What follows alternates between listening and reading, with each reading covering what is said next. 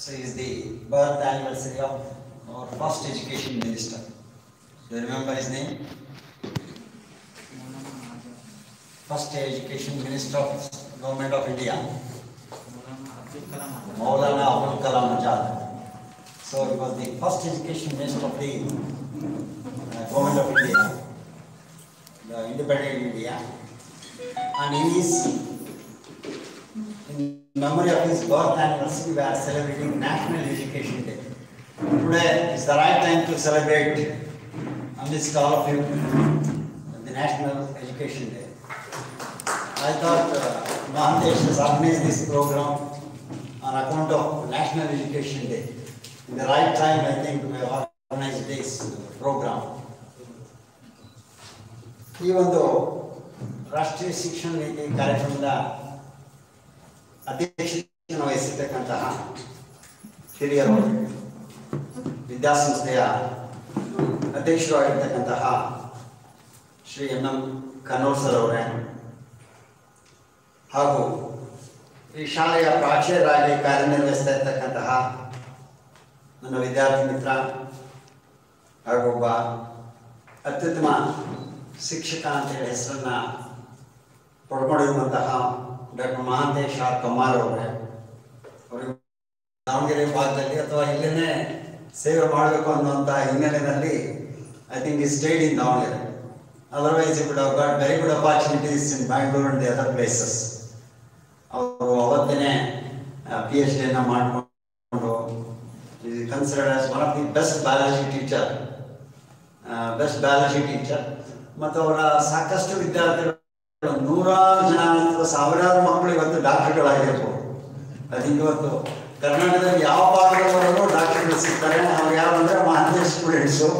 ಮಹಾಂತೇಶ್ ಹತ್ರ ನಾವು ಕೋಚಿಂಗ್ ತಗೊಂಡು ಅಥವಾ ಅವ್ರ ಕ್ಲಾಸ್ಗಳನ್ನು ಕೇಳಿ fix the aim to become doctors ಅನ್ನೋಂಥ ಬಹಳಷ್ಟು ವಿದ್ಯಾರ್ಥಿಗಳನ್ನು ನಾನು ಕೇಳಿದೆ. ಸೊ ಹಾಗೆ ಈ ರಾಜ್ಯದಲ್ಲಿ ಬಹಳಷ್ಟು ವಿದ್ಯಾರ್ಥಿಗಳು ಡಾಕ್ಟರ್ ಆಗೋದಕ್ಕೆ ಕಾರಣಕರ್ತರಾದಂಥವರು Mahantesh. So luckily joined this school. I think you are fortunate enough to get the guidance of Dr. Mahantesh Kammar to run this school.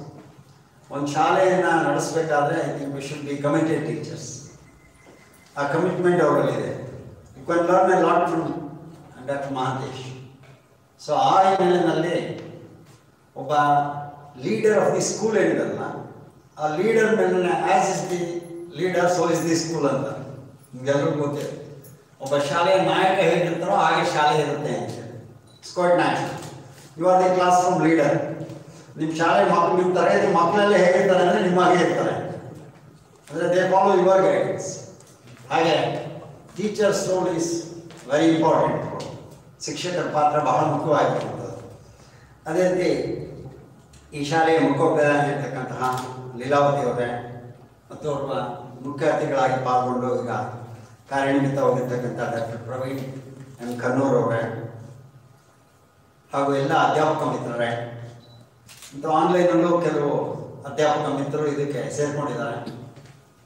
National education policy ಬಗ್ಗೆ ಚರ್ಚೆಗೆ ಬಹಳಷ್ಟು ಇದು ನಿಮಗೆ ಬಹಳ ಜನಕ್ಕೆ ಪರಿಚಯ ಇದೆಯಲ್ವ.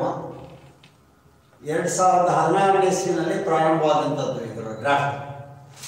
ಅಲ್ಲಿಂದ ಇಲ್ಲಿಯವರೆಗೆ 4 ವರ್ಷಗಳ ಕಾಲ ಸಾಕಷ್ಟು ಚರ್ಚೆಗಳು ನಡೆದು, ವಿವಿಧ ಹಂತಗಳಲ್ಲಿ ಚರ್ಚೆಗಳು ನಡೆದು, ಒಂದು ಅಂತಿಮ ರೂಪವನ್ನು ಪಡೆದು ನಮ್ಮ ಕೇಂದ್ರ ಮಂತ್ರಿಮಂಡಲದ ಅನುಮೋದನೆಯನ್ನು ಪಡೆದು 2020ರಲ್ಲಿ ಇವತ್ತು ಅದು ಅಂತಿಮ ಕರಡು ರೂಪಿತವಾಗಿ ಅನುಮೋದನೆಯಾಗಿ ಜಾರಿಗೆ ಬರೋದಕ್ಕೆ ಸಿದ್ಧವಾಗಿದೆ. ಮಹಾಂತೇಶ್ ಅವರು ಹೇಳಿದಾಗೆ ತಮ್ಮೆಲ್ಲರಿಗೂ ಗೊತ್ತಿದೆ, ಇದು ನಮ್ಮ ಸ್ವತಂತ್ರ ಭಾರತದ 3ನೇ ರಾಷ್ಟ್ರೀಯ ಶಿಕ್ಷಣ ನೀತಿ. ನಾವು ಸ್ವತಂತ್ರ ಬಂದ ನಂತರ ನಮ್ಮ ಶಿಕ್ಷಣ ಪದ್ಧತಿ 1968ರವರೆಗೆ ಬ್ರಿಟಿಷ್ ಶಿಕ್ಷಣ ಪದ್ಧತಿಯನ್ನೇ ನಾವು ಮುಂದುವರಿಸ್ಕೊಂಡು ಬಂದ್ವಿ. ಬ್ರಿಟಿಷ್ ಶಿಕ್ಷಣ ಪದ್ಧತಿ ಅವರೇನು ಬಿಟ್ಟು ಹೋಗಿದ್ರು, the same system of education we have continued up to the 1968. 1964ರಲ್ಲಿ ಕೊಡಾರ್ ಎಜುಕೇಷನ್ ಕಮಿಷನ್, ನೀವೆಲ್ಲ ಓದಿದ್ರಿ, B.Ed ಅಲ್ಲಿ ಅಥವಾ D.Ed ಅಲ್ಲಿ ಓದಿದ್ರಿ. ಅದರ ಇಂಡಿಯನ್ ಎಜುಕೇಷನ್ ಕಮಿಷನ್ ಅಂತ ಕರೀತಾರೆ, ಭಾರತೀಯ ಶಿಕ್ಷಣ ಆಯೋಗ. ಅವರು ಸಮಗ್ರವಾಗಿ ಶಿಕ್ಷಣ ವ್ಯವಸ್ಥೆಯನ್ನು ಅಧ್ಯಯನ ಮಾಡಿ ಭಾರತೀಯ ಶಿಕ್ಷಣ ವ್ಯವಸ್ಥೆಯನ್ನು ಜಾರಿಗೆ ತರಬೇಕು ಅನ್ನುವಂಥ ಹಿನ್ನೆಲೆಯಲ್ಲಿ 1968ರಲ್ಲಿ ನಮ್ಮ ದೇಶದ ಮೊದಲನೆಯ ಶಿಕ್ಷಣ ನೀತಿ ರೂಪಿತವಾಯಿತು. The present system of education ಇವತ್ತೇನು 10+2+3 ಪ್ಯಾಟರ್ನ್ ಏನಿದೆಯಲ್ಲ, ಆ ಪ್ಯಾಟರ್ನ ರೂಪಿಸಿದಂಥವ್ರೆ ಈ ರಾಷ್ಟ್ರೀಯ ಶಿಕ್ಷಣ ನೀತಿ 68ರಲ್ಲಿ ಕೊಠಾರಿಯವರ ಶಿಫಾರಸನ್ನು ಆಧರಿಸಿ 10+2 ಇವತ್ತೇನು ನಾವು ಬಳಸ್ತಾ ಇದ್ದೀವಿ. 10 year common school +2 year pre university ಅಥವಾ ಇಂಟರ್ಮೀಡಿಯೇಟ್. ಈ 10+2 ಸಿಸ್ಟಮ್ ಜಾರಿಗೆ ಬಂದಿದ್ದು 1968ರಿಂದ ಈ ಕಡೆ. 68ರಿಂದ ಹಿಂದೆ ಹೋದವರಿಗೆ ಗೊತ್ತಿದೆ, ನಿಮಗೆ ಭಾಳ ಜನ ಗೊತ್ತಿಲ್ಲ. 1 year PUC ಇತ್ತು ಅವಾಗ. There was 1 year PUC. Sir ಅಂತಲೇ ಗೊತ್ತಿರುತ್ತೆ, ಯಾಕೆಂದರೆ ಅವಾಗ ಆ ಪದ್ಧತಿ ಶಿಕ್ಷಣ ಪದ್ಧತಿನಲ್ಲಿ ಏನು ವ್ಯತ್ಯಾಸ ಇತ್ತು ಅನ್ನೋದು. ಪ್ರೈಮರಿನಲ್ಲೂ ವ್ಯತ್ಯಾಸಗಳಿವೆ. ಪ್ರೈಮರಿನಲ್ಲಿ ಒಂದು 8 ಇತ್ತು, ಮತ್ತು ಹೈಸ್ಕೂಲಿಗೆ ಬಂದಾಗ ಒಂದು 8 ಇತ್ತು. ಸೊ ಈ ಥರ ಶಿಕ್ಷಣ ವ್ಯವಸ್ಥೆಯಲ್ಲಿ ವ್ಯತ್ಯಾಸ ಇದ್ವು. ಕೆಲವು ರಾಜ್ಯಗಳಲ್ಲಿ ಬೇರೆ ಬೇರೆ ಭಿನ್ನವಾದಂಥ ಸಿಸ್ಟಮ್ ಇತ್ತು. ಒಂದು ರಾಜ್ಯದಲ್ಲಿ 2 ವರ್ಷ ಡಿಗ್ರಿ, ಒಂದು ರಾಜ್ಯದಲ್ಲಿ 3 ವರ್ಷ ಡಿಗ್ರಿ, ಇನ್ನೊಂದು ರಾಜ್ಯದಲ್ಲಿ 4 ವರ್ಷ degree. There was a lot of disparity through this country. ಇಡೀ ದೇಶಕ್ಕೆ ಒಂದು ಶಿಕ್ಷಣ ವ್ಯವಸ್ಥೆ ಬರಬೇಕು ಅಂತೇಳಿ 10+2+3 ಅನ್ನೋ ಪ್ಯಾಟರ್ನ್ನ ಸಜೆಸ್ಟ್ ಮಾಡಿದಂಥದ್ದು ನಮ್ಮ ರಾಷ್ಟ್ರೀಯ ಶಿಕ್ಷಣ ನೀತಿ 1968ರಲ್ಲಿ. That was the first national education policy in our country. ಅದಾದ ನಂತರ ಮತ್ತೆ ರಾಷ್ಟ್ರೀಯ ಶಿಕ್ಷಣ ನೀತಿ, ಅದು ಇಂದಿರಾ ಗಾಂಧಿ ಅವರ ಪೀರಿಯಡ್ನಲ್ಲಿ ಬಂದಂಥದ್ದು ಮೊದಲನೇ ರಾಷ್ಟ್ರೀಯ ಶಿಕ್ಷಣ ನೀತಿ. ಅದಾದಮೇಲೆ 2ನೇ ಶಿಕ್ಷಣ ನೀತಿ ರಾಜೀವ್ ಗಾಂಧಿ ಅವರು ಪ್ರೈಮ್ ಮಿನಿಸ್ಟರ್ ಆದಂಥ ಸಂದರ್ಭದಲ್ಲಿ 2ನೇ ಶಿಕ್ಷಣ ನೀತಿ ಬಂತು. ಅದು ನಿಮ್ಗೆ ಗೊತ್ತಿದೆ. ರಾಷ್ಟ್ರೀಯ ಶಿಕ್ಷಣ ನೀತಿ 1986. ರಾಷ್ಟ್ರೀಯ ಶಿಕ್ಷಣ 1982ರಲ್ಲಿ ನಮ್ಮ 86ರಲ್ಲಿ ನಮ್ಮ 2ನೇ ರಾಷ್ಟ್ರೀಯ ಶಿಕ್ಷಣ ನೀತಿ ಬಂತು. 86ರಲ್ಲಿ ಆ ನೀತಿ ರೂಪಿತವಾದ್ರೂ ಸಹ ಅದು ಚರ್ಚೆಯಾಗಿ ಶಿಕ್ಷಕರಿಗೆಲ್ಲ ತರಬೇತಿ ಆಗುವಷ್ಟೊತ್ತಿಗೆ ಮತ್ತೆ ಮಾರ್ಪಾಡಾಗಿದೆ. ಯಾಕೆಂದರೆ 1990ರಲ್ಲಿ ಆಚಾರ್ಯ ರಾಮಮೂರ್ತಿ ಕಮಿಟಿ ಅಂತೇಳಿ ಒಂದು ಕಮಿಟಿಯನ್ನು ನೇಮಕ ಮಾಡಿದ್ರು. ಆಚಾರ್ಯ ರಾಮಮೂರ್ತಿ ಸಮಿತಿಯವರು ಕೆಲವು ಬದಲಾವಣೆಗಳನ್ನು ಅದರಲ್ಲಿ ಸಜೆಸ್ಟ್ ಮಾಡಿದರು. ಅದನ್ನು ಆಧರಿಸಿ ಪ್ರೋಗ್ರಾಮ್ ಆಫ್ ಆ್ಯಕ್ಷನ್ 1982 ಅಂತ ರೂಪಿತವಾಯಿತು. ನಿಮ್ಗೆ ಗೊತ್ತಿರ್ಬೋದು, ಕಾರ್ಯಸೂಚಿ. ರಾಷ್ಟ್ರೀಯ ಶಿಕ್ಷಣ ನೀತಿಯ ಕಾರ್ಯಸೂಚಿಯನ್ನು 1992ರಲ್ಲಿ ಜಾರಿಗೆ ತಂದರು. ಆ 92ರಲ್ಲಿ ಅಂದರೆ 86ರ ರಾಷ್ಟ್ರೀಯ ಶಿಕ್ಷಣ ನೀತಿನೇ 92ರಲ್ಲಿ ಸ್ವಲ್ಪ ಮಾರ್ಪಾಡಾಗಿ ಜಾರಿಗೆ ಬಂತು. ಅಲ್ಲಿಂದ ಇಲ್ಲಿವರೆಗೂ ನಮಗೆ ಅದೇ ಶಿಕ್ಷಣ ನೀತಿ ಜಾರಿಯಲ್ಲಿ ಇದ್ದಿದ್ದು ಇವತ್ತು ನಾವು ನೋಡ್ತಕ್ಕಂಥದ್ದು. ಮತ್ತು 2016ರಲ್ಲಿ ಮೋದಿ ಗೌರ್ಮೆಂಟ್ ಬಂದಮೇಲೆ ನಮ್ಮ ರಾಷ್ಟ್ರೀಯ ಶಿಕ್ಷಣ ನೀತಿನಲ್ಲಿ ಬದಲಾವಣೆ ತರಬೇಕು. ವಿಶ್ವದಾದ್ಯಂತ ಸಾಕಷ್ಟು ಬದಲಾವಣೆಗಳಾಗಿದೆ, ಶಿಕ್ಷಣದಲ್ಲಿ ಸಾಕಷ್ಟು ಬದಲಾವಣೆ ಆಗಿದೆ. That to after the LPG ಗೊತ್ತಿದೆ, ಲಿಬರಲೈಸೇಷನ್, ಪ್ರೈವೇಟೈಸೇಷನ್, ಗ್ಲೋಬಲೈಸೇಷನ್ ಬಂತಲ್ಲ. ಈ ಜಾಗತೀಕರಣ, ಖಾಸಗೀಕರಣದ ಪರಿಣಾಮವಾಗಿ ಬಹಳಷ್ಟು ಉದಾರೀಕರಣ, ಜಾಗತೀಕರಣ ಮತ್ತು ಖಾಸಗೀಕರಣ ಏನಾಯ್ತಲ್ಲ ವಿಶ್ವದಾದ್ಯಂತ, ಇದಕ್ಕೆ ಅನುಗುಣವಾಗಿ ಬಹಳಷ್ಟು ಬದಲಾವಣೆಗಳು ಪ್ರಾರಂಭ ಆಯಿತು. ನಾವಿನ್ನೂ ಹಳೆಯ ಸಿಸ್ಟಮ್ ಆಫ್ ಎಜುಕೇಷನ್ ಇಟ್ಕೊಂಡಿದ್ದೆ ಆದರೆ ನಮ್ಮ ವಿದ್ಯಾರ್ಥಿಗಳು ಫಾರಿನ್ ಯೂನಿವರ್ಸಿಟಿಗಳು ಬಂದರೆ ದೇ ವಾಂಟ್ ಸ್ಟಡಿ ದೇ. ಈ ಒಂದು ಅಪಾಯ ನಮ್ಮಲ್ಲಿದೆ ಅನ್ನುವಂಥದ್ದನ್ನು ಮನಗಂಡು ನಮ್ಮ ಶಿಕ್ಷಣ ವ್ಯವಸ್ಥೆಯಲ್ಲಿ ಅಗಾಧವಾದಂಥ ಬದಲಾವಣೆಗಳನ್ನು ತರಬೇಕು ಅನ್ನೋಂಥ ಹಿನ್ನೆಲೆಯಲ್ಲಿ ಡಾಕ್ಟರ್ ಕೆ ಕಸ್ತೂರಿ ರಂಗನ್ ಕೇಳಿದ್ರಲ್ವ, ಇಸ್ರೋ ಮಾಜಿ ಅಧ್ಯಕ್ಷರು. ನಮ್ಮ ಇಸ್ರೋ ಮಾಜಿ ಅಧ್ಯಕ್ಷರೇನಿದ್ರು ಕೆ ಕಸ್ತೂರಿ ರಂಗನ್, ಅವರ ನೇತೃತ್ವದಲ್ಲಿ ಒಂದು ಕಮಿಟಿಯನ್ನು ರಚಿಸಿ ಅದರ ರೂಪರೇಷೆಯನ್ನು ತಯಾರು ಮಾಡೋದಕ್ಕೆ ಹೇಳಿದರು. ಆ ರೂಪರೇಷೆಯನ್ನು ತಯಾರು ಮಾಡಿ 16ನೇ ಇಸ್ವಿಯಿಂದ ಚರ್ಚೆಗೆ ಒಳಪಟ್ಟು ಅದು ಹಲವಾರು ಬಾರಿ ಚರ್ಚೆಗೆ ಒಳಪಟ್ಟು ಲಾಸ್ಟ್ ಇಯರ್ ಪೂರ್ಣ ಬಿಟ್ಟಿದ್ರು ಓಪನ್ ಆಗಿ. Any one can give suggestions ಅಂತ ಹೇಳಿ ಗೊತ್ತಿದೆ. ದೇಶದಾದ್ಯಂತ ಚರ್ಚೆಗಳು ನಡೀತು. ಪ್ರತಿ ಜಿಲ್ಲೆಯಲ್ಲಿರ್ತಕ್ಕಂಥ ಡಯರೆಕ್ಟ್ಗಳಲ್ಲಿ ಅಥವಾ ಕಾಲೇಜ್ ಆಫ್ ಎಜುಕೇಷನ್ಗಳಲ್ಲಿ ಆಯಾ ಜಿಲ್ಲೆಯಲ್ಲಿರ್ತಕ್ಕಂಥ ಶಿಕ್ಷಣ ತಜ್ಞರನ್ನ, ಶಿಕ್ಷಕರನ್ನ, ಪೇರೆಂಟ್ಸನ್ನು ಕರೆದು ಚರ್ಚೆಗಳನ್ನು ಮಾಡಿ ಸಲಹೆಗಳನ್ನು ಕೊಟ್ಟರು. ಸಲಹೆಗಳು ಬಂದಿದ್ದು ಎಷ್ಟು ಅಂತಂದರೆ ನಿಯರ್ಲಿ 5 lakhs, 5 ಲಕ್ಷ ಸಲಹೆಗಳು ಬಂದಿತ್ತು ಆ ಕಮಿಟಿಯವರಿಗೆ. ಇದರಲ್ಲಿ ಬದಲಾವಣೆಗಳನ್ನು ತರ್ತಕ್ಕಂಥ ಹಿನ್ನೆಲೆಯಲ್ಲಿ ಅದರಲ್ಲಿ ಕೆಲವು ಅಗತ್ಯವಾಗಿರುವಂಥ ಮಾರ್ಪಾಡುಗಳನ್ನು ಮಾಡಿ 2020ರಲ್ಲಿ ಅದನ್ನು ಕೇಂದ್ರ ಮಂತ್ರಿಮಂಡಲದ ಮುಂದೆ ಇಟ್ಟು ಈ ರಾಷ್ಟ್ರೀಯ ಶಿಕ್ಷಣ ನೀತಿಯನ್ನು ಇವತ್ತು ಜಾರಿಗೆ ಸಿದ್ಧವಾಗಿದೆ. ಇನ್ನು ಮತ್ತು ಆಯಾ ರಾಜ್ಯಗಳಿಗೆ ಕೊಟ್ಟಿದ್ದಾರೆ. ಕಳೆದ ತಿಂಗಳು ಪೂರ್ಣ ನಮ್ಮ ರಾಜ್ಯದಲ್ಲಿ ಇದ್ರ ಬಗ್ಗೆ ಚರ್ಚೆ ನಡೀತು, ಆನ್ಲೈನ್ ಚರ್ಚೆ. ನಾನು ಅದರಲ್ಲಿ ಭಾಳ ಪಾಲ್ಗೊಂಡಿದ್ದೆ. ಅವರು ಆನ್ಲೈನು ಚರ್ಚೆಗಳ ಸಂದರ್ಭದಲ್ಲಿ ಕೆಲವು ವಿಷಯಗಳನ್ನು ಕೊಟ್ಟು ನಮಗೆ ಚರ್ಚೆ ಮಾಡೋಕ್ಕೆ ಹೇಳ್ತಿದ್ರು, ಅಥವಾ ಅಲ್ಲಿ ಚರ್ಚೆ ಮಾಡೋ ವಿಷಯದ ಬಗ್ಗೆ ನಾವು ಸಲಹೆಗಳನ್ನು ಕೊಡ್ಬೋದು. ಸೊ ಆ ಥರ ಕಳೆದ ತಿಂಗಳು ಪೂರ್ತಿ ಪ್ರತಿ ದಿವಸ ಒಂದೊಂದು ಟಾಪಿಕ್ ಮೇಲೆ 30 ದಿವಸ ಪ್ರೋಗ್ರಾಮ್ ಮಾಡಿದ್ರು ನಮ್ಮ ಎಜುಕೇಷನ್ ಡಿಪಾರ್ಟ್ಮೆಂಟ್ನವರು, ಕರ್ನಾಟಕ ಸ್ಟೇಟ್ ಎಜುಕೇಷನ್ ಡಿಪಾರ್ಟ್ಮೆಂಟ್ನವರು.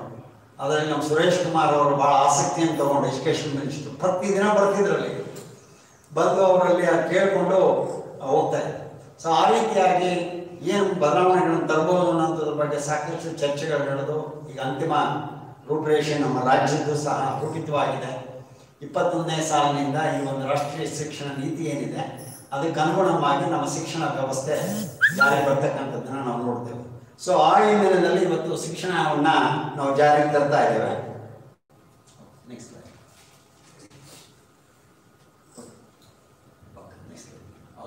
ಯಾವ ಉದ್ದೇಶಗಳನ್ನು ಇಟ್ಕೊಂಡು ಇದು ರೂಪಿಸಲಾಗಿದೆ ಬಹಳ ಮುಖ್ಯವಾಗಿ ನಾವು ನೋಡಬೇಕಾಗಿದೆ.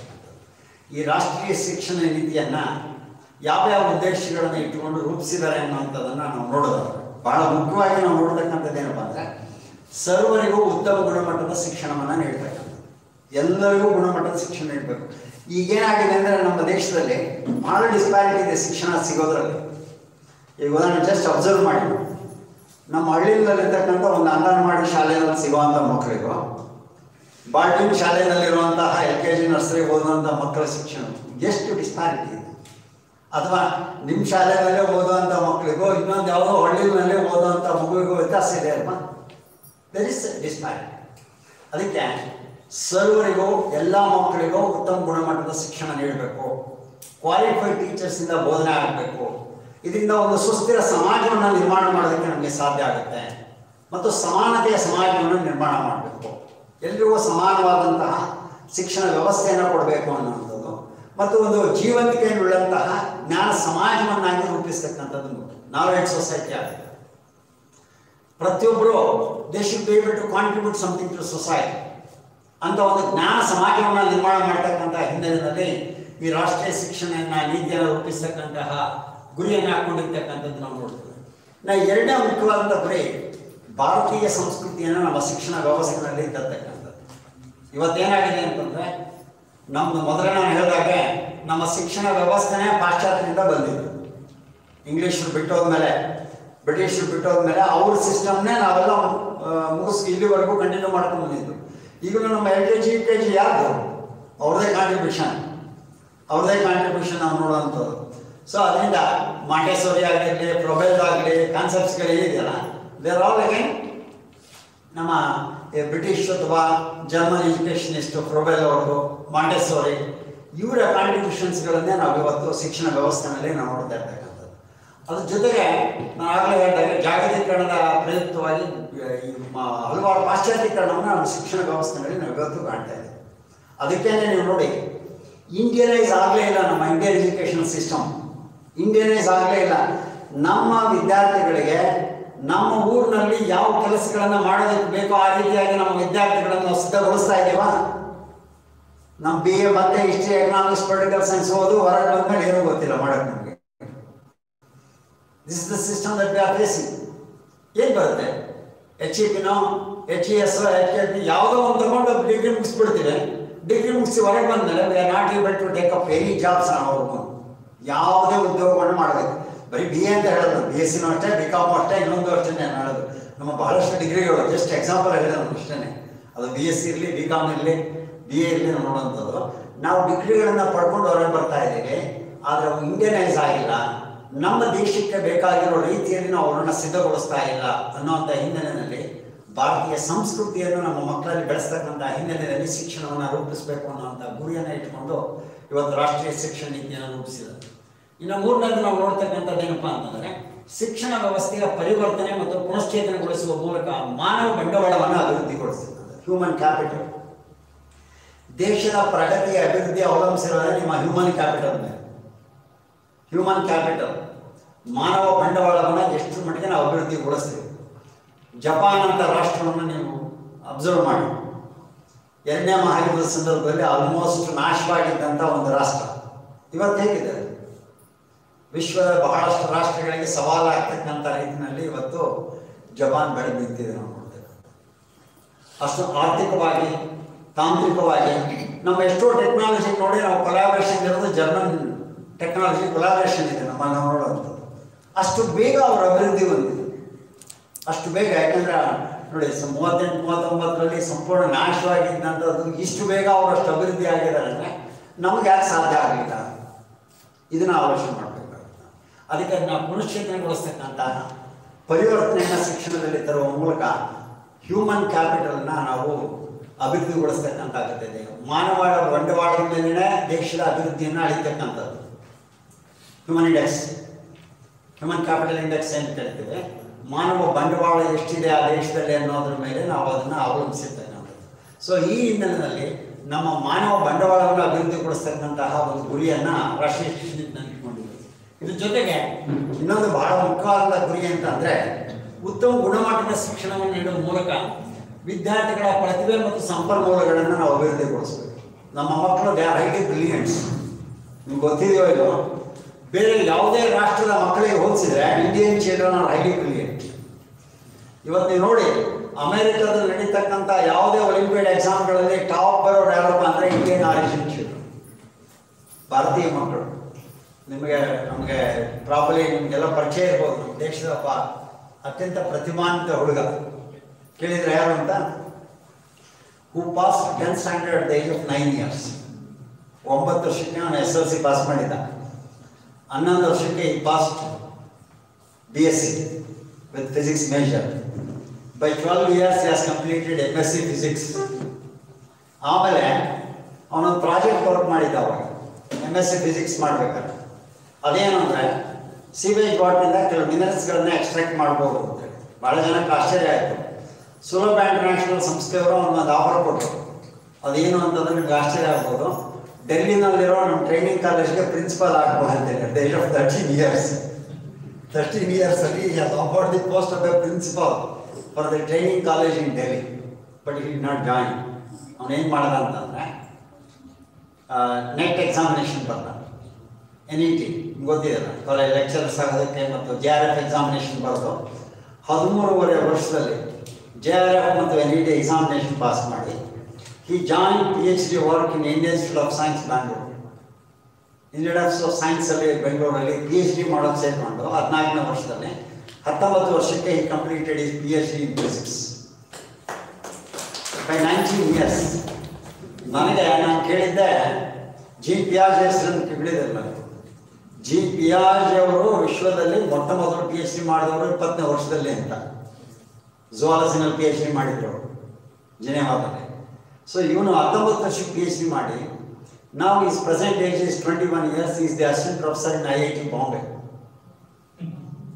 IITನಲ್ಲಿ ಕೆಲಸ ಸಿಗೋದು ಅಂದರೆ ಎಷ್ಟು ಕಷ್ಟ ಅಂತ ನಿಮ್ಗೆಲ್ಲರೂ ಗೊತ್ತಿರ್ಬೋದು. In IIT Bombay is the assistant professor at the age of 21 years. ನಾವು 21 years ಎಲ್ಲಿರ್ತೀವಿ ಅಂದರೆ ಫೈನಲ್ ಇಯರ್ BSc ಇರ್ತೀವಿ. ಫೈನಲ್ ಇಯರ್ BSc ಇರ್ತೀವಿ. But is the assistant professor ನಾವು ಸೀದಾ. ಅಂಥ ಬ್ರಿಲಿಯಂಟ್ ಮಕ್ಕಳಿದ್ದಾರೆ. ಯಾಕೆ ಹೇಳಿದೆ ಅಂತಂದರೆ ಅಂಥ ಬ್ರಿಲಿಯಂಟ್ ಮಕ್ಕಳನ್ನು ನಮ್ಮ ದೇಶದಲ್ಲಿದ್ದಾರಲ್ಲ, ಅವರ ಸಾಮರ್ಥ್ಯಗಳನ್ನು ನಮ್ಮ ಶಿಕ್ಷಣದ ಮೂಲಕ ಅಭಿವೃದ್ಧಿಗೊಳಿಸಿದ್ದಾರೆ. You can make them to take leadership in different areas. ಯಾವುದು? ಆರ್ಥಿಕ ಪ್ರಗತಿ ಇರ್ಬೋದು, ಸಾಮಾಜಿಕ ನ್ಯಾಯ ಮತ್ತು ಸಮಾನತೆ ಇರ್ಬೋದು, ವೈಜ್ಞಾನಿಕ ಪ್ರಗತಿ ಇರ್ಬೋದು, ಸೈನ್ಸಲ್ಲಿ, ಎಕನಾಮಿಕ್ಸಲ್ಲಿ, ಸೋಷಿಯಲ್ ಜಸ್ಟಿಸಲ್ಲಿ, ಇಂಥ ಕ್ಷೇತ್ರಗಳಲ್ಲಿ ಜಾಗತಿಕ ನಾಯಕತ್ವವನ್ನು ವಹಿಸಿಕೊಳ್ಳುವಂತೆ ನಮ್ಮ ವಿದ್ಯಾರ್ಥಿಗಳನ್ನು ಸಜ್ಜುಗೊಳಿಸ್ತಕ್ಕಂಥ ಕೆಲಸವನ್ನು ಇವತ್ತು ನಾವು ಶಿಕ್ಷಣದಲ್ಲಿ ಮಾಡಬೇಕಾಗಿದೆ. ಜಾಗತಿಕ ನಾಯಕತ್ವ. ಈಗ ಉದಾಹರಣೆಗೆ ನೀವು ಥನ್ಬರ್ಗ್ ಹೆಸರು ಕೇಳಿದ್ರಲ್ಲ, ಥನ್ಬರ್ಗ್, ಗ್ರೇಟಾ ಥನ್ಬರ್ಗ್ ಕೇಳಿದ್ರಲ್ವಾ? ಗ್ರೇಟಾ ಥನ್ಬರ್ಗ್ ಅಂತ ಕೇಳಿದ್ರ? Greta Thunberg just 14 years climatic change ಬಗ್ಗೆ ಹೋರಾಟ ಮಾಡಿ, ಒಬ್ಬಳೇನೆ ಧೈರ್ಯವಾಗಿ ಹೋರಾಟ ಮಾಡಿ ಅಂತಾರಾಷ್ಟ್ರೀಯ ಮಟ್ಟದವರೆಗೂ ಹೋರಾಟ ಮಾಡಿದ್ರು. ಅವಳಿಗೆ I think she got international awards just at 14 years. ಅವಳು ಯಾವ ಮಟ್ಟಕ್ಕೆ ಅಂದರೆ ಬರೀ ಅವ್ರ ರಾಷ್ಟ್ರಕ್ಕಲ್ಲ, ಜಾಗತಿಕ ಮಟ್ಟದ ನಾಯಕತ್ವವನ್ನು ವಹಿಸ್ಕೊಂಡ್ಳು. ಅಮೇರಿಕಕ್ಕೆ ಹೋಗಿ ಅಲ್ಲಿಯ ಪ್ರೆಸಿಡೆಂಟ್ ಏನೋ ಮುಂದೆ ಸ್ಟ್ರೈಕ್ ಮಾಡೋಷ್ಟು ಧೈರ್ಯ ಇದೆ ಅಂತಂದ್ರೆ ಅವಳಿಗೆ ಜಸ್ಟ್ ಆಲೋಚನೆ ಮಾಡಿ. ಯುರೋಪ್ನಿಂದ ಹೋಗಿ ಅಮೇರಿಕಾದಲ್ಲಿ ಅಮೇರಿಕನ್ಸ್ ವಿರುದ್ಧ ಅವಳಲ್ಲಿ ಧರಣಿ ಕೂತ್ಕೊಳ್ತಾರೆ.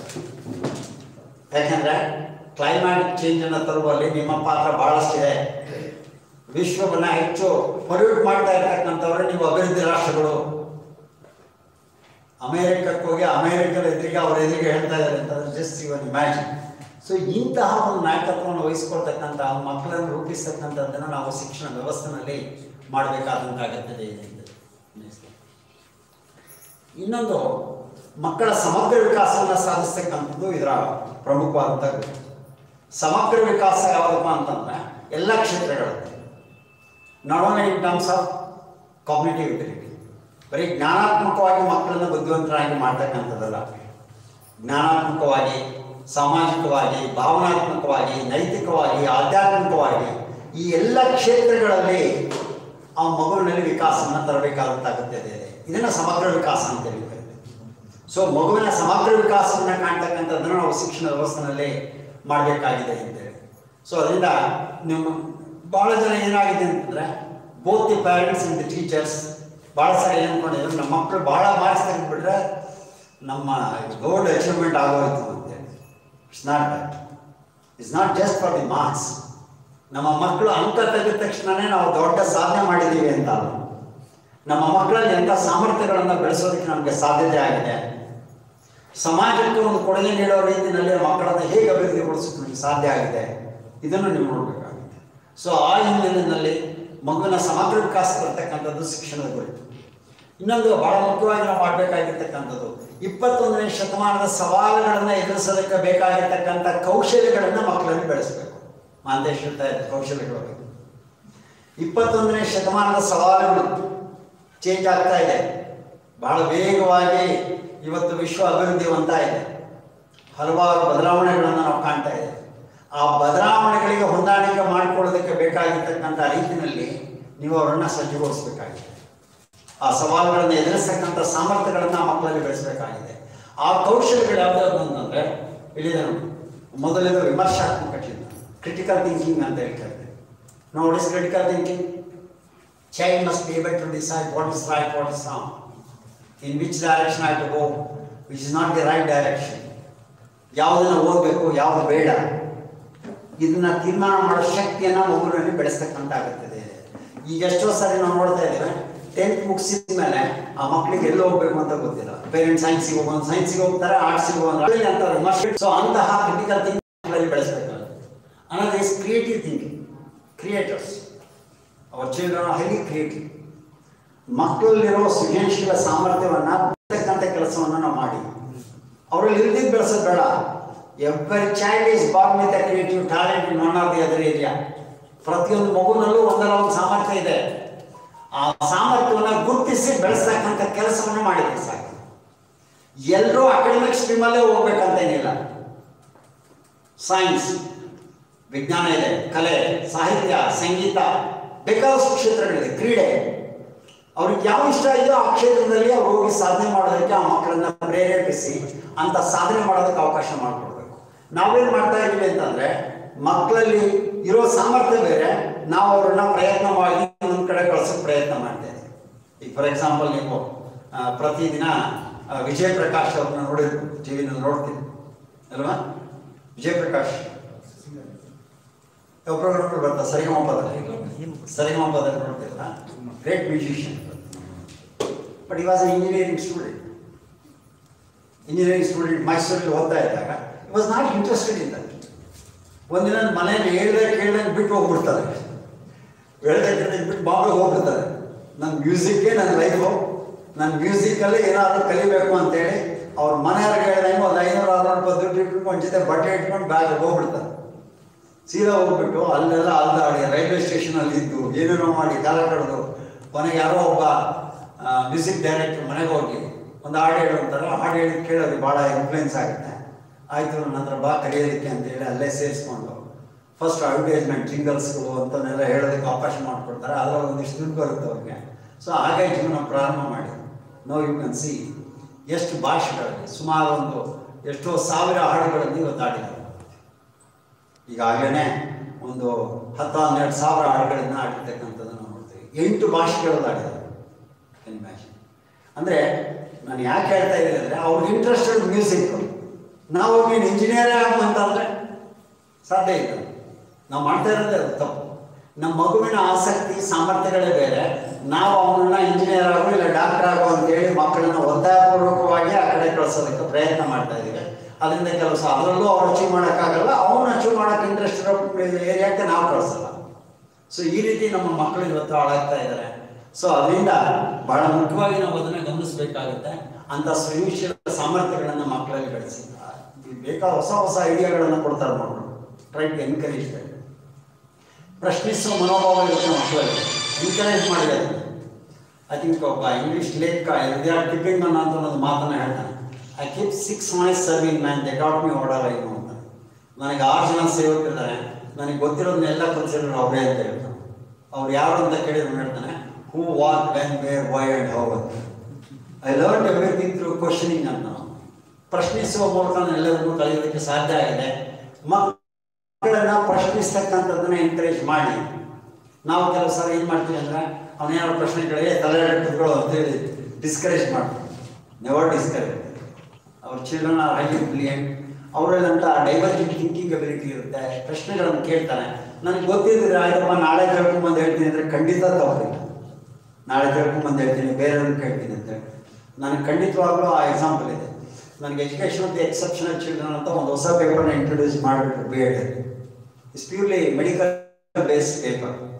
ಅದನ್ನು ಕೆಲವು ಸಾರಿ ಸ್ಟೂಡೆಂಟ್ಸ್ ಆನ್ಸರ್ ಕೇಳಿದಾಗ ನಾನು ಹೇಳ್ತಿದ್ದೆ, ನಾಳೆ ಯಾರು ಡಾಕ್ಟರ್ ಕೇಳಿ ತಿಳ್ಕೊಂಬಂದು ಹೇಳ್ತೇನಪ್ಪ ನಿಮಗೆ. There is nothing wrong in that. ಡಾಕ್ಟರ್ಸ್ಗಳನ್ನ ಕನ್ಸಲ್ಟ್ ಮಾಡಿ ಅವರಿಂದ ಮಾಹಿತಿ ಪಡ್ಕೊಂಡು ಆ ಮಕ್ಕಳಿಗೆ ಹೋಗಿ ಮಾನ್ಯತೆ ಸಹ ಎಷ್ಟೋ ಸರಿ ನಾನು ಹೇಳಿದ್ದೀನಿ ಆ ವಿಷಯಗಳನ್ನು. ಯಾಕೆಂದರೆ ಅಷ್ಟು ನಮ್ಮನ್ನು ಕಲಿಯೋದಕ್ಕೆ ಪ್ರೇರೇಪಿಸ್ತಕ್ಕಂಥವರೇ ನಮ್ಮ ಮಕ್ಕಳು, ವಿದ್ಯಾರ್ಥಿಗಳು ನಾವು ಅಂತಕ್ಕಂಥದ್ದು. ಸೊ ಆ ಹಿನ್ನೆಲೆಯಲ್ಲಿ ನೀವು ಅವನ್ನ ಪ್ರೇರೇಪಿಸಬೇಕಾಗುತ್ತೆ. ಇನ್ನು ವೈಜ್ಞಾನಿಕ ಮನೋಭಾವವನ್ನು ಮಕ್ಕಳಲ್ಲಿ ಬೆಳೆಸಿ. ಸೈಂಟಿಫಿಕ್ ಆಟಿಟ್ಯೂಡ್, ವೈಜ್ಞಾನಿಕವಾದಂಥ ಚಿಂತನೆ, ವೈಜ್ಞಾನಿಕ ಮನೋಭಾವ ನಮ್ಮಲ್ಲಿ ಬೇಕು. ಇನ್ನು ನಮ್ಮ ದೇಶ ಇಷ್ಟೊಂದು ವೈಜ್ಞಾನಿಕವಾಗಿ ಮುಂದುವರೆದಿದೆ ಅಂದರೆ ಮೂಢನಂಬಿಕೆಗಳಂತೂ ಹೋಗಿಲ್ಲ ಅಲ್ವಾ. ಮನೆಯಿಂದ ಹೊರಗೆ ಬಂದ ತಕ್ಷಣ ಒಂದು ಬೆಕ್ಕು ಬಂದರೆ ಮತ್ತೆ ವಾಪಸ್ ಹೋಗಿ ಸ್ವಲ್ಪ ಕುತ್ಕೊಂಡು ಆಮೇಲೆ ಬರೋದನ್ನು ನಾವು ಅಬ್ಸರ್ವ್ ಮಾಡ್ತೀವಿ. ಆ ಬೆಕ್ಕೇನು ಮಾಡಿದ್ಪ ಅದಕ್ಕೆ ತಮಾಷೆ. ನನ್ನ ಸ್ನೇಹಿತ ಒಂದ್ಸಲ ಹೇಳ್ತಿದ್ದ, ಅವನಿಗೆ ಒಬ್ಬ ಪಕ್ಕದ ಮನೆಯವ್ರು ಹೇಳಿದಂತೆ, ನೋಡೋ ಬೆಳಿಗ್ಗೆ ಹೋಗ್ತಾ ಈ ಪಕ್ಕದ ಮನೆ ಬೆಕ್ಕು ನೋಡ್ಕೊಂಡು ಹೋಗ್ಬಿಟ್ಟೆ, ಇವತ್ತೇನು ಕೆಲಸನೇ ಆಗಿಲ್ಲ, ಇವತ್ತೆಲ್ಲ ಹೊರಗೆ ಸುತ್ತಲು ಬಂದಿದ್ದೆ ಆಯಿತು ಅಂತ. ಅದಕ್ಕೆ ಅವ್ನ ಫ್ರೆಂಡ್ ಹೇಳಿದಂತೆ, ನೀನೇ ನಾವು ಬೆಳಿಗ್ಗೆ ಬೆಕ್ಕಿನ ಮುಖ ನೋಡಿದ್ವು ಅಂತ. ಹೌದು, ಯಾಕೆ ಅಂತಂತೆ, ಆ ಬೆಳಿಗ್ಗೆ ಲಾರಿ ಬಿದ್ದು ಸತ್ತೋಗ್ಬಿಡ್ತಾಳೆ ಯಾವುದೋ ಅಂತೇಳಿ. ನಿನ್ನ ಮುಖ ನೋಡಿದ್ದಕ್ಕೆ ಅದು ಸತ್ಯ ಹೋಗ್ಬಿಡ್ತಾಳೆ ಯಾವುದೋ ಅಂದರೆ ಅದೇನು ಮಾಡಲ್ಲ. ನಾವು ನಮ್ಮ ಮನಸ್ಥಿತಿಗಳು ಭಾಳ ಮುಖ್ಯನೇ ಹೊರತು, ನಮ್ಮ ಮನೋಭಾವಗಳು ಮುಖ್ಯನೇ ಹೊರತು. ನಮ್ಮ ವಿಜ್ಞಾನಿಗಳನ್ನೇ ನೀವು ಅಬ್ಸರ್ವ್ ಮಾಡಿ. ಸ್ಯಾಟಲೈಟನ್ನು ನೀವು ಲಾಂಚ್ ಮಾಡೋ ಟೈಮಲ್ಲಿ ಹಿಂದೆ ನೀವು ಅಬ್ಸರ್ವ್ ಮಾಡಿ ತಿರುಪತಿಗೆ ಹೋಗಿ ಅದನ್ನು ಮಾಡ್ಕೊಂಡು ತಗೊಂಡೋಗಿ ಪೂಜೆ ಮಾಡ್ಕೊಂಡು ಬಂದಿದ್ದನ್ನು ನಾವು ಅಬ್ಸರ್ವ್ ಮಾಡಿದ್ವಿ. ಅಲ್ಲಿ ಪೂಜೆ ಮಾಡಿದ ತಕ್ಷಣ ಆಗುತ್ತಾ ಅದು? ಎಷ್ಟೋ ಸರಿ ನಮ್ಮ ಸ್ಪೇಸ್ಗೆ ಹೋದಂತ ವಾಪಸ್ ಬಿದ್ದಿದ್ದಾವೆ, ಟೆಕ್ನಿಕಲ್ ಫೇಲ್ಯೂರ್ ಆಗಿದೆ. ಆದರೆ ಜಸ್ಟ್ ಪೂಜೆ ಮಾಡಿರೋ ಯೋಗ ಹೋಮ ಮಾಡಿಸಿದ ತಕ್ಷಣವೇ ಅದೆಲ್ಲ ಸಕ್ಸಸ್ ಆಗೋದಕ್ಕೆ ಸಾಧ್ಯ ಇಲ್ಲ. ಇಂತಹ ಒಂದು ವೈಜ್ಞಾನಿಕವಾದ ಮನೋಭಾವನ ಮಕ್ಕಳಲ್ಲಿ ಬೆಳೆಸ್ತಕ್ಕಂಥ ಕೆಲಸವನ್ನು ಇವತ್ತು ನಾವು ಮಾಡಬೇಕಾಗಿದೆ. ಭಾಳಷ್ಟು ಮುಂದೆ ಬಂದಿದೆ ವೈಜ್ಞಾನಿಕವಾಗಿ. ಮಕ್ಕಳು ನಗ್ತಾರೆ ನಿಮ್ಮ ಆಚರಣೆಗಳನ್ನು ನೋಡಿದರೆ ಕೆಲವು ಸಾರಿ. ಇನ್ನೂ ಇಂಥ ಆಚರಣೆಗಳನ್ನು ನಮ್ಮ ಮನೆಯಲ್ಲಿ ಮಾಡ್ತಾರೆ ಅಥವಾ ನಮ್ಮ ಟೀಚರ್ಸ್ ಮಾಡ್ತಾರೆ ಅಂದರೆ they will laugh at us. ನೇರವಾಗಿ ಕೆಲವು ಸಾರಿ ಹೇಳೋಕ್ಕಾಗದೇ ಇರ್ಬೋದು ಅಷ್ಟೇ, but they will laugh at us. ಅದಕ್ಕೆ ಅದನ್ನು ಅರ್ಥ ಮಾಡ್ಕೊಳ್ಳುವಂಥ ವೈಜ್ಞಾನಿಕವಾದ ಮನೋಭಾವವನ್ನು ಬೆಳೆಸಬೇಕು. ಸಂವಹನ ಸಾಮರ್ಥ್ಯವನ್ನು ಮಕ್ಕಳಲ್ಲಿ ಬೆಳೆಸಬೇಕು. ಕಮ್ಯುನಿಕೇಷನ್ ಎಬಿಲಿಟಿ, ಕಮ್ಯುನಿಕೇಟಿವ್ ಎಬಿಲಿಟಿ ಇದೆಯಲ್ಲ, ಇದು ಭಾಳ ಮುಖ್ಯ. ಮಕ್ಕಳಲ್ಲಿ ನಿರರ್ಗಳವಾಗಿ ಮಾತನಾಡ್ತಕ್ಕಂಥ ಸಾಮರ್ಥ್ಯ, ಬೇರೆಯವರನ್ನೇ ವ್ಯವಹರಿಸ್ತಕ್ಕಂಥ ಸಾಮರ್ಥ್ಯ, ಟೀಚರ್ನ ಬಂಡವಾಳನೇ ಸಂವಹನ ಸಾಮರ್ಥ್ಯ, ನಿಮ್ಮ ಕಮ್ಯುನಿಕೇಟಿವ್ ಎಬಿಲಿಟಿ. ನಿಮ್ಗೆ ಎಷ್ಟು ಮಾಹಿತಿ ಗೊತ್ತಿದೆ, ನೀವು ಎಷ್ಟು ಓದಿದ್ರಿ, ಎಷ್ಟು ತಿಳ್ಕೊಂಡಿದ್ದೀರಿ ಮುಖ್ಯ ಅಲ್ಲ. ಎಷ್ಟು ಮಟ್ಟಿಗೆ ಅರ್ಥವಾಗಿ ನಿಮ್ಮ ಮಕ್ಕಳಿಗೆ ಹೇಳ್ಕೊಡ್ತಿರಲ್ಲ, ದಟ್ ಈಸ್ ಇಂಪಾರ್ಟೆಂಟ್. ನಿಮ್ಗೆ ಗೊತ್ತಿರೋದನ್ನು ವಿದ್ಯಾರ್ಥಿಗಳ ಮಟ್ಟಕ್ಕೆ ಇಳಿದು ಅವ್ರಿಗೆ ಅರ್ಥವಾಗೋ ರೀತಿ ಹೇಳೋದಿದೆಯಲ್ಲ, that is your communication ability.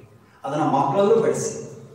ಮಕ್ಕಳು ಅದು ಓರಲ್ ಕಮ್ಯುನಿಕೇಷನ್ ಇರ್ಬೋದು, ರಿಟರ್ನ್ ಕಮ್ಯುನಿಕೇಷನ್ ಇರ್ಬೋದು, ಯಾವುದೇ ಇರಲಿ, ಬರೆಯೋದಿರ್ಬೋದು, ಮಾತನಾಡೋದಿರ್ಬೋದು. ಅಂಥ ಒಂದು ಕಮ್ಯುನಿಕೇಷನ್ ಎಬಿಲಿಟಿಯನ್ನು ಮಕ್ಕಳಲ್ಲಿ ಚೆನ್ನಾಗಿ ಬರೆಸಿ. ಈ ಕಂಠಪಾಠ ಮಾಡೋದನ್ನು ಡಿಸ್ಕರೇಜ್ ಮಾಡಿ. ಅದನ್ನು ನೆಕ್ಸ್ಟ್ ಇದರಲ್ಲಿ ಹೇಳ್ತಾರೆ, ಕಂಠಪಾಠ ಮಾಡೋದನ್ನು ಡಿಸ್ಕರೇಜ್ ಮಾಡಿ. ನಾನು ಭಾಳ ಸಾರಿ ಶಿಕ್ಷಕರಿಗೆ, ನಾನು ಒಬ್ಬ ಶಿಕ್ಷಕನಾಗಿ ನನ್ನ ಶಿಕ್ಷಕರಿಗೆ ಭಾಳ ಸಾರಿ ಹೇಳೋದೇನಪ್ಪ ಅಂದರೆ, never dictate notes to children. ಮಕ್ಕಳಿಗೆ ಡಿಕ್ಟೇಟ್ ಮಾಡಬೇಡಿ ಅನ್ನೋಂಥದ್ದನ್ನು ಹೇಳ್ತೀನಿ. ಸ್ವತಂತ್ರವಾಗಿ ಬರೆಯೋಕೆ ಬಿಡಿ ಅವ್ರನ್ನ.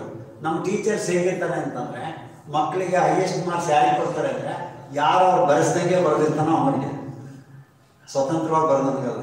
ಇನ್ನೊಬ್ಬ ಹುಡುಗ ಹೋಗಿ ಕೇಳಿದ್ರು, ಸರ್ ನಾನು ಮೇಡಮ್ ಮಿಸ್ ಬರ್ದಿದ್ದೀನಿ ಚೆನ್ನಾಗಿ ಅಂದರೆ, ಇಲ್ಲ ನಾನು ಬರೆಸ್ದಂಗಿಲ್ಲ, ಇದು ನೋಡಿ ಚೇಂಜ್ ಮಾಡಿದ್ದೀನಿ. So that should not be. Encourage their originality. ಅವರು ಸ್ವತಂತ್ರವಾಗಿ ಬರೆಯೋದನ್ನ ಎನ್ಕರೇಜ್ ಮಾಡಿ, ಓದಿ ಉತ್ತರಗಳನ್ನ ಕಂಡುಕೊಳ್ಳೋದನ್ನ ಎನ್ಕರೇಜ್ ಮಾಡಿ, not to by heart the answers that are dictated by the teachers and reproduce the same thing in the examinations. Never do that. ಇದೆಲ್ಲ ಏನಾಗುತ್ತೆ ಅಂದರೆ ಹೈಯರ್ ಲೆವೆಲ್ಗೆ ಬಂದಾಗ ಯಾಕೆ ನಮ್ಮ ಹುಡುಗರು ಫೇಲ್ ಆಗ್ತಾ ಇದ್ದಾರೆ ಅನ್ನೋದಕ್ಕೆ ಇದೇ ಕಾರಣ. ಲೋವರ್ ಲೆವೆಲ್ ಏನಾಗುತ್ತೆ, parents teachers they will be happy with the marks they get. ಯಾಕೆಂದರೆ ಅವನು ಟೀಚರ್ ಏನು ಬರ್ಸಿರ್ತಾರೆ ನೋಟ್ಸು ಅದನ್ನೇ ರಿಪೀಟ್ ಮಾಡಿ ವಿಲ್ ಗೆಟ್ 25 25 23 24. ಪಕ್ಕದ ಮನೆಗೆಲ್ಲ ಹೇಳ್ಕೊಂಡಿದ್ದೆ, ನಮ್ಮ ಹುಡುಗಿ 24 ಬಂದಿದೆ 25 ಬಂದಿದೆ ಅಂತ ಹೇಳಿ ನಾವು ಹೈಯರ್ ಕ್ಲಾಸ್ಗಳಿಗೆ ಬರ್ತಿದ್ದಾಗ ನಮ್ಮ ಮಕ್ಕಳು ಫೇಲ್ ಆಗ್ತಾ ಇದ್ದಾರೆ. ಯಾಕೆ ಅಂತಂದರೆ we have not encourage their originality. ಸ್ವತಂತ್ರವಾಗಿ ಬರೆಯೋ ಸಾಮರ್ಥ್ಯವನ್ನು, ಸ್ವತಂತ್ರವಾಗಿ ಮಾತನಾಡೋ ಸಾಮರ್ಥ್ಯವನ್ನು ನಮ್ಮ ಮಕ್ಕಳಿಗೆ ಕಲಿಸೇ ಇಲ್ಲ. ಅದು ಬೇಕಾಗುತ್ತೆ. ಇನ್ನು ಬಹುಭಾಷಾ ಸಾಮರ್ಥ್ಯ ಬಹಳ ಮುಖ್ಯ.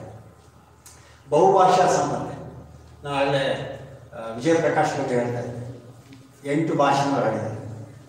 ಇವತ್ತು 8 ಭಾಷೆ ಮಾತನಾಡೋ ಸಾಮರ್ಥ್ಯವನ್ನು ಕಲಿತಿದ್ದಾರೆ. ರಾಧಾಕೃಷ್ಣನ್ ಗೊತ್ತಿರ್ಬೋದು, ಡಾಕ್ಟರ್ ರಾಧಾಕೃಷ್ಣನ್ ಅವರು he use to speak 14 languages. 14 ಭಾಷೆಗಳನ್ನು ನಿರರ್ಗಳವಾಗಿ ಮಾತನಾಡ್ತಾ ಇದ್ರು. SP ಬಾಲಸುಬ್ರಹ್ಮಣ್ಯ ಎಷ್ಟು ಭಾಷೆ ಆಡಿದ್ರು? 40,000 ಹಾಡುಗಳು, 40,000 ಹಾಡುಗಳನ್ನು ಅವರು ಆಡಿರ್ತಕ್ಕಂಥದ್ದು. ಎಷ್ಟು ಭಾಷೆಗಳು? 13-14 ಭಾಷೆಗಳಲ್ಲಿ ಹಾಡುಗಳನ್ನು ಆಡಿರ್ತಕ್ಕಂಥದ್ದು ನೋಡಿ. ಅದಷ್ಟೇ ಅಲ್ಲ ನೋಡಿ, ಅವ್ರು ಕನ್ನಡದಲ್ಲಿ ಮಾತನಾಡೋದು ನೋಡಿದ್ರು ಕನ್ನಡಿಗರಲ್ಲ ಅಂತ ಹೇಳೋಕ್ಕೆ ಸಾಧ್ಯ ಇರಲಿಲ್ಲ. ಯು ಕ್ಯಾನ್ ಸಿ, ತಮಿಳಲ್ಲಿ ಹೋದ್ರೆ ತಮಿಳು ಅಷ್ಟೇ ನಿರರ್ಗಳವ್ರು ಮಾತಾಡ್ತಾ ಇದ್ರು, ತೆಲುಗಲ್ಲಿ ಹೋದ್ರೆ ತೆಲುಗಲ್ಲೂ ಹಾಗೆ ಮಾತಾಡ್ತಾ ಇದ್ರು. ಮರಾಠಿಗೆ ಹೋದ್ರೆ ಮರಾಠಿ ಮಾತನಾಡ್ತಾರೆ. See this how you can see. ನಾವೇನು ಮಾಡ್ತಾ ಇದೀವಿ ಅಂದರೆ ಮಕ್ಕಳನ್ನು ರಿಸ್ಟ್ರಿಕ್ಟ್ ಮಾಡ್ತೀವಿ. ಅದಕ್ಕೆ ನಾನು ಒಂದು ಸ್ಲಮ್ ಏರಿಯಾದಿಂದ ಬರೋ ಹುಡುಗಿ, ನಮ್ಮ ಮನೆ ಹತ್ರ ಒಂದು ಕೆಲಸಕ್ಕೆ ಬರ್ತಿದ್ದ ಹುಡುಗಿ, ಒಂದು ಸ್ಲಮ್ ಏರಿಯಾದಿಂದ ಬರೋ ಹುಡುಗಿ, ಅವಳಿಗೆ 4-5 ಭಾಷೆ ಬರುತ್ತೆ. ಯಾಕೆ ಅಂದರೆ ಅವ್ರ ಮನೆ ಏರಿಯಾದಲ್ಲಿ ತಮಿಳು ಮಾತಾಡೋರಿದ್ದಾರೆ, ಮಲಯಾಳಂ ಮಾತಾಡೋರಿದ್ದಾರೆ, ತೆಲುಗು ಮಾತಾಡೋರಿದ್ದಾರೆ, ಕನ್ನಡ ಮಾತಾಡೋರಿದ್ದಾರೆ, ಹಿಂದಿ ಮಾತಾಡೋರಿದ್ದಾರೆ. ಇಂಗ್ಲೀಷ್ ಬರೋಲ್ಲ ಅವಳಿಗೆ ಬಿಟ್ಟರೆ 5 ಭಾಷೆ ಮಾತಾಡ್ತಾರೆ. Just you can imagine. ನಮಗೂ ಬರೋದೇ ಬೇಕಾದ್ರೆ 2-3 ಭಾಷೆ. ಕನ್ನಡ, ಇಂಗ್ಲೀಷ್, ಹಿಂದಿ ನಾವು ಕಲ್ತಿದ್ದೀವಿ, ಅಷ್ಟೇ ಬರೋದು ನಮಗೆ. ಅವರು ಏನೂ ಓದಿದೆ, she has learn 5 languages. C, ಬಹುಭಾಷಾ ಸಾಮರ್ಥ್ಯವನ್ನು ಕಲಿಯೋದಕ್ಕೆ ಭಾರತಕ್ಕಿಂತ ಒಳ್ಳೆಯ ಜಾಗ ಎಲ್ಲೂ ಇಲ್ಲ ಅನ್ನೋದು ಗೊತ್ತಿರೋದು ಅಲ್ವಾ? ಇಷ್ಟೊಂದು ಭಾಷೆಗಳಿರೋ ರಾಷ್ಟ್ರ ವಿಶ್ವದಲ್ಲಿ ಎಲ್ಲೂ ಸಿಗಲ್ಲ. ನಿಮಗೆ ಅಂಥ ಅವಕಾಶಗಳಿದೆ, ಕಲಿಯೋದಕ್ಕೆ ಅವಕಾಶಗಳಿದೆ. ಬೇರೆ ಬೇರೆ ರಾಜ್ಯಗಳಿಗೆ ಹೋದಾಗ ಆ ಭಾಷೆಗಳನ್ನು ಕಲಿಯೋದಕ್ಕೆ ಅವಕಾಶಗಳಿದೆ. ಅದಕ್ಕೆ ಇವತ್ತಿನ ಎಜುಕೇಷನ್ ಸಿಸ್ಟಮಲ್ಲಿ ಅದನ್ನು ಇಂಟ್ರೊಡ್ಯೂಸ್ ಮಾಡಿದ್ದಾರೆ. ಬೇರೆ ಬೇರೆ ಭಾಷೆಗಳನ್ನು, ಬೇರೆ ಬೇರೆ ರಾಜ್ಯಗಳ ಭಾಷೆಗಳನ್ನು ಕಲಿಯೋದಕ್ಕೂ ಅವಕಾಶಗಳನ್ನು ಮಾಡಿಕೊಟ್ಟಿದ್ದಾರೆ. ಇನ್ನು ಸಮಸ್ಯೆ ಪರಿಹಾರ ಸಾಮರ್ಥ್ಯ, ಪ್ರಾಬ್ಲಮ್ ಸಾಲ್ವಿಂಗ್ ಎಬಿಲಿಟಿಯನ್ನು ಮಕ್ಕಳಲ್ಲಿ ಬೆಳೆಸಬೇಕು. ಸಿಂಪಲ್ ಪ್ರಾಬ್ಲಮ್ ಸಾಲ್ವಿಂಗ್ ಅಂದರೆ ಅವರ ಸಮಸ್ಯೆಗಳಿಗೆ ಅವರೇ ಪರಿಹಾರವನ್ನು ಕಂಡುಕೊಳ್ಳುವಂತೆ ಆಗಬೇಕು. Not to depend on parents, teachers or the others. ಇದನ್ನು ನೀವು ಬೆಳೆಸಿ ಮಕ್ಕಳಲ್ಲಿ. ಪ್ರಾಬ್ಲಮ್ ಸಾಲ್ವಿಂಗ್ ಎಬಿಲಿಟಿಯನ್ನು ಮಕ್ಕಳಲ್ಲಿ ಬೆಳೆಸಿ ಸಣ್ಣ ಸಣ್ಣ ಸಮಸ್ಯೆಗಳಿಗೆ ಅವರೇ ಪರಿಹಾರ ಕಂಡುಕೊಳ್ಬೇಕು. ಅವನು ಏನು ಓದಬೇಕು ಅನ್ನೋದ್ರ ಬಗ್ಗೆ ಆಗಲಿ, ಯಾವ ವೃತ್ತಿ ಮಾಡಬೇಕು ಅನ್ನೋದ್ರ ಬಗ್ಗೆ ಆಗಲಿ, ಇನ್ನೊಂದು ಡಿಸಿಷನ್ ಮಾಡೋದಕ್ಕಾಗಲಿ, ಅಥವಾ ಅವ್ನು ಎದುರಾಗ್ತಕ್ಕಂಥ ಸಣ್ಣ ಸಣ್ಣ ಸಮಸ್ಯೆಗಳಿಗೆ ಪರಿಹಾರ ಕಂಡುಕೊಳ್ತಕ್ಕಂಥದ್ದು ಇರ್ಬೋದು. ಇದೆಲ್ಲ ಅವನೇ ಮಾಡಬೇಕು. ಸೊ ಅದನ್ನು ಆ ಮಕ್ಕಳಲ್ಲಿ ಎನ್ಕರೇಜ್ ಮಾಡಿ ಬಿಗಿನಿಂಗಿಂದ ಸ್ಮಾಲ್ ಪ್ರಾಜೆಕ್ಟ್ಸ್ಗೆ ಕೊಡ್ತೀವಲ್ಲ ಸಣ್ಣ ಮಕ್ಕಳಿಗೆ. ಯಾಕೆ? To develop that problem solving ability. ಸಣ್ಣ ಮಕ್ಕಳಿಗೆ ಪ್ರಾಜೆಕ್ಟ್ಸ್ಗಳು ಅನ್ನೋದು ಈಗ ಎಲ್ಲಿಂದ ಅಂದರೆ ನರ್ಸರಿಯಿಂದ ಹಿಡಿದು PG ಇದೆ ಇವತ್ತು. ಈಗ ಮೊದಲೆಲ್ಲ ಪ್ರಾಜೆಕ್ಟ್ ಅಂದರೆ ಓನ್ಲಿ PG-ನಲ್ಲೋ ಇದರಲ್ಲಿ ನೋಡ್ತಾ ಇದ್ದೆ. ಈಗ ಪ್ರೈಮರಿಯಿಂದನೂ ಪ್ರಾಜೆಕ್ಟ್ಸ್. ಈಗ 2-3ನೇ ಕ್ಲಾಸಿನ ಪ್ರಾಜೆಕ್ಟ್ ಏನು ಅಂದರೆ ಬೇರೆ ಬೇರೆ ಥರದ ಎಲೆಗಳನ್ನು ಸಂಗ್ರಹಿಸಿ ಅವುಗಳನ್ನು ಸ್ಟಡಿ ಮಾಡಿ. That it self is a project for A child. ಮಗುವಿಗೆ ಎಷ್ಟು ವೈವಿಧ್ಯತೆ ಗೊತ್ತಾಗುತ್ತೆ. ಅಥವಾ ಫೆದರ್ಸ್ ಕಲೆಕ್ಟ್ ಮಾಡಿ, they can study the different feathers of the birds. ಈ ಥರದನ್ನ ಮಕ್ಕಳಲ್ಲಿ ಅಧ್ಯಯನ ಮಾಡೋದಕ್ಕೆ ಎನ್ಕರೇಜ್ ಮಾಡ್ತಕ್ಕಂಥದ್ದು ಮುಖ್ಯ ಆಗುತ್ತೆ. ಇನ್ನು ನೈತಿಕತೆ ಬಹಳ ಮುಖ್ಯ, ಮಕ್ಕಳಲ್ಲಿ ಬೆಳೆಸಬೇಕಾಗುತ್ತೆ. ಎಥಿಕ್ಸ್. ಇವತ್ತೇನಾಗಿದೆ ಅಂದರೆ ಮಕ್ಕಳು ಬಹಳಷ್ಟು ಬುದ್ಧಿವಂತರಾಗ್ತಾ ಇದ್ದಾರೆ, ಬಟ್ ನೈತಿಕ ಅಧಪತನವನ್ನು ನಾವು ನೋಡ್ತಾ ಇದ್ದಾರೆ. Highly brilliant doctor has become ಏನಾಗಿದೆ, ಟೆರರಿಸ್ಟ್.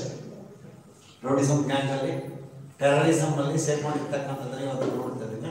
ಅವರು ಡಾಕ್ಟರ್ಸು, ಇಂಜಿನಿಯರ್ಸ್ ಆಗಿರೋರು, ಅವರು ಆ ಟೆಕ್ನಾಲಜಿಯನ್ನು ಎಲ್ಲಿ ಬಳಸ್ತಾರೆ ಅಂದರೆ ಅಲ್ಲಿ ಬಳಸ್ಕೊಳ್ತಾರೆ. ಒಂದು ಗ್ಯಾಂಗಲ್ಲಿ ಸೇರ್ಕೊಂಡು ಬ್ಯಾಂಕ್ ರಾಬರಿ ಮಾಡೋದು ಹೇಗೆ, ಒಬ್ಬ VIP ಕಿಡ್ನಾಪ್ ಮಾಡೋದು ಹೆಂಗೆ, ಈ ಥರದ್ರಲ್ಲಿ ಬಳಕೆ ಮಾಡ್ಕೊಳ್ತಾ ಇರ್ತಕ್ಕಂಥದ್ದು ನಾವು ನೋಡ್ತಾ ಇದ್ದೀವಿ. ಅದಕ್ಕೆ ನೈತಿಕತೆ ಬಹಳ ಮುಖ್ಯ. ನಿಮ್ಮ ಮಕ್ಕಳಲ್ಲಿ ನೀವೇನು ನೈತಿಕತೆ ಬೆಳೆಸ್ತೇವೆ, ಸಮಾಜಕ್ಕೆ ಹಿರಿಯರಿಗೆ ಗೌರವನ ಕೊಡ್ತಕ್ಕಂಥದ್ದು, ಸಮಾಜಕ್ಕೆ ಉಪಯೋಗ ಆಗ್ತಕ್ಕಂಥ ವ್ಯಕ್ತಿಯಾಗಿ ಬಾಳ್ತಕ್ಕಂಥದ್ದು ಏನಿಲ್ಲ ಅಂಥ ಒಂದು ನೈತಿಕತೆಯನ್ನು ಮಕ್ಕಳಲ್ಲಿ ಬೆಳೆಸ್ತಕ್ಕಂಥದ್ದು ಶಿಕ್ಷಣದಲ್ಲಿ ಇವತ್ತು ಆಗಬೇಕಾಗಿದೆ. Not just to make them brilliants, ಬರೀ ಅವರ ಅಂಕಗಳನ್ನು ತೆಗೆದು ಬ್ರಿಲಿಯಂಟ್ ಆಗಿ ಅವನಿಗೆ ನಾಡಿದ್ದಾನೆ ದಾವಣಗೆರೆ ಗೌರ್ಮೆಂಟ್ ಕಾಲೇಜ್ನ ಒಬ್ಬ ಫಸ್ಟ್ ರ್ಯಾಂಕ್ ಬಂದ ಹುಡುಗ, I think he caught as the terrorist late ಆಗಿಸಿದ್ದಾರೆ. ಒಂದು ಟೆರರಿಸ್ಟ್ ಗ್ಯಾಂಗಲ್ಲಿ ಸೇರ್ಕೊಂಡಿದ್ದ, ಆ ಬಾಂಬ್ ತಯಾರು ಮಾಡೋದ್ರಲ್ಲಿ ಅವ್ನು ಹೆಲ್ಪ್ ಮಾಡ್ತಾ ಇದ್ದ ಒಂದು ಗ್ಯಾಂಗ್. ಸೊ ಏನು ಉಪಯೋಗ? ಅವನು ಅಷ್ಟು ಎಂಜಿನಿಯರಿಂಗಲ್ಲಿ ರ್ಯಾಂಕ್ ಬಂದಂಥ ಹುಡುಗ ಅವನು ಸಮಾಜಕ್ಕೆ ಉಪಯೋಗ ಮಾಡೋದು ಬಿಟ್ಟು ಇನ್ನೊಂದು ಇಂಥ ಕೆಲಸಗಳು ತೊಡಗಿದ್ರೆ ಏನು ಉಪಯೋಗ ಇದೆ? That you have to see. ಅದೇ ರೀತಿ ಕೊಲ್ಯಾಬ್ರೇಷನ್, ಸಹಯೋಗವನ್ನು ಮಕ್ಕಳಿಗೆ ಕಲಿಸ್ಬೇಕು. Collaboration, to work together. ಈ ಸ್ಕೂಲ್ಸ್ ಹೇಗಿದೆ ಅಂತಂದರೆ they should not work in isolation. You should work in collaboration with another school. You should work in collaboration with another school in America or UK or England or any other country. See that collaborative research ಇವತ್ತು encourage ಮಾಡ್ತಾ ಇದ್ದಾರೆ. ಅಲ್ಲಿ ಮಕ್ಕಳಿಗೆ ಏನು ಕಲಿಸ್ತಾರೆ ಅನ್ನೋದನ್ನು ನೀವು ಕಲ್ತ್ಕೊಳ್ಬೋದು. ಇಲ್ಲಿ ಏನು ಒಳ್ಳೇದಿದೆ ಅದನ್ನು ಅವ್ರು ಕಲ್ತ್ಕೊಳ್ಬೋದು. There is a need for collaboration for the education ಪ್ರೋಗ್ರಾಮ್ಸ್ಗಳಿಗೆ, ರಿಸರ್ಚ್ ಆ್ಯಕ್ಟಿವಿಟೀಸ್ಗಳಿಗೆ there is a need for collaboration. So ಅಂಥದ್ದನ್ನು ಇವತ್ತು ಎನ್ಕರೇಜ್ ಮಾಡಬೇಕು. ಈ ಕೊಲಾಬ್ರೇಷನ್ ಇದ್ರೆ ಮಕ್ಕಳಿಂದನೇ ಪ್ರಾರಂಭ. ನಾವು ಗ್ರೂಪ್ ಮಾಡೋದು ಪ್ರಾಜೆಕ್ಟ್ ಕೊಡ್ತೀವಿ, ಈ 5-6 ಜನ ಸೇರಿ ಒಂದು ಪ್ರಾಜೆಕ್ಟ್ ಮಾಡ್ತೀವಿ. They need to collaborate, they need to work together. So ಆ ರೀತಿಯಾಗಿ ವರ್ಕನ್ನು ಶೇರ್ ಮಾಡ್ಕೊಳ್ಳೋದು ಹೇಗೆ, ಆ ಎಲ್ಲ ಸೇರಿ ಒಂದು ಗುರಿಯನ್ನು ರೀಚ್ ಆಗೋದು ಹೇಗೆ, ಇದನ್ನ ಮಕ್ಕಳು ಕಲಿಬೇಕಾಗುತ್ತೆ. ನಂತರ social responsibility is very important. ಸಾಮಾಜಿಕ ಜವಾಬ್ದಾರಿಯನ್ನು ಮಕ್ಕಳಲ್ಲಿ ಬೆಳೆಸಿ. ನಾನು ಬರೀ ಓದೋದು, ನಾನು ಮಾರ್ಕ್ಸ್ ತೆಗೆಯೋದು, ರ್ಯಾಂಕ್ ಬರೋದು ಯಾಕೆ ಅಂತಂದರೆ ನಾನು ಅಮೆರಿಕಕ್ಕೆ ಹೋಗೋಕ್ಕೆ, ನಾನು ಒಂದು ದೊಡ್ಡ ಬಿಲ್ಡಿಂಗ್ ಕಟ್ಕೊಳ್ಳೋಕ್ಕೆ, ಒಂದು ದೊಡ್ಡ ಕಾರ್ ತಗೊಳ್ಳೋಕ್ಕೆ, ಇದಕ್ಕಾಗ ಇದು not my personal gain. What you are contribute to society is most important. ಸಮಾಜಕ್ಕೆ ನೀವೇನು ಕೊಟ್ಟಿದ್ದೀರಿ, ಸಮಾಜಕ್ಕೆ ಕೊಡುಗೆ ನೀಡುವಂಥ ವ್ಯಕ್ತಿಯನ್ನಾಗಿ ನಾವು ಕೊಡಿಸಿದ್ರ. ಅಬ್ದುಲ್ ಕಲಾಂ ಉದಾಹರಣೆ ನಿಮಗೆಲ್ಲ ಗೊತ್ತಿದೆ ಅಂತ ಅಂದ್ಕೊಂಡಿದ್ದೆ. ರಾಷ್ಟ್ರಾಧ್ಯಕ್ಷ ಇದ್ದಂಥ ಸಂದರ್ಭದಲ್ಲಿ ಅವ್ರು ಹೈದರಾಬಾದ್ನ ಒಂದು ಪೋಲಿಯೋ ಪೀಡಿತವಂಥ ಮಕ್ಕಳ ಶಾಲೆಗೆ ಹೋಗ್ತಾರೆ. ಅವ್ರು ರಾಷ್ಟ್ರಾಧ್ಯಕ್ಷ ಆಗಿದ್ದು ನಿಮ್ಗೆ ಗೊತ್ತಿದೆ. Was fond of teaching. ಎಲ್ಲರೂ ಒಂದು ಮಕ್ಕಳ ಶಾಲೆಗೆ ಹೋಗಿ 1 ಗಂಟೆ ಪಾಠ ಮಾಡಿ ಬಂದರೆ ಅವ್ರಿಗೆ ಬಹಳ ಖುಷಿ. ಅದಕ್ಕೆ ಹೈದರಾಬಾದಿಗೆ ಹೋದಾಗ ಏನು ಮಾಡ್ತಾರೆ, ಅದೊಂದು ಪೋಲಿಯೋ ಪೀಡಿತ ಮಕ್ಕಳ ಶಾಲೆ ಇದೆ ಅಂತ ಹೇಳಿ ಅಲ್ಲಿಗೆ ಹೋಗ್ತಾರೆ. ಅಲ್ಲಿ ಹೋಗಿ ಆ ಮಕ್ಕಳು ನೋಡ್ತಾರೆ. ಆ ಮಕ್ಕಳಿಗೆ ಕ್ಯಾಲಿಪರ್ಸ್ ತೋರಿಸಿರ್ತಾರೆ, ಸ್ಟೀಲ್. ಆ ಸ್ಟೀಲ್ ಕ್ಯಾಲಿಪರ್ಸ್ನ ತೂಕ 4 kg ಇರುತ್ತೆ. ಅದನ್ನ ಹಾಕ್ಕೊಂಡು ನಡೆಯೋಕ್ಕೆ ಆ ಮಕ್ಕಳು ಭಾಳ ಕಷ್ಟಪಡ್ತಾರೆ. ಕಾಲು ಸಣ್ಣಕ್ಕಿರುತ್ತೆ ನೋಡಿ, ಪೋಲಿಯೋ ಆದಂಥ ಮಕ್ಕಳು 4 kg ಕ್ಯಾಲಿಪರ್ಸ್ ಹಾಕ್ಕೊಂಡು ಓಡಾಡೋಕೆ ಭಾಳ ಕಷ್ಟಪಡ್ತಿರ್ತಾರೆ. ಇವ್ರಿಗೆ ಒಂಥರ ಅವರು ಮಕ್ಕಳು ಕಷ್ಟಪಡೋದು ನೋಡಿದಾಗ ಇವ್ರಿಗೆ ಕಣ್ಣೀರು ಬಂದುಬಿಡುತ್ತೆ. ನಾವು ಇಷ್ಟು ದೊಡ್ಡ ವಿಜ್ಞಾನಿಗಳಾಗಿ ಏನು ಉಪಯೋಗ, ಇಂಥ ಮಕ್ಕಳಿಗೆ ಒಂದು ಪರಿಹಾರ ಕೊಡೋಕ್ಕಾಗದಿದ್ರೆ ಅಂತೇಳಿ ವಾಪಸ್ ಹೋದ ತಕ್ಷಣ ಅವ್ರು ಎಲ್ಲ ವಿಜ್ಞಾನಿಗಳ ಕರೆದು ಒಂದು ಮೀಟಿಂಗ್ ಮಾಡ್ತಾರೆ. ನೋಡಿ, I come across this problem, within 3 months we must find a solution to this ಅಂತ. ಅವರೆಲ್ಲ ಸ್ನೇಹಿತರು ಮತ್ತು ಕಲಾಂ ಅವರು ಸೇರಿಕೊಂಡು 3 ತಿಂಗಳಲ್ಲಿ ಹೊಸ ಕ್ಯಾಲಿಪರ್ಸ್ ತಯಾರು ಮಾಡ್ತಾರೆ. ಆ ಕ್ಯಾಲಿಪರ್ಸ್ಗಳ ಅಷ್ಟೇ ಎಷ್ಟು ಸ್ಟೀಲ್ನ 4 kg ಕ್ಯಾಲಿಪರ್ಸ್ ಎಷ್ಟಿತ್ತೋ ಅಷ್ಟೇ ಸದೃಢವಾಗಿರೋ ಕ್ಯಾಲಿಪರ್ಸ್ಗಳನ್ನು ತಯಾರು ಮಾಡ್ತಾರೆ. ಅದ್ರ ತೂಕ 400 grams. ಆ ಕ್ಯಾಲಿಪರ್ಸ್ಗಳನ್ನು ತಯಾರು ಮಾಡಿ ಅವ್ರು ಹೈದರಾಬಾದಿಗೆ ಕಳಿಸಲ್ಲ, ಅವರೇ ತಗೊಂಡು ಹೋಗ್ತಾರೆ. ಮತ್ತೆ ಅಬ್ದುಲ್ ಕಲಾಂ ಅವರೇ ತಗೊಂಡು ಹೋಗಿ ಆ ಮಕ್ಕಳಿಗೆ ಕಳಿಸ್ತಾರೆ. ಆ ಮಕ್ಕಳು ಸುಲಭವಾಗಿ ನಡೆಯೋದು ನೋಡಿದಾಗ ಇವ್ರಿಗೆ ಆನಂದ ಭಾಷೆ ಬರುತ್ತೆ. ಅದಕ್ಕೆ ಅವರು ಪತ್ರಕರ್ತರಿಗೆ ಹೇಳ್ತಾರೆ, ನನ್ನ ಜೀವನದಲ್ಲಿ ಏನಾದ್ರು ನನಗೆ ಅತ್ಯಂತ ಸಂತೋಷವಾದಂಥ ಕ್ಷಣ ಇದ್ದರೆ ಇದೆ ಅಂತ ಹೇಳ್ತಾರೆ. ನಾನು ರಾಷ್ಟ್ರಾಧ್ಯಕ್ಷನಾಗಿದ್ದಲ್ಲ, ನನ್ನ ಕ್ಷಿಪಣಿ ಉಡಾವಣೆ ಮಾಡಿದ ಯಶಸ್ಸಾಗಿದ್ದಲ್ಲ, ಈ ಮಕ್ಕಳ ಕಣ್ಣೀರನ್ನು ಒರೆಸ್ತಕ್ಕಂಥ ಒಂದು ಅವಕಾಶ ನನಗೆ ಸಿಗ್ತಲ್ಲ, that is my achievement in my life ಅಂತ. ಸೊ ಇದು ಸೋಷಿಯಲ್ ರೆಸ್ಪಾನ್ಸಿಬಿಲಿಟಿ. ಸಮಾಜಕ್ಕೆ ನಾವು ಏನು ಮಾಡ್ತೀವಿ ಅನ್ನುವಂಥದ್ದು ಭಾಳ ಮುಖ್ಯ ಆಗುತ್ತೆ. ಅದೇ ರೀತಿ ಬೇರೆ ಬೇರೆ ಫೀಲ್ಡಲ್ಲಿ ಮಾಡ್ತಕ್ಕಂಥದ್ದಿದೆ. ನಮ್ಮ ಗ್ರೀನ್ ರೆವಲ್ಯೂಷನ್, ಯಾರು Mahantesh green revolution Swaminathan, right, M S Swaminathan ಅವರು, ನೀವು ನಮ್ಮ ದೇಶದ ಪರಿಸ್ಥಿತಿ ಹೇಗಿತ್ತು ಅಂತಂದರೆ, ಅವರು ಗ್ರೀನ್ ರೆವಲ್ಯೂಷನ್ನ ನಮ್ಮ ದೇಶಕ್ಕೆ ತರೋಕ್ಕಿಂತ ಮುಂಚೆ ನಾವು ಅಮೇರಿಕದಿಂದ ಗೋಧಿ ತರಿಸ್ಕೊಳ್ತಾ ಇದ್ವಿ, ಹಾಲಿನ ಪೌಡ್ರ್ ತರಿಸ್ಕೊಳ್ತಾ ಇದ್ವಿ. ನನಗೆ ನೆನಪಿದೆ, ನಾವು ಶಾಲೆಯಲ್ಲಿದ್ದಾಗ ನಮ್ಗೆ ಕೊಡ್ತಿದ್ದ ಉಪ್ಪಿಟ್ಟು, ಹಾಲು ಇದೆಲ್ಲ ಯಾವುದು ಅಂದರೆ ಅಮೇರಿಕದಿಂದ ಬರ್ತಿದ್ದಂತಹ ರವೆದು ಅಥವಾ ಆ ಪೌಡ್ರು ಅಮೇರಿಕದಿಂದ ಬರ್ತಿದ್ದಂಥದ್ದು. ಇಂಡಿಯನ್ನಲ್ಲಿ ಸಫಿಷಿಯನ್ಸಿ ಇರಲಿಲ್ಲ. ಬಟ್ ಟುಡೇ ಇವತ್ತೇನಾಗಿದೆ ಅಂದರೆ ಬೇಕಾದಷ್ಟು ದೇಶಗಳಿಗೆ ಕೊಡೋವಷ್ಟನ್ನು ನಾವು ಬೆಳವಣಿಗೆ ಮಾಡೋ ಸಾಮರ್ಥ್ಯ ನಮ್ಮ ದೇಶದಲ್ಲಿ ಬಂದಿದೆ. ಜಮೀನೇನು ಜಾಸ್ತಿ ಆಗಿರೋದು, ಇರೋದೇ ಜಮೀನು, ಇನ್ನೂ ರೈತರ ಸಂಖ್ಯೆ ಕಡಿಮೆ ಆಗಿದೆ ಹಂಗೆ ನೋಡೋದಾದ್ರೆ. But we have achieve the self sufficiency this green revolution, that is actually. So ಈ ಥರದ ಕಾಂಟ್ರಿಬ್ಯೂಷನ್ಸ್ ಇದೆಯಲ್ಲ, ದೇ ಆರ್ ಇಂಪಾರ್ಟೆಂಟ್ ಅಂತ ಸಾಮಾಜಿಕ ಜವಾಬ್ದಾರಿ. ನಿಮ್ಮದು ಡಿಜಿಟಲ್ ಸಾಕ್ಷರತೆ ಭಾಳ ಮುಖ್ಯ. All of you must be digitally literate. ಈಗ ನಮಗೆಲ್ಲ ಓಲ್ಡ್ ಏಜ್ ಟೀಚರ್ಸ್ ಏನಿರಲ್ಲ, ಇನ್ಕ್ಲೂಡಿಂಗ್ ಮೇ ಅಂತ ಅಂದ್ಕೊಳ್ಳಿ, ನನಗೆ ಸ್ವಲ್ಪ ಗೊತ್ತಿದೆ, ನಾನು ಅಟ್ಲೀಸ್ಟ್ ಲಿಟ್ರೇಟ್, ಡಿಜಿಟಲ್ ಲಿಟ್ರೇಟ್. ನಾನು ಯಾಕೆಂದ್ರೆ ಸ್ವಲ್ಪ ಆನ್ಲೈನ್ ಕ್ಲಾಸ್ಗಳು ಮಾಡ್ತಿರ್ತೀನಿ, ಅದರಿಂದ I think I am digitally literate.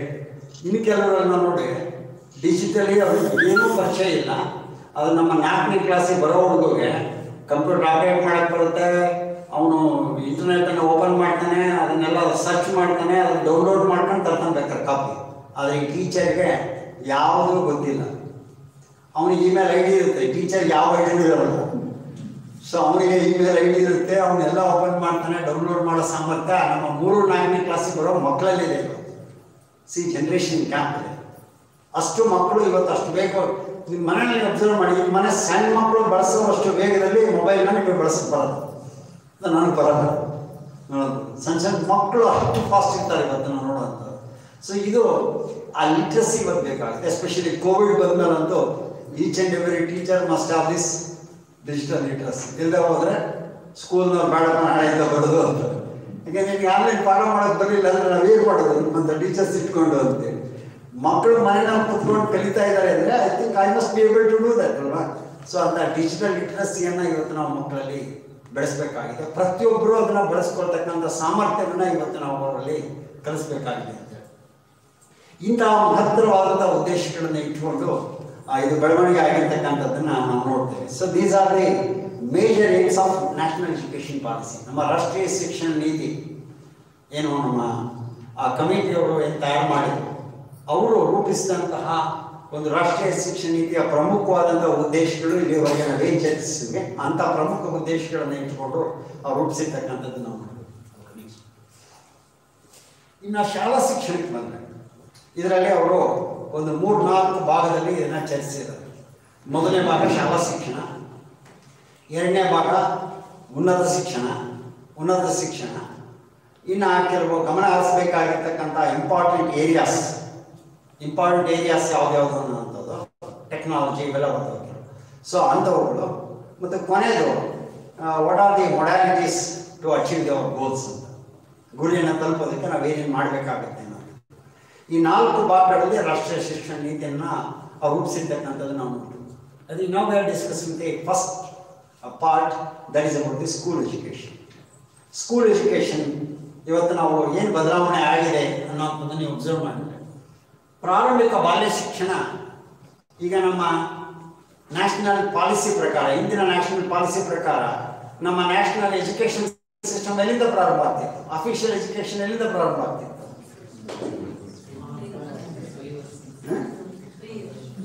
Official education ಪ್ರಾರಂಭ ಆಗ್ತಿತ್ತು 6 to 14, 6ರಿಂದ 14ರವರೆಗೆ ಉಚಿತ ಮತ್ತು ಕಡ್ಡಾಯ ಶಿಕ್ಷಣ ಅಂತ ನಾವೇನು ಹೇಳಿದ್ವಲ್ಲ. ಸೊ ಅದು ನಮ್ಮ ಆಬ್ಲಿಗೇಷನ್ ಆಫ್ ದಿ ಕಂಟ್ರಿ. ಅದ್ರ ಕೆಳಗಿಂದ ಇರಲಿಲ್ಲ, ಇದು ವಾಲಂಟ್ರಿ ಇತ್ತು. ಯಾವುದು ನರ್ಸರಿ, LKG, UKG ಏನಿತ್ತಲ್ಲ ವಾಲಂಟ್ರಿ. ನೀವು ಬೇಕಾದರೆ ಓದ್ಬೋದು, ಓದದೇ ಇದ್ರೂ ತೊಂದರೆ ಇಲ್ಲ, directly you can join first standard ಅನ್ನೋ ನಿಟ್ಟಿನಲ್ಲಿ ಇಲ್ಲಿವರೆಗೆ ಇತ್ತು. ಮತ್ತು ಗೌರ್ಮೆಂಟ್ನ ಆಬ್ಲಿಗೇಷನ್ ಇರಲಿಲ್ಲ ಅದಕ್ಕೆ.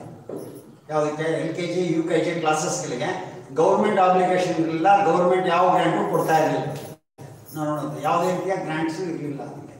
ಆದರೆ ಏನು ಅಂದರೆ ಮಕ್ಕಳ ಕಲ್ಯಾಣ ಇಲಾಖೆಯವರು ಅಂಗನವಾಡಿಗಳು ಅಂತ ಪ್ರಾರಂಭ ಮಾಡಿ ಅದರಲ್ಲಿ ಒಂದಿಷ್ಟು ಏನೋ ಸ್ಯಾಲರಿ ಕೊಟ್ಟು ಅದು ನಡೆಸ್ತಾ ಇತ್ತು ಅಷ್ಟೇ, ಬಿಟ್ಟರೆ ಸರ್ಕಾರದ ಆಬ್ಲಿಗೇಷನ್ ಇರಲಿಲ್ಲ ಅಲ್ಲಿ. ಆದರೆ ಈಗ ಹೊಸ ರಾಷ್ಟ್ರೀಯ ಶಿಕ್ಷಣ ನೀತಿನಲ್ಲಿ ನಮ್ಮ ಫಾರ್ಮಲ್ ಎಜುಕೇಷನ್ ಪ್ರಾರಂಭ ಆಗೋದಿಲ್ಲ ಅಂದರೆ ಫ್ರಮ್ ದಿ 3 years 3ನೇ ವರ್ಷದಿಂದ ಪ್ರಾರಂಭ ಆಗುತ್ತೆ. ಎಲ್ಲಿವರೆಗೂ ಕಂಟಿನ್ಯೂ ಆಗುತ್ತೆ ಅಂದರೆ ಅಪ್ ಟು 18 years. 3 to 18 ಏನಿದೆಯಲ್ಲ, that comes under the free and compulsory education of this country. ನಾವು ಇಲ್ಲಿವರೆಗೆ ಇದ್ದಿದ್ದು 6 to 14 ಮಾತ್ರ. 1ನೇ ಕ್ಲಾಸಿಂದ 8ನೇ ಕ್ಲಾಸ್ ಮೇಲೆ ಮುಗೀತು. ಮುಂದಕ್ಕೆ ಬೇಕಾದ್ರೆ ನೀವು ಹೋಗ್ಬೋದು, ಬೇಡ ಆದರೆ ಬಿಡ್ಬೋದು. ಈಗ ಆಗಿಲ್ಲ. They have to go, they can get free education up to the 12th standard, up to 12th standard from pre-KG. So pre-KG ಅಥವಾ ನರ್ಸರಿ ಅಂತ ಏನು ಕರಿತೀವಿ, ಪ್ಲೇ ಗ್ರೂಪ್, ಬೇರೆ ಬೇರೆ ಹೆಸರುಗಳು ಕರಿತೀವಿ, ನರ್ಸರಿ ಅಂತೀವಿ, ಪ್ಲೇ ಗ್ರೂಪ್ ಅಂತೀವಿ.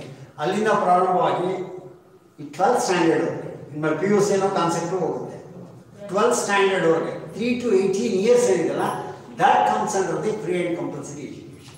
ಇನ್ನು ಉಚಿತ ಮತ್ತು ಕಡ್ಡಾಯ ಶಿಕ್ಷಣ ಅನ್ನುವಂಥದ್ದು ಅಲ್ಲಿಂದ ಅಲ್ಲಿವರೆಗೂ ಇರ್ತಕ್ಕಂಥದ್ದನ್ನು ನಾವು ನೋಡ್ತೀವಿ. ಅದೇ ರೀತಿ ನಮ್ಮ RTE ಇದೆಯಲ್ಲ, RTE ಈಗ ಅಲ್ಲಿಂದ ಅಲ್ಲಿವರೆಗೂ ಎಕ್ಸ್ಟೆಂಡ್ ಆಗುತ್ತೆ. RTE ಮೊದಲೇನಿತ್ತು ಅಂತಂದರೆ ಓನ್ಲಿ ಅಪ್ ಟು 8, 9ನೇ ಕ್ಲಾಸಿಗೆ ಬಂದರೂ ಕೊಡ್ತಾ ಇರಲಿಲ್ಲ ಅವರು ಸರ್ಕಾರದಿಂದ. ಈಗ up to 12th. RTE is extended from 3 years to 18 years. So ಆ ರೀತಿಯಾಗಿ RTE ಇದೆ. ಈ ನೀತಿಯನ್ನು ನೋಡುವಂಥದ್ದು ಏನಪ್ಪ ಅಂದರೆ, ಈ ಪೂರ್ವ ಬಾಲ್ಯದ ಪ್ರಾರಂಭಿಕ ಬಾಲ್ಯ ಶಿಕ್ಷಣಕ್ಕೆ, ಆರೈಕೆಯ ಶಿಕ್ಷಣ, ಪ್ರಾರಂಭಿಕ ಬಾಲ್ಯದ ಶಿಕ್ಷಣ ಅಂತ ಏನು ಕರಿತೇವೆ, ಇದು 3 ರಿಂದ 6 ವರ್ಷದ ವಯೋಮಾನದ ಮಕ್ಕಳಿಗೆ, ಎಲ್ಲ ಮಕ್ಕಳಿಗೂ 2025 ಉತ್ತಮ ಗುಣಮಟ್ಟದ ಶಿಕ್ಷಣ ನೀಡಬೇಕು ಅನ್ನೋದು ಇದರ ಉದ್ದೇಶ ಇದೆ. 3 ರಿಂದ 6 ವರ್ಷ ಅಂತಂದರೆ ಇನ್ನೂ 1ನೇ ಕ್ಲಾಸಿಗೆ ಬರೋಕ್ಕಿಂತ ಮುಂಚೆ ನಮ್ಮ ನರ್ಸರಿ, LKG, UKG ಅಂತ ಏನು ಕರಿತೀವಿ. ಸೊ ಆ ಕ್ಲಾಸ್ಗಳು ಪ್ರೀ ಪ್ರೈಮರಿ ಕ್ಲಾಸಸ್ ಏನಿದೆಯಲ್ಲ, ಈ ಪ್ರೀ ಪ್ರೈಮರಿ ಕ್ಲಾಸಸ್ಗಳನ್ನು 3 ರಿಂದ 6 ವರ್ಷದ್ದು 25ನೇ ಇಸ್ವಿ ಒಳಗಾಗಿ ಈ ದೇಶದ ಪ್ರತಿಯೊಂದು ಮಗುವಿಗೂ ಸಹ ಆ ಶಿಕ್ಷಣವನ್ನು ನೀಡಬೇಕು ಅನ್ನೋಂಥ ಗುರಿಯನ್ನು ಕೊಟ್ಟಿದೆ. ಪ್ರತಿಯೊಬ್ಬರು ಶಾಲೆಗೆ ಬರಬೇಕು, ಪ್ರತಿಯೊಬ್ಬರು ಆ ಶಿಕ್ಷಣವನ್ನು ಪಡಿಬೇಕು ಅನ್ನೋದು. ಅದು ಅಂಗನವಾಡಿನಲ್ಲಿರಲಿ ಅಥವಾ ಯಾವುದೋ ನರ್ಸರಿ ಸ್ಕೂಲಲ್ಲಿರಲಿ ಅಥವಾ ಇನ್ಯಾವುದೇ ಸ್ಕೂಲಲ್ಲಿರಲಿ.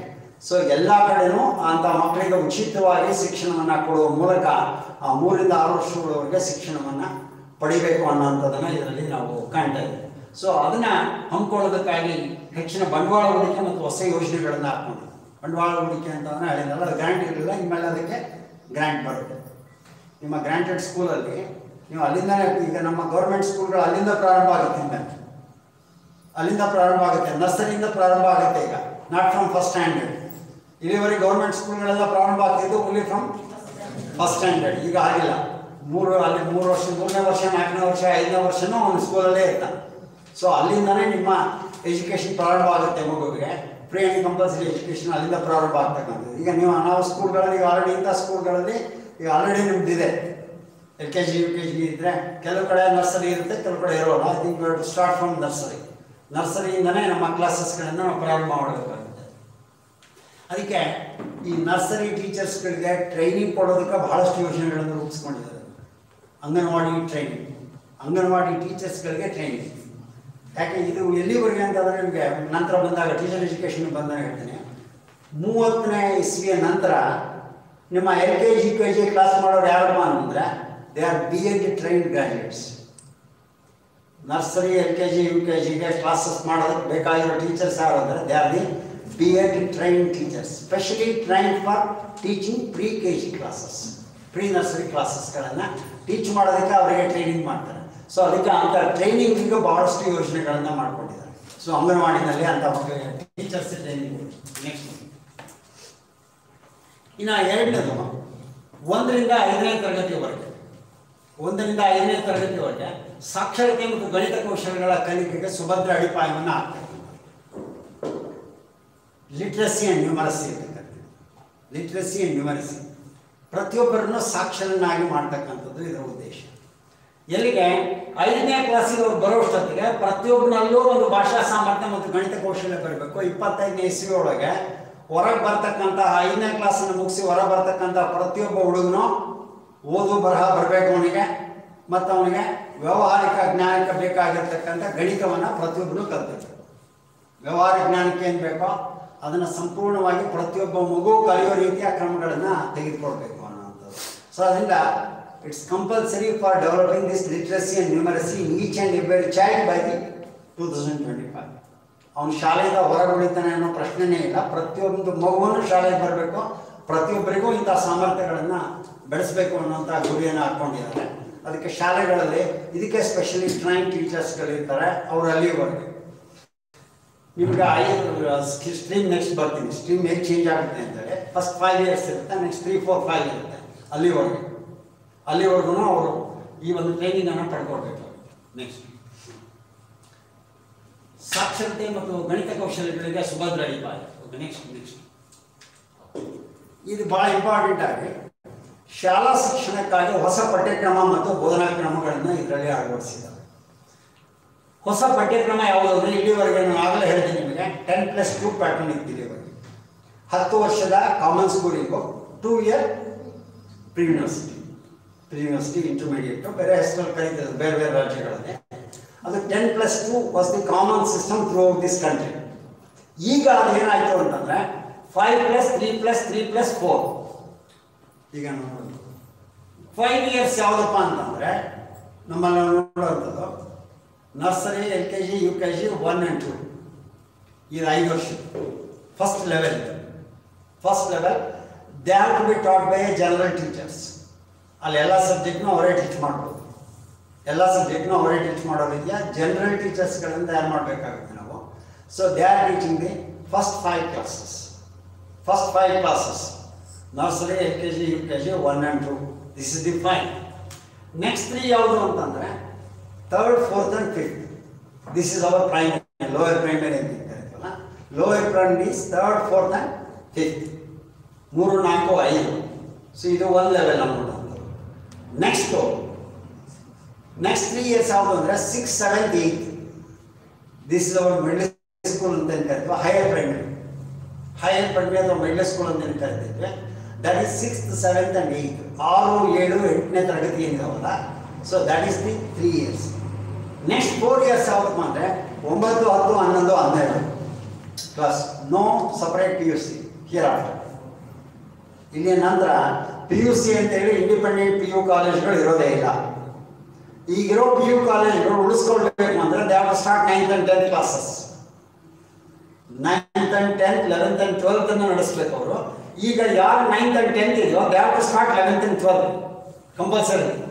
ಅವರು ಅದನ್ನು ಉಳಿಸ್ಕೊಳ್ಬೇಕು ಅಂತಂದರೆ ಸೆಕೆಂಡರಿ ಕ್ಲಾಸಸ್ಸನ್ನು. ಇಲ್ಲ ಅವರು 8ಗೆ ಕ್ಲೋಸ್ ಮಾಡ್ಕೊಂತೀವಿ ಅಂದರೆ ಸರಿ, ನಾನು 8ಗೆ ಅಷ್ಟೇ ನಡೆಸ್ತೀನಿ ಅಂತ. ನೀವು 9th and 10th ಇರಬೇಕು ಅನ್ನೋದು ನಿಮ್ಮಲ್ಲಿ to start the 11th and 12th. So ಅಲ್ಲಿವರೆಗೆ ನಿಮಗೆ ಇದು 5+3+3+4 ಮಾದರಿನಲ್ಲಿ ಇವತ್ತು ಇದನ್ನು books are not compulsory for them. Only ಒಂದು ಫ್ರೇಮ್ ವರ್ಕ್ ಕೊಡ್ತಾರೆ. ಆ ಫ್ರೇಮ್ ವರ್ಕನ್ನು ಆಧರಿಸಿ ಕೆಲವು ಬುಕ್ಸ್ಗಳನ್ನು ತಯಾರು ಮಾಡ್ಬೋದು. ಬಟ್ ಕಂಪಲ್ಸರಿ ಅವರಿಗೆ ಎಕ್ಸಾಮಿನೇಷನ್ಸ್ ಅಂತ ಇಲ್ಲ. ಎಕ್ಸಾಮಿನೇಷನ್ಸ್ ಅಂತ ಹೇಳಿ ಕಂಪಲ್ಸರಿ ಈಗ ನಾವು LKGವರೆಗೂ ಎಕ್ಸಾಮು, PKGವರೆಗೂ ಎಕ್ಸಾಮು ಮಾಡ್ತೀವಲ್ಲ, ನೋ ಸಚ್ ಎಕ್ಸಾಮಿನೇಷನ್ಸ್. ಸೊ 3ನೇ ಕ್ಲಾಸ್ನ ಕೊನೆಯಲ್ಲಿ ಒಂದು ಸಾರಿ ಅವರಿಗೆ ನಮ್ಮ ಸ್ಕೂಲ್ ಲೆವೆಲ್ ಎಕ್ಸಾಮಿನೇಷನ್ 3ನೇ ಕ್ಲಾಸ್ನ ಕೊನೆಯಲ್ಲಿ ನೋಡೋದು. ಸೊ ಅದಕ್ಕೆ ಇಲ್ಲಿ 1 and 2ವರೆಗೂ ಇಲ್ಲವೇ ಇಲ್ಲ. 1 and 2ವರೆಗೂ ಅವರಿಗೆ ಏನು ಈ ಕಂಪಲ್ಸರಿ ಎಕ್ಸಾಮಿನೇಷನ್ ಅನ್ನೋಂಥದ್ದು ಇಲ್ಲವೇ ಇಲ್ಲ. ಅವರಿಗೆ ಓನ್ಲಿ ಬೇಸಿಕ್ ಕಾನ್ಸೆಪ್ಟ್ಸ್ಗಳನ್ನು ಆ ಮಕ್ಕಳಿಗೆ ಕಲಿಸೋದು, ಆಟಗಳ ಮೂಲಕ ಪ್ಲೇವೇ ಮೆಥಡಲ್ಲಿ ಆ ಮಕ್ಕಳನ್ನ ಕಲಿಸ್ತಕ್ಕಂಥದ್ದು, ಎಕ್ಸ್ಪೀರಿಯನ್ಸಸ್ ಮೂಲಕ ಕಲಿಸ್ತಕ್ಕಂಥದ್ದು, ಫೀಲ್ಡ್ ವಿಸಿಟ್ಸ್ ಮೂಲಕ ಕಲಿಸ್ತಕ್ಕಂಥದ್ದು. That's how you are to train the students. So ಅಲ್ಲಿ ನಾವು ನೋಡ್ತಕ್ಕಂಥದ್ದು. ನೆಕ್ಸ್ಟ್ ಬಂದಾಗ 3, 4, 5ಕ್ಕೆ ಏನು ಬರ್ತಾರೆ. ಸೊ ಈ ಲೆವೆಲ್ನಲ್ಲಿ ಆ್ಯಕ್ಚುಲಿ ಬುಕ್ಸ್ ಇಂಟ್ರೊಡ್ಯೂಸ್ ಆಗುತ್ತೆ. 3rd, 4th, 5th ಬಂದಂಥ ಸಂದರ್ಭದಲ್ಲಿ ಅವರಿಗೆ ಅಲ್ಲಿ languages, science, maths, social science ಏನಿದೆಯಲ್ಲ ಇದು ಇಂಟ್ರೊಡ್ಯೂಸ್ ಆಗೋದು ಆ ಕ್ಲಾಸಿಗೆ ಬಂದಾಗ. 3rd, 4th, 5th ಬಂದಾಗ ಮಾತ್ರ ಅವರಿಗೆ ಅವುಗಳು ಬುಕ್ಸ್ ಇಂಟ್ರೊಡ್ಯೂಸ್ ಆಗುತ್ತೆ. ಇಲ್ಲೂ ಹೆಚ್ಚಾಗಿ ಎಕ್ಸ್ಪೀರಿಯನ್ಷಿಯಲ್ ಲರ್ನಿಂಗು ಆ ಥರದಿಗೆ ಹೆಚ್ಚು ಒತ್ತಿದೆ. ಡಿಸ್ಕವರಿ ಲರ್ನಿಂಗು, ಎಕ್ಸ್ಪೀರಿಯನ್ಷಿಯಲ್ ಲರ್ನಿಂಗು ಇಂಥವುಗಳಿಗೆ ಹೆಚ್ಚು ಅವಕಾಶ ಇರ್ತಕ್ಕಂಥದ್ದನ್ನು ನಾವು ನೋಡ್ತೇವೆ. That is the next level.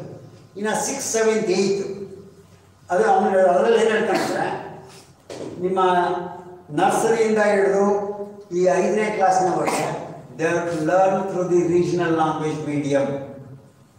Mother ಟಂಗಲ್ಲೇ ಕಲಿಬೇಕು, ಅವರು ಮಾತೃಭಾಷೆಯಲ್ಲೇ ಅವ್ರ ಮಕ್ಕಳು ಕಲಿಬೇಕು ಅನ್ನೋಂಥದ್ದನ್ನ ಹೇಳ್ತಾನೆ. ಸೊ ಎಷ್ಟು ಅಂತಂದರೆ ಎಷ್ಟು ವರ್ಷ ಆಗುತ್ತೆ? 8 ವರ್ಷಗಳು. ಅಪ್ ಟು 5th ಅಂತಂದರೆ 8 ವರ್ಷ. ಈಗ 8 ವರ್ಷಗಳ ಕಾಲ ಮಗು ಮಾತೃಭಾಷೆನಲ್ಲೇ ಕಲಿಬೇಕು. ಯಾಕಂದರೆ ಬೈ ದಿ ಸ್ಟಡೀಸ್ ಅದಕ್ಕೆ ಪ್ರೂವ್ ಆಗಿರೋದು ಏನಪ್ಪ ಅಂದರೆ, ಯಾವ ಮಗು ತನ್ನ ಮಾತೃಭಾಷೆಯಲ್ಲಿ ಚೆನ್ನಾಗಿ ಕಲಿತಾನೆ, I think they are able to achieve better ಅಂತ. ಅದಕ್ಕೆ ಬೆಸ್ಟ್ ಎಕ್ಸಾಂಪಲ್ಸ್ ಅಂದರೆ China, Russia, Japan. China, Russia, Japan. Even they get their higher education in the regional language medium. They achieve great things in science and technology. ಎಲ್ಲ ಕ್ಷೇತ್ರಗಳಲ್ಲಿ ದೊಡ್ಡ ದೊಡ್ಡ ಸಾಧನೆಗಳನ್ನು ಮಾಡಿರೋರು ಯಾರಪ್ಪ ಅಂದರೆ those who are learned in there mother tongue, not in foreign language, not in the foreign language. ಅದರಿಂದ ಈಗ ನಮ್ಮ ಎಜುಕೇಷನಿಸ್ಟ್ಸು ಇದನ್ನು ಮನಗಂಡೇನು ಮಾಡಿದ್ದಾರೆ ಅಂದರೆ ಫಸ್ಟ್ 8 years ಪ್ರತಿಯೊಂದು ಮಗುನೂ ಮಾತೃಭಾಷೆಯನ್ನು ಕಲಿಬೇಕು. 6ನೇ ಕ್ಲಾಸಿಂದ ನಿಮ್ಗೆ ಆಪ್ಷನ್ ಇದೆ, ಬೇಕಾದರೆ 8ನೇ ಕ್ಲಾಸ್ವರೆಗೂ ನೀವು ರೀಜನಲ್ ಲ್ಯಾಂಗ್ವೇಜನ್ನು ಕಂಟಿನ್ಯೂ ಮಾಡ್ಬೋದು ಅಪ್ ಟು 8th standard. ಮತ್ತು 6, 7, 8 ಏನಿದೆಯಲ್ಲ ಅದನ್ನು ನೀವು ಕಂಟಿನ್ಯೂ ಮಾಡ್ಬೋದು. ಬೇಡ ಅಂದರೆ ನೀವು ಇಂಗ್ಲೀಷ್ ಮೀಡಿಯಮ್ಗೆ ಹೋಗ್ಬೋದು 6, 7, 8. ಆ ಸಂದರ್ಭದಲ್ಲಿ ಭಾಷೆಗಳನ್ನು, ವಿವಿಧ ಭಾಷೆಗಳನ್ನು ಕಲಿಯೋದಕ್ಕೆ ಅವಕಾಶ ಇದೆ. ಬರೀ ನಮ್ಮ 3 language ಫಾರ್ಮುಲಾ ಎಲ್ಲಿಂದ ಪ್ರಾರಂಭ ಆಗುತ್ತೆ ಅಂದರೆ from the nursery 3 language formula ಪ್ರಾರಂಭ ಆಗುತ್ತೆ. ಈಗ ನಮ್ಮಲ್ಲಿರೋ 3 language ಫಾರ್ಮುಲಾ ಯಾವುದು ಅಂತಂದರೆ, ಈಗ ನಮ್ಮ ಸ್ಕೂಲ್ಗಳಲ್ಲಿರೋದು Kannada, English, Hindi. Hindi is not compulsory ಈಗ. ಸೊ ಹಿಂದಿನೂ ಕಂಪಲ್ಸರಿ ಅಂತ ಏನಿಲ್ಲ ಅನ್ನೋವಂಥದ್ದು. Any 2 Indian languages plus 1 foreign language ಬೇಕಾದ್ರೆ ಕಲಿಬೋದು, ಆ ಥರ ಅವಕಾಶ ಇದೆ ಅನ್ನೋವಂಥದ್ದು. ಸೊ ಅದಕ್ಕೆ ಭಾರತೀಯ ಭಾಷೆಗಳಿಗೆ ಉತ್ತೇಜನ ಕೊಡಬೇಕು ಅನ್ನೋಂಥ ಹಿನ್ನೆಲೆಯಲ್ಲಿ ಅವುಗಳಿಗೆ ಹೆಚ್ಚು ಅವಕಾಶಗಳನ್ನು ಮಾಡಿಕೊಟ್ಟಿದ್ದಾರೆ. ಈಗ ನಾವು 6th, 7th ಇದ್ದಾಗಲೂ they have to learn 3 languages. ಅದ್ರ ಜೊತೆಗೆ ಲ್ಯಾಂಗ್ವೇಜಸ್ ಆಫ್ ಇಂಡಿಯಾ ಅಂತ ಒಂದು ಪೇಪರ್ ಇರುತ್ತೆ ಮಕ್ಕಳಿಗೆ, ಭಾರತೀಯ ಭಾಷೆಗಳ ಬಗ್ಗೆನೇ ಒಂದು ಪೇಪರ್ ಇರುತ್ತೆ. ವಿವಿಧ ಭಾಷೆಗಳಲ್ಲಿರ್ತಕ್ಕಂಥ ಸಂಸ್ಕೃತಿಯನ್ನು, ಅಲ್ಲಿಯ ಭಾಷಾ ವೈವಿಧ್ಯತೆಯನ್ನು ಮಕ್ಕಳಿಗೆ ಪರಿಚಯಿಸ್ತಕ್ಕಂಥ ಹಿನ್ನೆಲೆಯಲ್ಲಿ there is a course on languages of India. ಭಾರತೀಯ ಭಾಷೆಗಳ ಬಗ್ಗೆನೇ ಒಂದು ಪೇಪರ್ನ ಆ ಹಂತದಲ್ಲಿ ಇಂಟ್ರೊಡ್ಯೂಸ್ ಮಾಡಿರ್ತಕ್ಕಂಥದ್ದನ್ನು ನಾವು ನೋಡ್ತೀವಿ. ನೆಕ್ಸ್ಟ್ ಹೈಸ್ಕೂಲಿಗೆ ಬಂದಾಗ 9th, 10th, 11th, 12th ಬಂದಂಥ ಸಂದರ್ಭದಲ್ಲಿ ಇಲ್ಲಿ in addition to 3 languages they are having freedom to study another foreign language. German, Japanese, Russian, Korean, ಯಾವುದಾದ್ರು ಒಂದು ಭಾಷೆ ಕಲಿಯೋದಕ್ಕೆ, ಪರ್ಷಿಯನ್ ಯಾವುದಾದ್ರು ಒಂದನ್ನು ನಿಮಗೆ ಕಲಿಯೋದಕ್ಕೆ ಅವಕಾಶ ಇದೆ, ಮಕ್ಕಳಿಗೆ ಕಲಿಯೋದಕ್ಕೆ ಅವಕಾಶ ಇದೆ ಅಂತಕ್ಕಂಥದ್ದು. ಈ ಭಾರತೀಯ ಭಾಷೆಗಳಲ್ಲಿ 22 ಭಾಷೆಗಳಿದೆ. ನಮ್ಮ ಶೆಡ್ಯೂಲ್ 22 ಫಾರ್ಮುಲಾದಲ್ಲಿ ಯಾವುದಾದ್ರು 2 ಕಂಪಲ್ಸರಿಯಾಗಿ ಓದಲೇಬೇಕು. ಅದ್ರ ಜೊತೆ ನೀವು ಇಂಗ್ಲೀಷ್ ಓದೋದ್ರೆ 2 ಕಂಪಲ್ಸರಿಯಾಗಿ ಓದಲೇಬೇಕು. ಸೊ ಆ ರೀತಿಯಾಗಿ ಆ ಮಕ್ಕಳಿಗೆ 3 ಭಾಷೆಗಳನ್ನು ಕಲಿಯೋದ್ರ ಜೊತೆಗೆ 1 foreign languageಗಳನ್ನು ಕಲಿಯುವಂಥ ಅವಕಾಶಗಳನ್ನು ಇಲ್ಲಿ ಮಾಡಿಕೊಟ್ಟಿದ್ದಾರೆ. ಮತ್ತು ಇಲ್ಲಿ 11th, 9th, 10th, 11th, 12th ಅಲ್ಲೇ ಇಲ್ಲಿ ನಿಮ್ಗೆ ಏನಾಗುತ್ತೆ ಅಂದರೆ ಇಂಟರ್ ಡಿಸಿಪ್ಲಿನರಿ ಕೋರ್ಸಸ್ ಸ್ಟಾರ್ಟ್ ಆಗುತ್ತೆ. ಮೊದಲಂಗೆ purely science combination, arts combination, commerce combination ಅಂತ ಇಲ್ಲ. ಕಾಮರ್ಸ್ ಕಾಂಬಿನೇಷನ್ ಅಂತ ಇಲ್ಲ. ಸೈನ್ಸ್, ಈಗ ಉದಾಹರಣೆಗೆ ನೀವು ಫಿಸಿಕ್ಸ್, ಕೆಮಿಸ್ಟ್ರಿ, ಬಯಾಲಜಿ ತಗೊಂಡು ನಾನು ಎಕನಾಮಿಕ್ಸ್ ಓದ್ತೀನಿ ಅಂದರೆ ಓದ್ಬೋದು. ದರ್ ಇಸ್ ಅ ಫ್ರೀಡಮ್ ಆ ಹುಡುಗನಿಗೆ. ಅಥವಾ ನಾನು ಅವೆರಡರ ಜೊತೆಗೆ ಒಂದು ಕನ್ನಡ ಆಪ್ಷನಲ್ ಓದ್ತೀನಿ ಅಂದ್ರೂ ಓದ್ಬೋದು, ಆಪ್ಷನಲ್ ಕನ್ನಡ. ಒಂದು ಅಕೌಂಟೆನ್ಸಿ ಓದ್ತೀನಿ ಅಂದ್ರೂ you are having freedom. No strict discipline ಇಲ್ಲ. ಆರ್ಟ್ಸ್ ಆ್ಯಂಡ್ ಸೈನ್ಸ್ ಅಂತ ಆಗಲಿ, ಆರ್ಟ್ಸ್ ಸಬ್ಜೆಕ್ಟ್ನವ್ರು ಸೈನ್ಸ್ನವರು, ಆರ್ಟ್ಸ್ನವರು, ಕಾಮರ್ಸಿಂದು ಎಲ್ಲ ಮಿಕ್ಸ್ ಆಗಿ ಓದೋದಕ್ಕೆ ಅವಕಾಶ ಇದೆ. No separate disciplines. Arts and science ಅಂತ ಹೇಳಿ ಸಪ್ರೇಟ್ ಡಿಸಿಪ್ಲೈನನ್ನು ಮಾಡ್ತಾ ಇಲ್ಲ ಅನ್ನೋವಂಥದ್ದು. ಅದೇ ರೀತಿ academic and non academic streams ಅಂತ ಇಲ್ಲ. Vocational stream and non academic ಅಂತ ಇಲ್ಲ. ಮುಂಚೆ ವೊಕೇಶನಲ್ ಕೋರ್ಸ್ ಅಂತ ಇತ್ತು ನೋಡಿ PUCನಲ್ಲಿ ಸಪ್ರೇಟ್, ಈಗ ಆಗಿಲ್ಲ. ನೀವು ಇಲ್ಲ ಹೈಸ್ಕೂಲಲ್ಲಿ ಇದ್ದಾಗಲೇ ಕೆಲವು ವೊಕೇಶನಲ್ ಕೋರ್ಸ್ಗಳನ್ನು ಕಲಿಬೋದು. ಈಗ ನೀವು ಅಲ್ಲಿ ಯಾವುದು ಎಲೆಕ್ಟ್ರಿಕಲ್ ವೈರಿಂಗ್ ಆ್ಯಂಡ್ ಅಪ್ಲಯನ್ಸಸ್ ಅಂತ ನೀವು ಕಲಿತೀರಿ, ಸೆರಿಕಲ್ಚರ್ ಅಂತ ಒಂದು ಕಲಿಬೋದು. ಯಾವುದೋ ಫಾರ್ಮಸಿ ಒಂದು ಕೋರ್ಸ್ ತಗೊಂಡು ನೀವು ಕಲಿಬೋದು. ನೆಕ್ಸ್ಟ್ ಫಾರ್ಮಸಿಸ್ಟ್ ಆಗ್ತೀನಿ ಅಂದರೆ PUCನಲ್ಲಿ ಇದ್ದಾಗಲೇ ಫಾರ್ಮಸಿ ಯಾವುದೋ ಒಂದು ಕೋರ್ಸ್ ತಗೊಂಡು ಓದಿ ನೀವು ಫಾರ್ಮಸಿ ಕಡೆ ಹೋಗ್ಬಿಡ್ಬೋದು. ಎಲೆಕ್ಟ್ರಿಕಲ್ಸ್ ಯಾವುದಾದ್ರು ಒಂದು ಸಿಸ್ಟಮ್ಗೆ ನಿಮಗೆ ವೊಕೇಶನಲ್ ಕೋರ್ಸ್ಗಳನ್ನು ರೆಗ್ಯುಲರ್ PUCನಲ್ಲೇ ಇನ್ಮೇಲೆ ಇಂಟ್ರೊಡ್ಯೂಸ್ ಮಾಡ್ತಾರೆ. 9th, 10th, 11th, 12th ಅಲ್ಲೇ ವೊಕೇಶನಲ್ ಕೋರ್ಸಸ್ ಇಂಟ್ರೊಡ್ಯೂಸ್ ಆಗುತ್ತೆ. ಹಿಂದೆ ನಿಮಗೆ ನಮ್ಮ 52, 53 ಕಮಿಷನ್ ಬಂದಂಥ ಸಂದರ್ಭದಲ್ಲಿ ಮೊದಲೇ ಆ ಕಮಿಷನಲ್ಲಿ ಇತ್ತು ಮಲ್ಟಿಪರ್ಪಸ್ ಸ್ಕೂಲ್ಸ್ ಅಂತ ಇತ್ತು, ಗೊತ್ತಿರ್ಬೋದು, ವಿವಿಧ ಉದ್ದೇಶ ಪ್ರೌಢಶಾಲೆಗಳು. ಆ ವಿವಿಧ ಉದ್ದೇಶ ಪ್ರೌಢಶಾಲೆಗಳಲ್ಲಿ ಮಕ್ಕಳಿಗೆ ಇದನ್ನೇ ಕಲಿಸ್ತಾ ಇದ್ರು. ಅಗ್ರಿಕಲ್ಚರು, ಹಾರ್ಟಿಕಲ್ಚರು, ಕಾರ್ಪೆಂಟ್ರಿ, ಸ್ಮಿತಿ, ಮಕ್ಕಳಿಗೆ ಏನೇನು ಇಷ್ಟ ಬೇಕೋ ಅದನ್ನೆಲ್ಲ ಕಲಿಸ್ತಾ ಇದ್ರು. ಆದರೆ ಅದೇನು ಯಾಕೆ ಫೇಲ್ಯೂರ್ ಆಯಿತು ಅಂದರೆ ಪೇರೆಂಟ್ಸ್ ಅಪೋಸ್ ಮಾಡೋಕ್ಕೆ ಶುರು ಮಾಡಿದ್ರು. ಈ ಅಗ್ರಿಕಲ್ಚರ್ ಕಲಿಯೋಕೆ ನಮ್ಮ ಹುಡುಗರು ನಾವು ಸ್ಕೂಲಿಗೆ ಕಳಿಸ್ಬೇಕಲ್ಲ, ನಾವು ಮನೇಲೇ ಕೊಡ್ಬೋದಲ್ಲ ಅದನ್ನು ಅಂತೇಳಿ. ಅಥವಾ ನೀವು ಯಾವಾಗ ಕಮಾರ್ಗೆ ಕಳಿಸ್ತಿರೋ ಇನ್ನೇನೋ ಕಲಿಸ್ತೀರಿ ಅಂದರೆ ಅದಕ್ಕೆ ನಮ್ಮ ಮಕ್ಕಳನ್ನ ಸ್ಕೂಲಿಗೆ ಯಾಕೆ ಕಳಿಸ್ಬೇಕು ಅಂತೇಳಿ ಪೇರೆಂಟ್ಸ್ ಸ್ಟಾರ್ಟೆಡ್ ಅಪೋಸಿಂಗ್. ಅದಕ್ಕೆ ಅದನ್ನು ಸ್ಟಾಪ್ ಮಾಡಿದ್ರು. ನಂತರ ಕೊಠಾರಿ ಎಜುಕೇಷನ್ ಕಮಿಷನ್ ಬಂದಮೇಲೆ ಅದನ್ನು ಸಪ್ರೇಟ್ ಸ್ಟಾಪ್ ಮಾಡಿ ಕಾಮನ್ ಸ್ಕೂಲಿಂಗನ್ನು ಮಾಡಿದ್ರು. ಈಗ ಮತ್ತೆ ಅದಕ್ಕೆ ಅವಕಾಶ ಕೊಟ್ಟಿದ್ದಾರೆ. ಒಂದು ಜಾಬ್ ಓರಿಯೆಂಟೇಷನನ್ನು ಸ್ಕೂಲ್ ಲೆವೆಲಲ್ಲಿ ನೀವು ಮಾಡ್ಬೋದು. ಜಾಬ್ ಓರಿಯೆಂಟೇಷನ್ ಈಗ ನಾವು ಡಿಗ್ರಿನಲ್ಲೂ ಬರ್ತಾ ಇದೆ. ಈಗ ಡಿಗ್ರಿನಲ್ಲಿ ಜಾಬ್ ಓರಿಯೆಂಟೇಷನ್ ಬರುತ್ತೆ. BA ಮುಗಿಸಿದ ತಕ್ಷಣ ನೀವು ಯಾವ್ದಾದ್ರು ಒಂದು ಸಪ್ರೇಟ್ ಜಾಬ್ ಓರಿಯೆಂಟೆಡ್ ಕೋರ್ಸ್ನ ಅದ್ರ ಜೊತೆಗೆ ಓದಿ ಒಂದು ಜಾಬ್ಗೆ ಹೋಗ್ಬಿಡ್ಬೋದು, ಅಥವಾ ನೀವೇ ಒಂದು ಸ್ವತಂತ್ರ ಜಾಬ್ ಸ್ಟಾರ್ಟ್ ಮಾಡ್ಬೋದು. This is how the courses will start ನಾವು ಇದೆ. ಸೊ ಅದಕ್ಕೆ ಅವಕಾಶಗಳನ್ನ ಮಾಡಿಕೊಟ್ಟಿದ್ದಾರೆ. ಮತ್ತು ಇದ್ರ ಜೊತೆಗೆ ಈ ಭಾಷೆಗಳನ್ನು ನಾವು ನೋಡಿದ್ವಿ. ಭಾಷೆಗಳ ಜೊತೆಗೆ ಔದ್ಯೋಗಿಕ ವಿಷಯಗಳು ಇವೆಲ್ಲವನ್ನೂ ಇಂಟ್ರೊಡ್ಯೂಸ್ ಮಾಡ್ತಾರೆ. ಮತ್ತು ಈ ಕಲೆ, ಕ್ರೀಡೆ ಇವೆಲ್ಲವುಗಳಿಗೂ ಒಂದು ಅವಕಾಶಗಳನ್ನು ಇದರಲ್ಲಿ ಮಾಡಿಕೊಟ್ಟಿದ್ದಾರೆ. ಕಲೆ, ಕ್ರೀಡೆ ಪ್ರತಿಯೊಂದನ್ನು ಕಲಿಯೋದಕ್ಕೆ ಅವಕಾಶ ಇದೆ. ಆರ್ಟ್ ಟೀಚರ್ ಅಂತ ಇರ್ತಾರೆ, ಡ್ರಾಯಿಂಗ್ ಟೀಚರ್, ಪ್ರತಿಯೊಂದು ಅಲ್ಲಿ ಅವಕಾಶ ಇದೆ. ಮ್ಯೂಸಿಕ್ ಟೀಚರ್ಸು ಪ್ರತಿಯೊಂದಕ್ಕೂ ಅವಕಾಶ ಇದೆ. ಸೊ ಆ ರೀತಿಯಾಗಿ ಅವಕಾಶಗಳನ್ನು ಇದರಲ್ಲಿ ಮಾಡಿಕೊಟ್ಟಿದ್ದಾರೆ. ಸೊ ಇದು ಬಹಳಷ್ಟು ಪ್ರಮುಖವಾಗಿ ನಮ್ಮ ಶಿಕ್ಷಣ ವ್ಯವಸ್ಥೆಯಲ್ಲಾಗಿರುವಂತಹ ಸಿಸ್ಟಮಲ್ಲಾಗಿರೋ ಬದಲಾವಣೆ. ನೀವು 10+2ಗೋ ನಿಮ್ಮ ಇವನ್ ಇದರಲ್ಲೂ ಹಾಕಿದ್ರೆ ನೋಡಿ, ನಮ್ಮ ಇನ್ವಿಟೇಷನಲ್ಲಿ ನೋಡೋದು. This is work will see that 5+3+3+4 ಇದು 10+2 ಮೊದಲಿದೆ. ಈಗ ನಾವು ಸಿ ದಿ ಚೇಂಜ್. ಸೊ ಇಂಥ ಬದಲಾವಣೆಗಳಾಗಿರೋದನ್ನು ನಾವು ನೋಡ್ತೀವಿ. ನೆಕ್ಸ್ಟ್ ಲೈಕ್ ಸಾರ್ವತ್ರಿಕವಾದಂಥ ಲಭ್ಯತೆ ಅಂದರೆ ಯೂನಿವರ್ಸಲೈಸೇಷನ್ ಆಫ್ ಎಜುಕೇಷನ್. ಸಾರ್ವತ್ರಿಕರಣ ಅಂತ ಏನು ಕರೀತೀವಲ್ಲ, ಈ ದೇಶದ ಪ್ರತಿಯೊಂದು ಮಗುವಿಗೂ ಉಚಿತ ಮತ್ತು ಕಡ್ಡಾಯ ಶಿಕ್ಷಣ ದೊರೆಯಬೇಕು ಅನ್ನೋಂಥದ್ದು. ಅದು ನಮ್ಮ ಗುರಿ ಯಾವಾಗಿತ್ತು ನಿಮ್ಗೆಲ್ಲರಿಗೂ ಗೊತ್ತಿದೆ. ಎಲ್ಲ ಡಿ.ಎಡ್ ಓದಿರ್ತೀರಿ. I think all of you aware of this. ಎಷ್ಟರೊಳಗೆ ಹೇಳಿದ್ರು ಅಲ್ಲ, ಎಷ್ಟು ವರ್ಷದಲ್ಲಿ ಗುರಿ ತಲುಪಬೇಕು ಅಂತ ಹೇಳಿದ್ರು?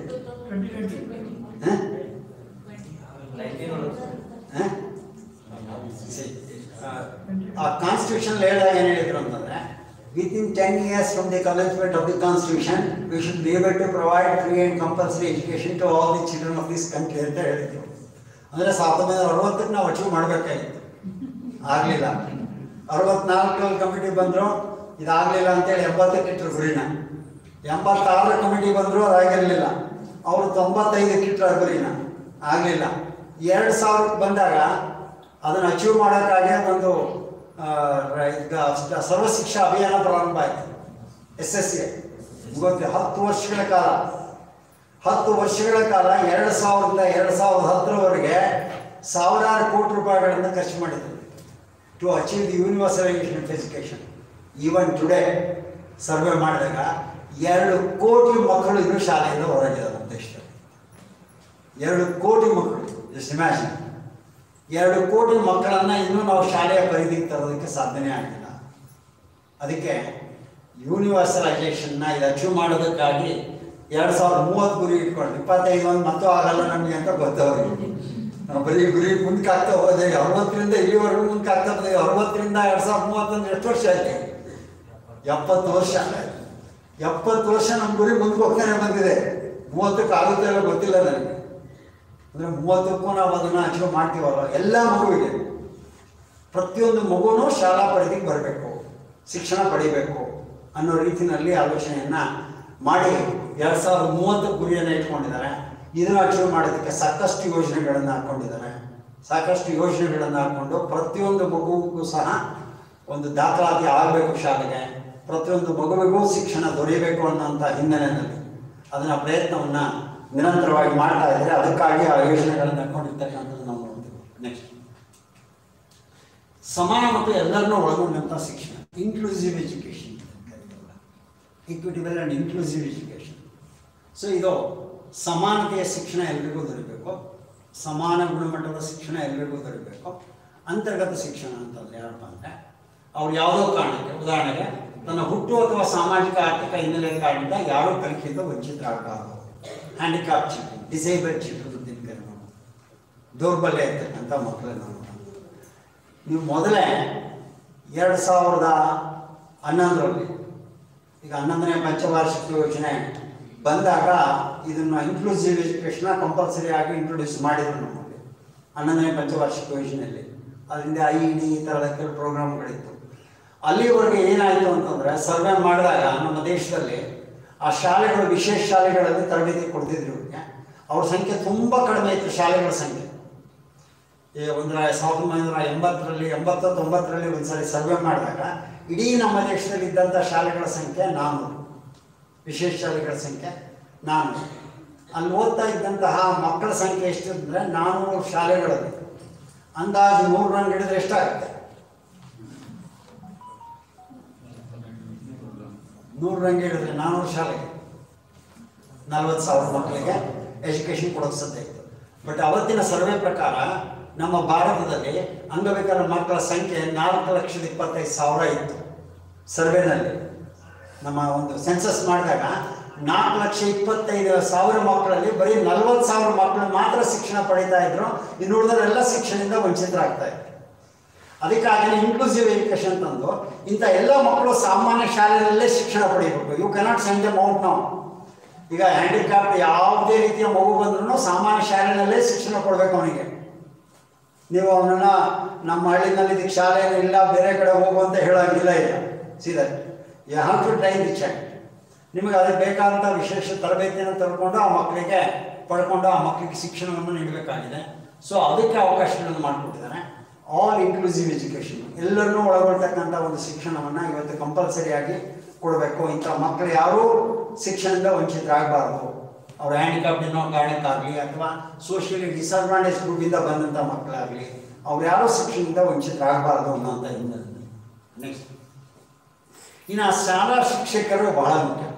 ಶಿಕ್ಷಕರನ್ನ ರಾಷ್ಟ್ರೀಯ ಶಿಕ್ಷಣ ನೀತಿನಲ್ಲಿ ಬದಲಾವಣೆಯ ಹರಿಕಾರರು ಅಂತ ಕರೆದಿದ್ದಾರೆ. They are the change factors. ಬದಲಾವಣೆ ಹರಿಕಾರ. ಶಿಕ್ಷಣ ವ್ಯವಸ್ಥೆನಲ್ಲಿ ಏನಾದರೂ ಬದಲಾವಣೆ ತರೋದು ಸಾಧ್ಯ ಆದರೆ ಅದು ಶಿಕ್ಷಕರಿಂದ ಮಾತ್ರ ಸಾಧ್ಯ ಅನ್ನೋದನ್ನು ಅವ್ರು ಕಂಡುಕೊಂಡಿದ್ದಾರೆ. ಅದಕ್ಕೆ ಅಬ್ದುಲ್ ಕಲಾಮು ಒಂದು ಕಡೆ ಹೇಳ್ತಾರೆ, ಈ ದೇಶದಲ್ಲಿ ನಾವು ನಿರೀಕ್ಷಿಸಿದಂಥ ಬದಲಾವಣೆ ತರೋದಾದರೆ ಈ ದೇಶದಲ್ಲಿ 3 ಜನರಿಂದ ಮಾತ್ರ ಸಾಧ್ಯ ಅಂತಾರೆ. ಅವ್ರು ಯಾರು ಅಂದ್ರೆ ಅವ್ರು ಹೇಳ್ತಾರೆ, ತಂದೆ ತಾಯಿ ಮತ್ತು ಆ ಮಗುವಿನ ತಂದೆ ತಾಯಿ ಮತ್ತು ಟೀಚರ್. ಈ 3 ಜನ ಮಾತ್ರ ಮನಸ್ಸು ಮಾಡಿದರೆ ಏನೇ ಬದಲಾವಣೆ ಬೇಕಾದ್ರೂ ಈ ದೇಶದಲ್ಲಿ ತರೋದಕ್ಕೆ ಸಾಧ್ಯತೆ ಇದೆ. ಅದಕ್ಕೆ ಶಿಕ್ಷಕರು ಮನಸ್ಸು ಮಾಡಬೇಕು ಅನ್ನೋದನ್ನ ಹೇಳ್ತಾರೆ. ಅದಕ್ಕೆ ಇಲ್ಲಿ ಶಿಕ್ಷಕರನ್ನ ಬದಲಾವಣೆ ಹರಿಕಾರರು ಅಂತ ಹೇಳಿ ಕರಿತೀವಿ. ಯಾವುದೇ ಕ್ಷೇತ್ರದಲ್ಲಿ ಬದಲಾವಣೆ ತರೋದು ಸಾಧ್ಯ ಇರೋದೇ ಟೀಚರಿಂದ. ಟೀಚರ್ ಸ್ಥಾನ ನಿಜವಾಗ್ಲೂ ಯಾವಾಗಲೂ ಉನ್ನತವಾಗಿರುವಂಥದ್ದು. ನಮ್ಮ ದೇಶದಲ್ಲಿ ಸ್ವಲ್ಪ ಇನ್ನು ಸ್ಥಾನ ಕಡಿಮೆ ಇದೆ ಅಂತ ಅನ್ಬೋದು. ಜರ್ಮನಿನಲ್ಲಿ I think teachers highest paid ಯಾರು ಅಂದರೆ ಜರ್ಮನಿಯಲ್ಲಿ ದೇ ಆರ್ ಟೀಚರ್ಸ್. ಹೆಚ್ಚಿಗೆ ಸಂಬಳ ಸಿಗೋದು ಯಾರಿಗೆ ಅಂದರೆ ಟೀಚರ್ಸ್. ಜರ್ಮನಿನಲ್ಲಿ ಒಂದ್ಸರಿ ಡಾಕ್ಟರ್ಸು ಇಂಜಿನಿಯರ್ಸ್ ಎಲ್ಲ ಸೇರಿಕೊಂಡು ಏಂಜೆಲಾ ಮಾರ್ಕಲ್ ಅಲ್ಲಿ ಚಾನ್ಸಲರ್ ಇದ್ದಾರೆ, ಅವ್ರ ಹತ್ರ ಒಂದ್ಸರಿ ಡೆಲಿಗೇಷನ್ ತೊಗೊಂಡು ಹೋದ್ರಂತೆ. ಅವ್ರು ಕೇಳಿದ್ದೇನು ಅಂತಂದರೆ, ನಮ್ದೊಂದು ಬೇಡಿಕೆ ಇದೆ ಅಂತಂದರೆ ಏನು ಅಂದರೆ ನಮ್ಮ ದೇಶದಲ್ಲಿ ಟೀಚರ್ಸಿಗೆ ಇರೋಷ್ಟು ಸಂಬಳ ನಮಗೆ ಕೊಡ್ರಿ ಅಂತ. ಸೀದಾ ಡಿಮ್ಯಾಂಡ್. ಅದಕ್ಕೆ ಚಾನ್ಸಲರ್ ಹೇಳಿದಂತೆ, how can I equate you with your teachers ಅಂತ.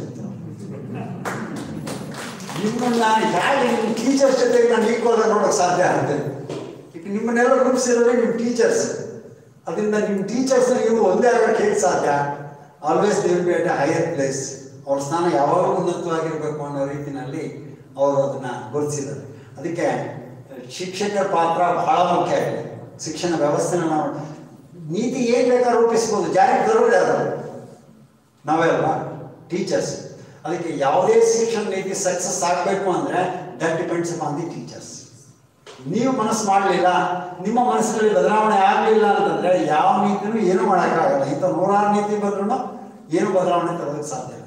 ಅದಕ್ಕೆ ಅಂತ ಶಿಕ್ಷಕರು ಬಹಳ ಮುಖ್ಯವಾಗಿ ಅವರ ತರಬೇತಿಗೆ ಬಹಳಷ್ಟು ಬದಲಾವಣೆಗಳನ್ನು ತಂದಿದ್ದಾರೆ. ನಮ್ಮ BEd ಅಲ್ಲಿ ಏನೇನು ಚೇಂಜ್ ಆಗುತ್ತೆ ಅಂತ ಹೇಳ್ತೀನಿ ನಂತರ. ಸೊ ಅಷ್ಟೊಂದು ಬದಲಾವಣೆಗಳನ್ನು ಇವತ್ತು ತಂದಿರ್ತಕ್ಕಂಥದ್ದು ನಾವು ನೋಡ್ತೇವೆ. ಸೊ ಅದ್ರ ಜೊತೆಗೆ ನೆಕ್ಸ್ಟ್ ಶಾಲಾ ಆಡಳಿತದಲ್ಲಿ ಸಾಕಷ್ಟು ಬದಲಾವಣೆಯನ್ನು ತರ್ತಕ್ಕಂಥ ಪ್ರಯತ್ನವನ್ನು ಮಾಡಿದ್ದಾರೆ. ಇಲ್ಲಿ ಸ್ಕೂಲ್ ಕಾಂಪ್ಲೆಕ್ಸಸ್ ಅಂತ ಕೇಳಿದರೆ ಇದೇನು ಹೊಸದೇನಲ್ಲ. 1968 ಶಿಕ್ಷಣ ನೀತಿನಲ್ಲೂ ಇತ್ತು, NP 1986 ಇತ್ತು, ಈಗ ಕಂಟಿನ್ಯೂ ಆಗಿದೆ. ಇದಷ್ಟೇ ಕ್ಲಸ್ಟರ್ಸ್ ಮಾಡೋದು, ಸ್ಕೂಲ್ ಕಾಂಪ್ಲೆಕ್ಸ್ ಅಂತ ಮಾಡ್ತಾರೆ. ಅದೇನಂದರೆ 10 ಅಥವಾ 20 ಸ್ಕೂಲ್ಗಳಿಗೆ ಒಂದೊಂದು ಸ್ಕೂಲ್ ಕಾಂಪ್ಲೆಕ್ಸ್. ಗೌರ್ಮೆಂಟ್ ಸ್ಕೂಲ್ ಇರಲಿ, ಪ್ರೈವೇಟ್ ಸ್ಕೂಲ್ ಇರಲಿ, ಒಂದು 20 ಶಾಲೆಗಳನ್ನು ಸೇರಿಸಿ ಒಂದು ಸ್ಕೂಲ್ ಕಾಂಪ್ಲೆಕ್ಸ್ ಮಾಡ್ತಾರೆ. ಉದಾಹರಣೆಗೆ ಈ ಭಾಗದಲ್ಲಿ ನಿಮ್ಮ ಸ್ಕೂಲ್ ವೆಲ್ ಎಕ್ವಿಪ್ಡ್ ಇದೆ ಅಂತಂದರೆ this will be a school complex centre. School complex centre ಆಗುತ್ತೆ. ಈ ಸ್ಕೂಲ್ ಕಾಂಪ್ಲೆಕ್ಸ್ ಸೆಂಟರ್ ಏನಪ್ಪ ಅಂದರೆ this a resource centre for the 20 schools. ಈ ಅಕ್ಕಪಕ್ಕದಲ್ಲಿರ್ತಕ್ಕಂಥ 20 ಶಾಲೆಗಳಿಗೆ ಒಂದು ಸಂಪನ್ಮೂಲ ಕೇಂದ್ರ ಇದೆ. ಇಲ್ಲಿಂದ you can provide resources to the other schools. Library provide ಮಾಡೋಕ್ಕಿರ್ಬೋದು, ಲ್ಯಾಬ್ರೇಟ್ರಿ ಪ್ರೊವೈಡ್ ಮಾಡೋಕ್ಕಿರ್ಬೋದು, ಅಥವಾ ಕೆಲವು ಸ್ಪೆಷಲ್ ಟೀಚರ್ಸ್ಗಳು ಎಲ್ಲ ಶಾಲೆಗಳಲ್ಲಿ ಇಲ್ಲ. ಮ್ಯೂಸಿಕ್ ಟೀಚರ್ ಇರ್ಬೋದು, ಡ್ರಾಯಿಂಗ್ ಟೀಚರ್ ಇರ್ಬೋದು, ಯಾರೋ ಫಿಸಿಕಲಿ ಎಜುಕೇಷನಲ್ಲಿ ಸ್ಪೆಷಲಿ ಟ್ರೈನ್ ಟೀಚರ್ ಇರ್ಬೋದು, ಖೋ ಖೋ ಕೋಚ್ ಇರ್ಬೋದು, ಅಥವಾ ಯಾರೋ ವಾಲಿಬಾಲ್ ಕೋಚ್ ಇರ್ಬೋದು. ಈ ಸ್ಕೂಲಲ್ಲಿ ವಾಲಿಬಾಲ್ ಕೋಚ್ ಇದ್ದಾರೆ, ಇನ್ನೊಂದು ಸ್ಕೂಲಲ್ಲಿ ಕ್ರಿಕೆಟ್ ಕೋಚ್ ಇದ್ದಾರೆ. ಯು ಕ್ಯಾನ್ ಎಕ್ಸ್ಚೇಂಜ್ ಅಂತ ಸ್ಕೂಲ್ ಕಾಂಪ್ಲೆಕ್ಸಲ್ಲಿ ಈಗ 10 ಸ್ಕೂಲಲ್ಲಿ ಡಿಫ್ರೆಂಟ್ ಟೈಪ್ ಆಫ್ ಕೋಚಸ್ ಇದ್ದರೆ ಆ ಟೀಚರ್ಸ್ಗಳನ್ನು ನೀವು ಎಕ್ಸ್ಚೇಂಜ್ ಮಾಡ್ಕೊಳ್ಬೋದು. Not restrict yourself to only your school. So ಅಂಥ ಒಂದು ಸ್ಕೂಲ್ ಕಾಂಪ್ಲೆಕ್ಸ್ನ ಕಾನ್ಸೆಪ್ಟನ್ನು ಮತ್ತೆ ಇಂಟ್ರೊಡ್ಯೂಸ್ ಮಾಡಿದ್ದಾರೆ.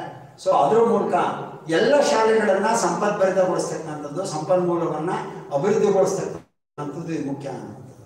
ಸೊ ಈ ನೆಲೆಯಲ್ಲಿ ಶಾಲಾ ಆಡಳಿತದ ಕೇಂದ್ರ ಬಿಂದು ಯಾವುದು ಅಂದರೆ ಇನ್ಮೇಲೆ BO ಆಫೀಸ್ ಅಲ್ಲ, ಸ್ಕೂಲ್ ಕಾಂಪ್ಲೆಕ್ಸ್. ಈಗೆಲ್ಲ ಸ್ಕೂಲ್ಗಳನ್ನ ಕಂಟ್ರೋಲ್ ಮಾಡೋದು ಯಾರಪ್ಪ ಅಂದರೆ BO ಆಫೀಸ್ನವರು. ಸೊ BO ಆಫೀಸ್ನಲ್ಲಿ ಕಂಟ್ರೋಲ್ ಮಾಡೋದು ಯಾಕೆ ಅಂತ ನಮ್ಗೆ ಗೊತ್ತಿದೆ. ಸೊ ಅದಷ್ಟೇ ಅಲ್ಲ ಈಗ ನಾವು ನೋಡೋವಂಥದ್ದು, ಅಕಾಡೆಮಿಕ್ ನೋಡೋದೇ ಇಲ್ಲ ಅವರು. ಸೊ ಅವ್ರು ನೋಡೋ ವಿಷಯಗಳು ಬೇರೆ ಇದೆ. ಆದರೆ ಇಲ್ಲಿ ಸ್ಕೂಲ್ ಕಾಂಪ್ಲೆಕ್ಸ್ನ ಮುಖ್ಯವಾದಂಥ ಉದ್ದೇಶ ಏನಪ್ಪ ಅಂತಂದರೆ ಅಕಾಡೆಮಿಕ್ ಇಂಪ್ರೂವ್ಮೆಂಟ್ಗಾಗಿ. ಅಕಾಡೆಮಿಕ್ ಇಂಪ್ರೂವ್ಮೆಂಟ್ಗಾಗಿ ಹೇಗೆ you can become a resource centre. ಈಗ ನನಗೆ ಮಹದೇಶ್ ಅಂತವ್ರು ಒಬ್ಬರು ಇಲ್ಲಿ ಒಳ್ಳೆಯ ರಿಸೋರ್ಸ್ ಪರ್ಸನ್ ಇದ್ದಾರೆ ಅಂತಂದರೆ all the 20 schools can make use of these resources. ಆ ಮಕ್ಕಳಿಗೆ ಕಲಿಸೋದಕ್ಕೆ ನಾವು ಈಗ ಉದಾಹರಣೆಗೆ ಯಾವುದೋ ಒಂದು ಕಾನ್ಸೆಪ್ಟ್ ಟೀಚ್ ಮಾಡಬೇಕಾಗಿದೆ, ಬ್ಲಡ್ ಗ್ರೂಪ್ಸ್ ಬಗ್ಗೆನೋ ಅಥವಾ ಹಾರ್ಟ್ ಫಂಕ್ಷನಿಂಗ್ ಬಗ್ಗೆನೋ. ಐ ಥಿಂಕ್ ಒಬ್ಬರು ಎಕ್ಸಲೆಂಟ್ ಟೀಚರ್ ಇದ್ದಾರೆ ಅಂತಂದರೆ the schools can make use of that. So ಇದು ಕಾನ್ಸೆಪ್ಟು ಸ್ಕೂಲ್ ಕಾಂಪ್ಲೆಕ್ಸ್ ಕಾನ್ಸೆಪ್ಟನ್ನು ನಾವು ನೋಡ್ತೀವಿ. ಆ ರೀತಿಯಾಗಿ ಇದನ್ನು ಬಳಸ್ಕೊಳ್ತೀವಿ. ನೆಕ್ಸ್ಟ್ ಇನ್ನು ಶಾಲೆಗಳ ನಿಯಂತ್ರಣ ಬರುತ್ತೆ. ಹೇಗೆ ಬೇಕೋ ಆ ಸ್ಕೂಲ್ ನಡೆಸ್ತೀವಿ ಅಂದರೆ ಇನ್ನಾಗಲ್ಲ. ಈಗ ಡಿಗ್ರಿ ಕಾಲೇಜಸ್ಗಳಿಗೆ NAC ಅಂತ ಇದೆ, ಗೊತ್ತಾ ನಿಮಗೆ? National assessment and accreditation council ಅಂತ ಇದೆ. ಅದರಿಂದ ಮಾನ್ಯತೆ ಪಡ್ಕೊಳ್ಬೇಕು. ಮಾನ್ಯತೆ ಅದರಲ್ಲಿ A grade, B grade, C grade ಅಂತ ಕೊಡ್ತಾರೆ. A ಗ್ರೇಡ್ ಕೊಟ್ಟರೆ ಒಳ್ಳೆ ಕಾಲೇಜುಗಳು, ಅದಕ್ಕೆ ಒಳ್ಳೊಳ್ಳೆ HH ಗ್ರ್ಯಾಂಟ್ಸ್ ಕೊಡ್ತಾರೆ. B ಗ್ರೇಡ್ ಅಂತಂದರೆ ನೆಕ್ಸ್ಟ್ ಲೆವೆಲ್ಲು, ಅವ್ರಿಗೂ ಗ್ರ್ಯಾಂಟ್ಸು ಸಾಧ್ಯತೆ ಕೊಡ್ತಾರೆ. C ಗ್ರೇಡ್ ಅಂದರೆ ಯಾವುದೂ ಬರಲ್ಲ, ಗ್ರ್ಯಾಂಟ್ಸು ಇದೆಲ್ಲ ಕೊಡಲ್ಲ. ಅವರಿಗೆ ಒಂಥರ ನೋಟಿಸ್ ಕೊಟ್ಟಂಗೆ ಅವ್ರಿಗೆ, ನೀವು ಇದ್ಮೇಲೆ ಇದನ್ನು ಇಂಪ್ರೂವ್ ಮಾಡ್ಕೊಳ್ಳಿಲ್ಲ ಅಂತಂದರೆ school college will be closed ಅಂತ. ಸ್ಕೂಲಿಗೆ ಬರ್ತಾ ಇದೆ, ಈಗ ಸ್ಕೂಲಿಗೆ ಬರ್ತಾ ಇದೆ. ಸೆಕೆಂಡ್ ಸ್ಕೂಲ್ ರೆಗ್ಯುಲೇಟರಿ ಅಥಾರಿಟಿ ಬರ್ತಾ ಇದೆ. ಸ್ಟೇಟ್ ಸ್ಕೂಲ್ ರೆಗ್ಯುಲೇಟರಿ ಅಥಾರಿಟಿ ಅಂತ SSRE ಅಂತ, state school regulatory authority. So ಈ ರಾಜ್ಯ ಶಾಲಾ ನಿಯಂತ್ರಣ ಪ್ರಾಧಿಕಾರ ಅಂತ. ಈ ಪ್ರಾಧಿಕಾರ ಈಗ ನಮ್ಮ DSC ಆಗಿದೆಯಲ್ಲ, ಅದರ ಕೇಂದ್ರ ಬಿಂದುವಾಗಿ ಇಟ್ಕೊಂಡು ಇಡೀ ರಾಜ್ಯದ ಶಾಲೆಗಳನ್ನು ನಿಯಂತ್ರಿಸೋದಕ್ಕೆ ಯೋಜನೆಗಳನ್ನು ಮಾಡ್ತಾರೆ. ನೀವು ಆ ಕಮಿಟಿಯಿಂದ, ರೆಗ್ಯುಲೇಟರಿ ಅಥಾರಿಟಿಯಿಂದ ಮಾನ್ಯತೆಯನ್ನು ಪಡ್ಕೊಳ್ಬೇಕು. ಅದು ಆ ಒಂದು ರೆಗ್ಯುಲೇಟರಿ ಅಥಾರಿಟಿಯಿಂದ ಮಾನ್ಯತೆ ಪಡ್ಕೊಳ್ಬೇಕು. ಇದ್ರ ಜೊತೆಗೆ ಪ್ರತಿ 3 ವರ್ಷಕ್ಕೊಂದ್ಸರಿ ನ್ಯಾಷನಲ್ ಅಚೀವ್ಮೆಂಟ್ ಸರ್ವೆ ಅಂತ ನಡೆಯುತ್ತೆ, ಸ್ಟೇಟ್ ಅಚೀವ್ಮೆಂಟ್ ಸರ್ವೆ ನಡೆಯುತ್ತೆ. ನಿಮ್ಮ ಶಾಲೆಯ ಮಕ್ಕಳ ಸಾಮರ್ಥ್ಯ ಏನಿದೆ, 3ನೇ ಕ್ಲಾಸಿಗೆ ಬರೋ ಮಗುವಿಗೆ ಓದೋಕ್ಕೆ ಬರುತ್ತಾ, ಬರೆಯೋಕ್ಕೆ ಬರುತ್ತಾ. ಲಾಸ್ಟ್ ಇಯರ್ ನಿಮ್ಗೆ ಗೊತ್ತಿದೆ ಒಂದು ರಿಪೋರ್ಟು, ಶಾಲೆಗಳ ಮೇಲೆ ಇದನ್ನ ಅಧ್ಯಯನ ಮಾಡಿ ವರದಿ ಕೊಟ್ಟಾಗ 5, 6ನೇ ಕ್ಲಾಸಲ್ಲಿರೋ ಮಕ್ಕಳಿಗೆ ಪಾಠ ಓದೋಕ್ಕೆ ಬರೋಲ್ಲ, ಲೆಕ್ಕ ಮಾಡೋಕ್ಕೆ ಬರೋಲ್ಲ, ಗುಣಿಸೋಕ್ಕೆ ಬರೋಲ್ಲ. Is already in 7th standard. ಹೇಗಾಗಿದೆ? ನಾವು ಸುಮ್ಮನೆ ದಬ್ಕಂತ ಬಂದ್ಬಿಟ್ಟಿದ್ದೀವಿ. 1ರಿಂದ 7ನೇ ಕ್ಲಾಸಿಗೆ ದಬ್ಕೊಂಡು ಬಂದ್ಬಿಟ್ಟಿದ್ದೀವಿ. We have never tried to see what competencies the child has gained. Minimum levels of learning ಅಂತ ಹೇಳಿದರು NEP-ನಲ್ಲಿ, ಅದನ್ನು ನಾವು ನೋಡಲಿಲ್ಲ. ಕನಿಷ್ಠ ಕಲಿಕಾ ಸಾಮರ್ಥ್ಯಗಳನ್ನು ನಮ್ಮ ಮಕ್ಕಳು ಬೆಳೆಸ್ಕೊಂಡಿದ್ದಾರಾ? 3ರಿಂದ 4ಕ್ಕೆ ಹೋಗೋ ಮಗುವಿಗೆ ಕೂಡೋದು, ಕಳಿಯೋದು, ಗುಣಿಸೋದು, ಬಾರಿಸೋದು ಬರುತ್ತಾ? ಇದು ಬೇಕಾಗಿರೋದು. Not for 35% marks, 60% marks, 70% marks ಅಲ್ಲ. ಈ ಸಾಮರ್ಥ್ಯ ಬರುತ್ತಾ ಮಗುವಿಗೆ? ಇದು ಬೇಕಾಗಿರೋದು. ಸೊ ಇದನ್ನು ನೀವು ಅರ್ಥ ಮಾಡ್ಕೊಳ್ತಕ್ಕಂಥದ್ದು ನೋಡ್ಬೇಕು. ಆ ಹಿನ್ನೆಲೆಯಲ್ಲಿ ಇನ್ಮೇಲೆ ಶಾಲೆಗಳಿಗೆ ನಿಯಂತ್ರಣ ಪ್ರಾರಂಭ ಆಗುತ್ತೆ. ಅದರಿಂದ ನಾ ಯಾರು ಬೇಕೋ ಅದು ನಡೆಸ್ತೀನಿ ಅನ್ನೋ ಆಗಿಲ್ಲ. ಅದು ನನ್ನದೇ ಸ್ಕೂಲ್ ಆಗಿರ್ಬೋದು, ಇನ್ನೊಬ್ಬರು ಸ್ಕೂಲ್ ಆಗಿರ್ಬೋದು, ಗೌರ್ಮೆಂಟ್ ಸ್ಕೂಲ್ ಆಗಿರ್ಬೋದು. ಅವ್ರು ಯಾರು ಅವ್ರಿಗೆ ಬೇಕಾದಾಗ ಶಾಲೆ ನಡೆಸೋ ಆಗಿಲ್ಲ. ರೆಗ್ಯುಲೇಟರಿ ಅಥಾರಿಟಿ ಇರುತ್ತೆ, ನಿಮ್ಮ ಮಾನ್ಯತೆ ಇರುತ್ತೆ. ಆ ಮಾನ್ಯತೆ ಒಂದ್ಸರಿ ತಗೊಂಡ ತಕ್ಷಣ ಏನು ಪರ್ಮನೆಂಟ್ ಅಲ್ಲ. ಅದು ಮತ್ತೆ 3 ವರ್ಷಕ್ಕೋ 5 ವರ್ಷಕ್ಕೋ ಮತ್ತೆ ಬರ್ತಾರೆ ನೋಡೋಕ್ಕೆ. ಈಗ NAC-ಗಾದರೂ ಅಷ್ಟೇ, once in 5 years to get accreditation, ಮಾನ್ಯತೆ ಪಡ್ಕೊಳ್ಬೇಕು. ಆ 5 ವರ್ಷದೊಳಗೆ ನೀವು ಇಂಪ್ರೂವ್ ಮಾಡ್ಕೊಂಡಿಲ್ಲ ಅಂತಂದರೆ ಮತ್ತೆ ನಿಮ್ಮ ಗ್ರೇಡ್ ಕಡಿಮೆ ಆಗುತ್ತೆ. ಸೊ ಅದರಿಂದ ನಿಮ್ಮ ಗ್ರೇಡಿಂಗ್ ಸಿಸ್ಟಮ್ಗೆ ಮಾನ್ಯತಾ ಪ್ರಕ್ರಿಯೆಗೆ ಪ್ರತಿ ಶಾಲೆಗಳು ಒಳಪಡುತ್ತೆ ಈ ಒಂದು ನ್ಯಾಷನಲ್ ಎಜುಕೇಷನ್ ಪಾಲಿಸಿನಲ್ಲಿ ಅಂತಕ್ಕಂಥದ್ದು. ಅದರಿಂದ ನಮ್ಮ ಶಾಲಾ ಶಿಕ್ಷಣದ ಗುಣಮಟ್ಟವನ್ನು ಹೆಚ್ಚಿಸ್ತಾ ಹೋಗ್ತಕ್ಕಂಥ ಅವಶ್ಯಕತೆ ಭಾಳಷ್ಟು ಮುಖ್ಯವಾಗಿ ಇದೆ ಅನ್ನೋದನ್ನು ನಾವು ಗಮನಿಸ್ತೀವಿ. ಓಕೆ, ನೆಕ್ಸ್ಟ್ ಹೈಯರ್ ಎಜುಕೇಷನ್ ಇದೆ. ಮಾಂತೇಶ್, ಹೈಯರ್ ಎಜುಕೇಷನ್ ಡಿಸ್ಕಸ್ ಮಾಡಲು ಅಥವಾ ಟೀಚರ್ ಎಜುಕೇಷನ್? ಹೈಯರ್ ಎಜುಕೇಷನ್ ಬೇಕಾಗಿಲ್ಲ ನಿಮಗೆ. ಹೈಯರ್ ಎಜುಕೇಷನಲ್ಲಿ ಏನು ಬದಲಾವಣೆ ಆಗಿದೆ ಅನ್ನುವಂಥದ್ದಿದೆ. ಕ್ವಿಕ್ಲಿ ವಿ ಕ್ಯಾನ್ ಗ್ಲಾನ್ಸ್ ಇದರ ಸಂರಚನೆಯಲ್ಲಿ ವ್ಯತ್ಯಾಸಗಳಾಗುತ್ತೆ. ಈ ನಮ್ಮ ಹೈಯರ್ ಎಜುಕೇಷನ್ ಸಿಸ್ಟಮ್ ಇವತ್ತು ನಮ್ಮ ದೇಶದಲ್ಲಿ ಇದೆ. ಅದರಲ್ಲಿ ಪ್ರಮುಖ ಬದಲಾವಣೆಗಳಿವೆ. ಇವತ್ತು ನಮ್ಮ ದೇಶದಲ್ಲಿ ಸುಮಾರು 800 ವಿಶ್ವವಿದ್ಯಾಲಯಗಳಿದೆ. ಒಂದು 40,000 ಡಿಗ್ರಿ ಕಾಲೇಜ್ಗಳಿದೆ. 40,000 ಡಿಗ್ರಿ ಕಾಲೇಜ್ಗಳಿದೆ. ಆ ಡಿಗ್ರಿ ಕಾಲೇಜ್ಗಳು ಯಾವುದಪ್ಪ ಅಂತಂದರೆ ನಮ್ಮ 40,000 ಇರೋದು ಸಿಂಗಲ್ ಫ್ಯಾಕಲ್ಟಿ ಕಾಲೇಜಸ್ಗಳೇ ಜಾಸ್ತಿ ಇರೋದು. Single faculty colleges, only BA college, only BCom college, only LLB college, only B.Ed college. ಅದು ಒಂದೇ ಫ್ಯಾಕಲ್ಟಿ, ಅದು ಬಿಟ್ಟರೆ ಬೇರೆ ಇಲ್ಲ. ಈಗ ಏನಾಗಿದೆ ಅಂದರೆ they want to start multi disciplinary institutions. Multi disciplinary ಬಹುಶಿಸ್ತೀಯ ಕಾಲೇಜುಗಳನ್ನು ಅಭಿವೃದ್ಧಿ ಮಾಡೋಕ್ಕೆ ಪ್ರಯತ್ನ ಮಾಡ್ತಾರೆ. ಅವುಗಳ ಸಂಖ್ಯೆ 15,000 ಒಳಗೆ. ಈ 40,800 ಇದಾವಲ್ಲ, 15,000 ಒಳಗೆ ಅಂದ್ಬಿಡುತ್ತೆ. ಯಾಕೆಂದರೆ ಸಿಂಗಲ್ ಫ್ಯಾಕಲ್ಟಿ ಕಾಲೇಜಸ್ಗಳೆಲ್ಲ ಕ್ಲೋಸ್ ಆಗುತ್ತೆ. ಒಂದೇ ಕಾಲೇಜ್ನಲ್ಲಿ BA, BSc, BCom, B.Ed, LLB ಎಲ್ಲ ಬರಬೇಕು. ಒಂದೇ ಕಾಲೇಜ್ನಲ್ಲಿ ನಿಮಗೆ BA, BSc, BCom, B.Ed ಎಲ್ಲ ಬರಬೇಕು. ಒಂದೇ ಕಡೆನೇ ಇರಬೇಕಲ್ಲ. ಸಪ್ರೇಟ್ ಯೂನಿವರ್ಸಿಟಿಗಳಿದಾವಲ್ಲ, ಇವೆಲ್ಲ ಕ್ಲೋಸ್ ಆಗುತ್ತೆ.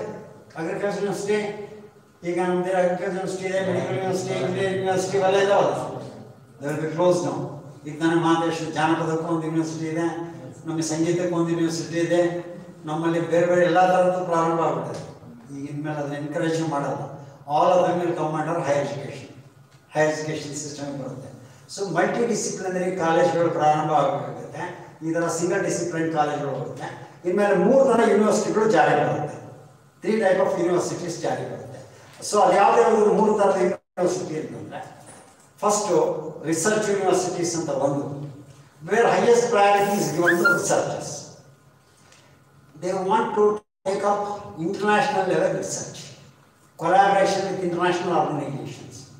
ಇಂಟರ್ನ್ಯಾಷನಲ್ ಆರ್ಗನೈಸೇಷನ್ ಜೊತೆಗೆ ಸಹಯೋಗವನ್ನು ಇಟ್ಟುಕೊಂಡು ಸಂಶೋಧನೆಯನ್ನು ಮಾಡಿ, ಅನ್ವೇಷಣೆಗಳನ್ನು ಮಾಡಿ, ಹೊಸ ಹೊಸ ವಸ್ತುಗಳನ್ನು ಉತ್ಪಾದನೆ ಮಾಡ್ತಕ್ಕಂಥ ಕೆಲಸವನ್ನು ಈ ವಿಶ್ವವಿದ್ಯಾಲಯಗಳು ಮಾಡಬೇಕು. ರಿಸರ್ಚ್ ಯೂನಿವರ್ಸಿಟೀಸ್ ಅಲ್ಲೂ ಮಾಸ್ಟರ್ ಡಿಗ್ರಿ ಕೋರ್ಸಸ್ಗಳಿರುತ್ತೆ, ಬಟ್ ಅದು secondary. Primary emphasis on researchers. ಇದು ರಿಸರ್ಚ್ ಯೂನಿವರ್ಸಿಟೀಸ್ ಅಂತ ಕರೀತಾರೆ. ಎರಡನೇದು ಟೀಚಿಂಗ್ ಯೂನಿವರ್ಸಿಟೀಸ್ ಅಂತ. ಈ ಟೀಚಿಂಗ್ ಯೂನಿವರ್ಸಿಟೀಸ್ಗಳೇನಿದೆ ಅಲ್ಲಿ ನಮ್ಮ ಆಲ್ ಮಾಸ್ಟರ್ ಡಿಗ್ರಿ ಕೋರ್ಸಸ್ ಜೊತೆಗೆ ರಿಸರ್ಚು ಇರುತ್ತೆ. Research is secondary, master degree courses is primary. ಅದಕ್ಕೆ ಅದನ್ನು ಟೀಚಿಂಗ್ ಯೂನಿವರ್ಸಿಟೀಸ್ ಅಂತ ಕರೀತಾರೆ. ಇನ್ನು ಥರ್ಡ್ ಲೆವೆಲ್ ಯಾವುದಪ್ಪ ಅಂದರೆ they are the autonomous colleges. ಇನ್ನು ಅಫಿಲಿಯೇಟೆಡ್ ಕಾಲೇಜಸ್ ಇರಲ್ಲ, ಅಫಿಲಿಯೇಷನ್ ಅನ್ನೋದೇ ಇರಲ್ಲ. ಈಗ ದಾವಣಗೆರೆ ಯೂನಿವರ್ಸಿಟಿ ಅಂತಂದರೆ ಆ ಕ್ಯಾಂಪಸ್ ಒಂದೇ ಒಂದು ಯೂನಿವರ್ಸಿಟಿ, ಅದಕ್ಕೆ ಅಫಿಲಿಯೇಟ್ ಆಗಲ್ಲ ಕಾಲೇಜಸ್. ಈಗ ದಾವಣಗೆರೆ ಕ್ಷೇತ್ರದಲ್ಲಿರೋ ಕಾಲೇಜ್ಗಳೆಲ್ಲ ಆಯಾ ಕಾಲೇಜ್ಗಳೇ ಆಟೋನಮಸ್ ಕಾಲೇಜ್ಗಳಾಗಬೇಕು.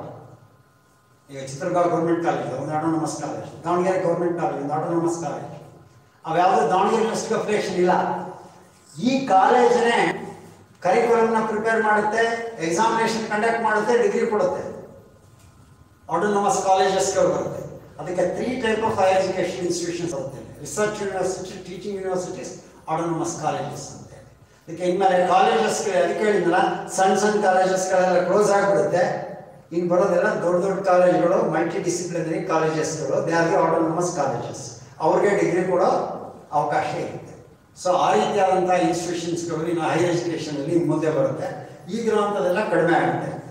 ಇನ್ನು ಲಿಬರಲ್ ಎಜುಕೇಷನ್ ಸಿಸ್ಟಮ್ ಅಂತ ಹೇಳ್ತಾ ಇದ್ವಿ. ಲಿಬರಲ್ ಎಜುಕೇಷನ್ ಸಿಸ್ಟಮಲ್ಲಿ ಡಿಗ್ರಿ ಕೋರ್ಸ್ಗಳು ಇನ್ಮೇಲೆ 4 ಇಯರ್ ಡಿಗ್ರಿ ಕೋರ್ಸು ಬರುತ್ತೆ. BA ಹಾನರ್ಸ್ ಅಂತ ಇತ್ತು ಮುಂಚೆ, BSc ಹಾನರ್ಸ್ ಅಂತ ಇತ್ತು. ಈಗ ಹಾನರ್ಸ್ ಡಿಗ್ರಿ ಕೋರ್ಸ್ಗಳು ಬರುತ್ತೆ. ಮೊದಲು ಭಾಳ ವರ್ಷದಿಂದ ಇರ್ತೇ ಇತ್ತು, ಈಗ ಇರಲಿಲ್ಲ. ನಮ್ಮ 1968 ಈ ಕಡೆಗೆ ಇರಲಿಲ್ಲ, ಅದರಿಂದ ಇತ್ತು BA ಹಾನರ್ಸ್, BSc ಹಾನರ್ಸ್ ಅಂತ ಹೇಳಿ. ಅದು 4 ಇಯರ್ ಡಿಗ್ರಿ ಕೋರ್ಸ್. ಈಗ ನಿಮಗೆ 4 ಇಯರ್ ಡಿಗ್ರಿ ಕೋರ್ಸಲ್ಲಿ ಹೇಗಿದೆ ಅಂತಂದ್ರೆ, ನಾಗಲೇ ಹೇಳಿದಾಗೆ ಇಂಟರ್ ಡಿಸಿಪ್ಲಿನರಿ ಓದೋದಕ್ಕೆ ಅವಕಾಶ ಇದೆ. ಒಬ್ಬ BSc ಓದ್ತಾ ಇರೋ ಹುಡುಗ ನಾನೊಂದು ಎಕನಾಮಿಕ್ಸ್ ಸಬ್ಜೆಕ್ಟ್ ಓದ್ತೀನಿ ಅಂದರೆ ಓದ್ಬೋದು. ಎಕನಾಮಿಕ್ಸ್ ಸಬ್ಜೆಕ್ಟ್ ಅವ್ನು ಫಿಸಿಕ್ಸ್ ಮ್ಯಾಥ್ಸ್ ಜೊತೆಗೆ ಎಕನಾಮಿಕ್ಸ್ ಓದ್ತಾನೆ. ಕೆಮಿಸ್ಟ್ರಿ ಬಯಾಲಜಿ ಜೊತೆಗೆ ಸ್ಟ್ಯಾಟಿಸ್ಟಿಕ್ಸ್ ಓದ್ತೀನಿ ಅಥವಾ ಸೈಕಾಲಜಿ ಓದ್ತೀನಿ ಓದ್ಬೋದು. You are free. So arts science ಕಾಮರ್ಸ್ನಲ್ಲಿ ಯಾವುದಾದ್ರು ಸಬ್ಜೆಕ್ಟ್ಸ್ಗಳನ್ನ ತಗೊಂಡು ಒಂದೊಂದು ಓದೋದಕ್ಕೆ ನಿಮಗೆ ಅವಕಾಶ ಇದೆ. ಅಂತ ಡಿಸಿಪ್ಲಿನರಿಗೆ ನಿಮ್ಗೆ ಅವಕಾಶ ಇದೆ. ಇನ್ನು 4 ಇಯರ್ ಡಿಗ್ರಿ ಕೋರ್ಸಲ್ಲಿ ಎಷ್ಟು ಒಳ್ಳೆಯ ಅವಕಾಶಗಳಿದೆ ಅಂದರೆ, ನೀವು 1 ಇಯರ್ ಮುಗಿಸಿ ಡಿಸ್ಕಂಟಿನ್ಯೂ ಮಾಡ್ತೀನಿ ಅಂತಂದರೆ ಮೊದಲೇನು ನಮ್ಮ ಡಿಗ್ರಿ ವೇಸ್ಟ್. 2 ವರ್ಷ ಮಾಡಿದ್ಮೇಲೂ ವೇಸ್ಟು. 3ನೇ ವರ್ಷದಲ್ಲಿ ಒಂದು ಹುಡುಗಿ ಅರ್ಧ ವರ್ಷದಲ್ಲಿ ಮದುವೆ ಮಾಡಿ ಕಳಿಸಿದ್ರೆ ಡಿಗ್ರಿನೂ ಕ್ಲೋಸ್. ಈಗಾಗಿಲ್ಲ. ನೀವು ಫಸ್ಟ್ ಇಯರ್ ಕಂಪ್ಲೀಟ್ ಮಾಡಿದರೆ ಒಂದು ಸರ್ಟಿಫಿಕೇಟ್ ಕೋರ್ಸ್ ಸಿಗುತ್ತೆ ನಿಮಗೆ, ಅಲ್ಲಿಗೆ ಬಿಟ್ಟರೆ. ಸೆಕೆಂಡ್ ಇಯರ್ ಕಂಪ್ಲೀಟ್ ಮಾಡಿದರೆ ಒಂದು ಡಿಪ್ಲೊಮಾ ಕೋರ್ಸ್ ಅಂತ ಕೊಡ್ತಾರೆ ನಿಮಗೆ. 3 ವರ್ಷ ಕಂಪ್ಲೀಟ್ ಮಾಡಿದರೆ ಒಂದು ಡಿಗ್ರಿ ಕೋರ್ಸ್ ಅಂತ ಕೊಡ್ತಾರೆ. 4 ವರ್ಷ ಕಂಪ್ಲೀಟ್ ಮಾಡಿದರೆ ನಿಮಗೆ BA honours, BSc honours, BCom honours ಅಂತ ಬರುತ್ತೆ. 4 ಇಯರ್ ಕೋರ್ಸ್ ಬರುತ್ತೆ. BA ಆನರ್ಸ್ ಡಿಗ್ರಿ ಮಾಡಿದವರು directly they can go for research. ಮತ್ತೆ MA MSc ಮಾಡಬೇಕಾಗಿಲ್ಲ. ನಮ್ಮ ರಿಸರ್ಚ್ ಮಾಡ್ತೀನಿ ಅಂದರೆ, PhD ಮಾಡ್ತೀನಿ ಅಂದರೆ ಡೈರೆಕ್ಟ್ಲಿ ನೀವು ಅಲ್ಲಿಂದನೇ ಹೋಗ್ಬಿಡ್ಬೋದು. ಆನರ್ಸ್ ಮಾಡಿದಂಥವ್ರು ಈಗ ಬರೀ 3 ವರ್ಷಕ್ಕೆ ನೀವು ಡಿಗ್ರಿ ಮುಗಿಸ್ಕೊಂಡು ಹೊರಗೆ ಬಂದಮೇಲೆ ನೀವು MA ಓದ್ತೀನಿ ಅಂದರೆ ಹೋಗ್ಬೋದು. MA MSc 2 ವರ್ಷ ಓದಿ ಆಮೇಲೆ ನಿಮ್ಮ PhD ಕಂಟಿನ್ಯೂ ಮಾಡೋದಕ್ಕೆ ಅವಕಾಶ. ಸೊ ಈ ಥರ ಲಿಬರಲ್ ಎಜುಕೇಷನ್ ಸಿಸ್ಟಮ್ ಇವತ್ತು ಜಾರಿಗೆ ಬರ್ತಾ ಇದೆ. ಏಕೆಂದರೆ ಒಂದೇ ಕಾಲೇಜ್ನಲ್ಲಿ ಯಾಕೆ ಮಾಡಬೇಕು, ಎಲ್ಲ ಸಬ್ಜೆಕ್ಟ್ಸ್ನಲ್ಲಿ ಇದೇ ಕಾರಣಕ್ಕೆ. ಸೈನ್ಸ್ನವ್ರು ಒಂದು ಆರ್ಟ್ಸ್ ಸಬ್ಜೆಕ್ಟ್ಸ್ ತಗೊಳ್ತಾನೆ, ಆರ್ಟ್ಸ್ನವ್ರು ಒಂದು ಸೈನ್ಸ್ ತಗೊಳ್ತಾನೆ, ಒಂದು ಕಾಮರ್ಸ್ ತಗೊಳ್ತಾನೆ ಅಂದರೆ ಅದನ್ನು ಪಾಠ ಮಾಡೋ ಟೀಚರ್ ಇರಬೇಕಲ್ಲ. ಕೋರ್ಸ್ಗಳಲ್ಲಿ B.Ed ಕೋರ್ಸ್ ಪ್ರಾರಂಭ ಆಗುತ್ತೆ. 4 ಇಯರ್ ಡಿಗ್ರಿ ಕೋರ್ಸ್ ಪ್ರಾರಂಭ ಆಗೋದನ್ನ B.Ed ಕೋರ್ಸ್. ಸೊ ಆ ರೀತಿಯಾಗಿ ಇನ್ನು ಲಿಬರಲ್ ಎಜುಕೇಷನ್ ಸಿಸ್ಟಮು ಜಾರಿ ಬರ್ತಕ್ಕಂಥದ್ದನ್ನು ನಾವು ನೋಡ್ತೇವೆ. ನೆಕ್ಸ್ಟ್ ಇನ್ನು ಆಡಳಿತನೂ ಅಷ್ಟೇ. ಇಲ್ಲಿ ಉನ್ನತ ಶಿಕ್ಷಣವನ್ನು ನೀಡೋದಕ್ಕೆ ಆಯಾ ಕಾಲೇಜ್ಗಳೇ ಆಡಳಿತ ಸಂಸ್ಥೆಗಳಾಗಿತ್ತು. ಈಗ ಇಲ್ಲಿವರೆಗೆ ಏನಾಗಿತ್ತು, ನನ್ನ college is controlled by university. ಪ್ರತಿಯೊಂದಕ್ಕೂ ಅಫಿಲಿಯೇಟ್ ಆಗಿರ್ತೀನಿ, ಅದನ್ನು ಪ್ರತಿ ವರ್ಷ ಅಪ್ಲಿಕೇಶನ್ ತಗೋಬೇಕು, ಎಕ್ಸಾಮ್ ಕಂಡಕ್ಟ್ ಮಾಡೋರವರು, ಡಿಗ್ರಿ ಕೊಡೋರವರು ಎಲ್ಲ ಅವ್ರದೇ ಇತ್ತು. ಈಗ ಪ್ರತಿ ಕಾಲೇಜ್ಗೆ ಒಂದು ಅಡ್ಮಿನಿಸ್ಟ್ರೇಟಿವ್ ಯೂನಿಟ್ ಆಗುತ್ತೆ. ನಿಮ್ಮ ಕಾಲೇಜ್ನಲ್ಲಿ ಹೇಗೆ ನೀವು ಎಕ್ವಿಪ್ ಆಗಬೇಕು ಅಂದರೆ, ನೀವೇ ಕರಿಕ್ಯುಲಮ್ ತಯಾರು ಮಾಡೋ ಸಾಮರ್ಥ್ಯ ಇರಬೇಕು, ನಿಮಗೆ ಎಕ್ಸಾಮಿನೇಷನ್ ಕಂಡಕ್ಟ್ ಮಾಡೋ ಸಾಮರ್ಥ್ಯ ಇರಬೇಕು, ಡಿಗ್ರಿ ಅವಾರ್ಡ್ ಮಾಡೋ ಸಾಮರ್ಥ್ಯ ಇರಬೇಕು. That is very important. ಆ ಮಟ್ಟಕ್ಕೆ ನಿಮ್ಮ ಗುಣಮಟ್ಟವನ್ನು ಎತ್ತಿಸ್ಕೊಂಡಾಗ ಮಾತ್ರ ನಿಮ್ಮ ಸಂಸ್ಥೆ ಉಳಿಯುತ್ತೆ. ಅದರ್ವೈಸ್ ಆ ಸಂಸ್ಥೆನ ಆ ರೀತಿಯಾಗಿ ಸದೃಢ ಮಾಡ್ಕೊಳ್ಳೋದು ಮುಖ್ಯ. ನೆಕ್ಸ್ಟ್ ಇದಕ್ಕೂ ನಿಯಂತ್ರಣಕ್ಕಷ್ಟೇ. ಈಗ ಆಲ್ರೆಡಿ ಹೈಯರ್ ಎಜುಕೇಷನ್ ಇದೆ, NAC ಅಂತ ಹೇಳಿ ಸಂಸ್ಥೆ ಇದೆ, national assessment and accreditation council ಅಂತ ಏನಿದೆ. ಸೊ ಅದ್ರ ಮೂಲಕ ಅದರ ಆಡಳಿತವನ್ನು ನೋಡ್ತಕ್ಕಂಥದ್ದನ್ನು ನಾವು ನೋಡಿದೆ ನಿಯಂತ್ರಣಕ್ಕೆ. ಇನ್ಮೇಲೆ ಈ ನಿಮಗೆ AICTE, UGC, MCI, DCI ಇಂಥವೆಲ್ಲ ಕೇಳಿದ್ದೀವಿ. AICTE ಯಾವುದು ಅಂದರೆ ಇಂಜಿನಿಯರಿಂಗ್ ಕಾಲೇಜಸ್ಗಳನ್ನ ಕಂಟ್ರೋಲ್ ಮಾಡುತ್ತೆ, all India council of teacher technical education. ಇನ್ನು ನಮ್ಮ NCTE ಇದೆ, national council of teacher education, NCTE ಇದೆ. MCI ಅಂದರೆ medical council of India, dental council of India, ಇವೆಲ್ಲ ಇದ್ದಾವೆ. ಇನ್ಮೇಲೆ ಇವೆಲ್ಲ ಹೋಗುತ್ತೆ. ಹೈಯರ್ ಎಜುಕೇಷನ್ ಗ್ರಾಂಟ್ಸ್ ಕೌನ್ಸಿಲ್ ಅಂತ ಬರ್ತದೆ. ಒಂದೇ, ಎಲ್ಲರಿಗೂ ಗ್ರಾಂಟ್ ಕೊಡೋರು ಅವ್ರು ಒಬ್ಬರೇ. ಹೈಯರ್ ಎಜುಕೇಷನ್ ಗ್ರಾಂಟ್ಸ್ ಕೌನ್ಸಿಲ್ ಅಂತ ಬರುತ್ತೆ. ಇನ್ನು UGC ಹೊರಟೋಗುತ್ತೆ. ಇನ್ನು UGC ಇರೋಲ್ಲ, national higher education regulatory authority ಅಂತ ಬರುತ್ತೆ, NHERA. National higher education regulatory authority ಅಂತೇಳಿ ಜಾರಿ ಬರುತ್ತೆ. ಅವರು ಇನ್ನು ಕಂಪ್ಲೀಟ್ ಆಗಿ ಹೈಯರ್ ಎಜುಕೇಷನ್ನ ಕಂಟ್ರೋಲ್ ಮಾಡುವಂಥದ್ದು. ಅದನ್ನ ಹೇಳಿದ್ನಲ್ಲ, ಅಗ್ರಿಕಲ್ಚರ್ ಯೂನಿವರ್ಸಿಟಿ ಇರ್ಬೋದು, ಟೆಕ್ನಿಕಲ್ ಯೂನಿವರ್ಸಿಟಿ ಇರ್ಬೋದು, ಮೆಡಿಕಲ್ ಕಾಲೇಜ್ ಇರ್ಬೋದು, ಯಾವುದೇ ಪ್ರತಿಯೊಂದು ಅದರ ಕಂಟ್ರೋಲಿಗೆ ಬಂತು. ಇನ್ಮೇಲೆ ಸಪ್ರೇಟ್ ಮೆಡಿಕಲ್ ಕೌನ್ಸಿಲ್ ಅಂತ ಆಗಲಿ, all India council of teacher technical education ಅಂತ ಆಗಲಿ, NCTE ಯಾವೂ ಇರಲ್ಲ, UGCನೂ ಇರಲ್ಲ. ಹೈಯರ್ ಎಜುಕೇಷನ್ ಗ್ರಾಂಟ್ಸ್ ಕೌನ್ಸಿಲ್ ಅಂತ ಇರುತ್ತೆ. ಅದ್ರ ಮೂಲಕ ಇವೆಲ್ಲಗಳನ್ನ ಪಡಿತಕ್ಕಂಥದ್ದನ್ನು ನಾವು ನೋಡ್ತೇವೆ. ಆದರೆ ಮಾನಿಟರ್ ಮಾಡೋದಕ್ಕೆ ಮಾತ್ರ NAC ಇರುತ್ತೆ. NAC ಮೂಲಕ ಅವ್ರನ್ನ ಮಾನಿಟರ್ ಮಾಡೋದು, ಅಸೆಸ್ಮೆಂಟ್ ಮಾಡೋದು, ಅಕ್ರೆಡಿಟೇಷನ್ ಮಾಡುವಂಥ ಕೆಲಸವನ್ನು NAC ಸಂಸ್ಥೆ ಮಾಡ್ತಾರೆ. ನೆಕ್ಸ್ಟ್ ಇನ್ನು ಟೀಚರ್ ಎಜುಕೇಷನ್ ಇರ್ತದೆ. This is very important from the point of view of the teachers. Teachers ದೃಷ್ಟಿನಲ್ಲಿ ಬರೋದಂದರೆ, ಸೊ ಇನ್ನು ನಾನು ಈಗಾಗಲೇ ಹೇಳಿದಾಗ ಬಹುಶಿಸ್ತೀಯ ಕಾಲೇಜುಗಳಲ್ಲಿ 4 ಇಯರ್ ಇಂಟಿಗ್ರೇಟೆಡ್ B.Ed ಕೋರ್ಸ್ಗಳು ಪ್ರಾರಂಭ ಆಗುತ್ತೆ. ITEP ಅಂತ ಕರೀತೀವಿ, ಇಂಟಿಗ್ರೇಟೆಡ್ ಟೀಚರ್ ಎಜುಕೇಷನ್ ಪ್ರೋಗ್ರಾಮ್. ಇನ್ನು ಮುಂದೆ ಬರೋದು no 2 year B.Ed course, no 2 year B.Ed course ಅಂದರೆ ಈಗಿರೋದಿರಲ್ಲ. ನೆಕ್ಸ್ಟ್ 2 ಇಯರ್ 1 ಇಯರ್ ಕಂಟಿನ್ಯೂ ಆಗುತ್ತೆ, ಅದು ಬೇರೆ ಸಿಸ್ಟಮಲ್ಲಿ ಕಂಟಿನ್ಯೂ ಆಗುತ್ತೆ. ನೆಕ್ಸ್ಟ್ ಬನ್ನಿ, ಇದರಲ್ಲಿ ಯಾವ್ಯಾವ ರೀತಿಯ ಶಿಕ್ಷಕರನ್ನ, ಅಲ್ಲ ಇದರಲ್ಲಿ ಓಕೆ, ಹಿಂದಿ ಕಲಿತು. ಈ ಟೀಚರ್ ಎಜುಕೇಷನಲ್ಲಿ ನಾವು ಯಾವ್ಯಾವ ರೀತಿಯ ಟೀಚರ್ಸನ್ನ ತಯಾರು ಮಾಡ್ಬೋದು ಅಂದರೆ 6 ರೀತಿಯ ಶಿಕ್ಷಕರನ್ನ ತಯಾರು ಮಾಡುವಂತಹ ಬಿ ಎಡ್ ಕೋರ್ಸ್ ಬರುತ್ತೆ. 6 ರೀತಿಯ ಶಿಕ್ಷಕರು ಯಾರ್ಯಾರಪ್ಪ ಅಂತಂದರೆ ನಾನು ಆಗಲೇ ಹೇಳ್ತಾನೆ, ನರ್ಸರಿ LKG UKG 1, 2 ಕ್ಲಾಸಿಗೆ ಬೇಕಾಗಿರುವಂಥ ಜನರಲ್ ಟೀಚರ್ಸನ್ನ ತಯಾರು ಮಾಡೋಂಥ ಒಂದು ಬಿ ಎಡ್ ಪ್ರೋಗ್ರಾಮ್. ಯಾಕೆ ನಮ್ಮ DED ಇದ್ದಾಗೆ ಅದಕ್ಕೂ ಬಿ ಎಡ್ ಅಂತ DED ಕೋರ್ಸ್ ಇರೋಲ್ಲ. DED ಕೋರ್ಸ್ ಇರೋಲ್ಲ. That is also 4 year B Ed course.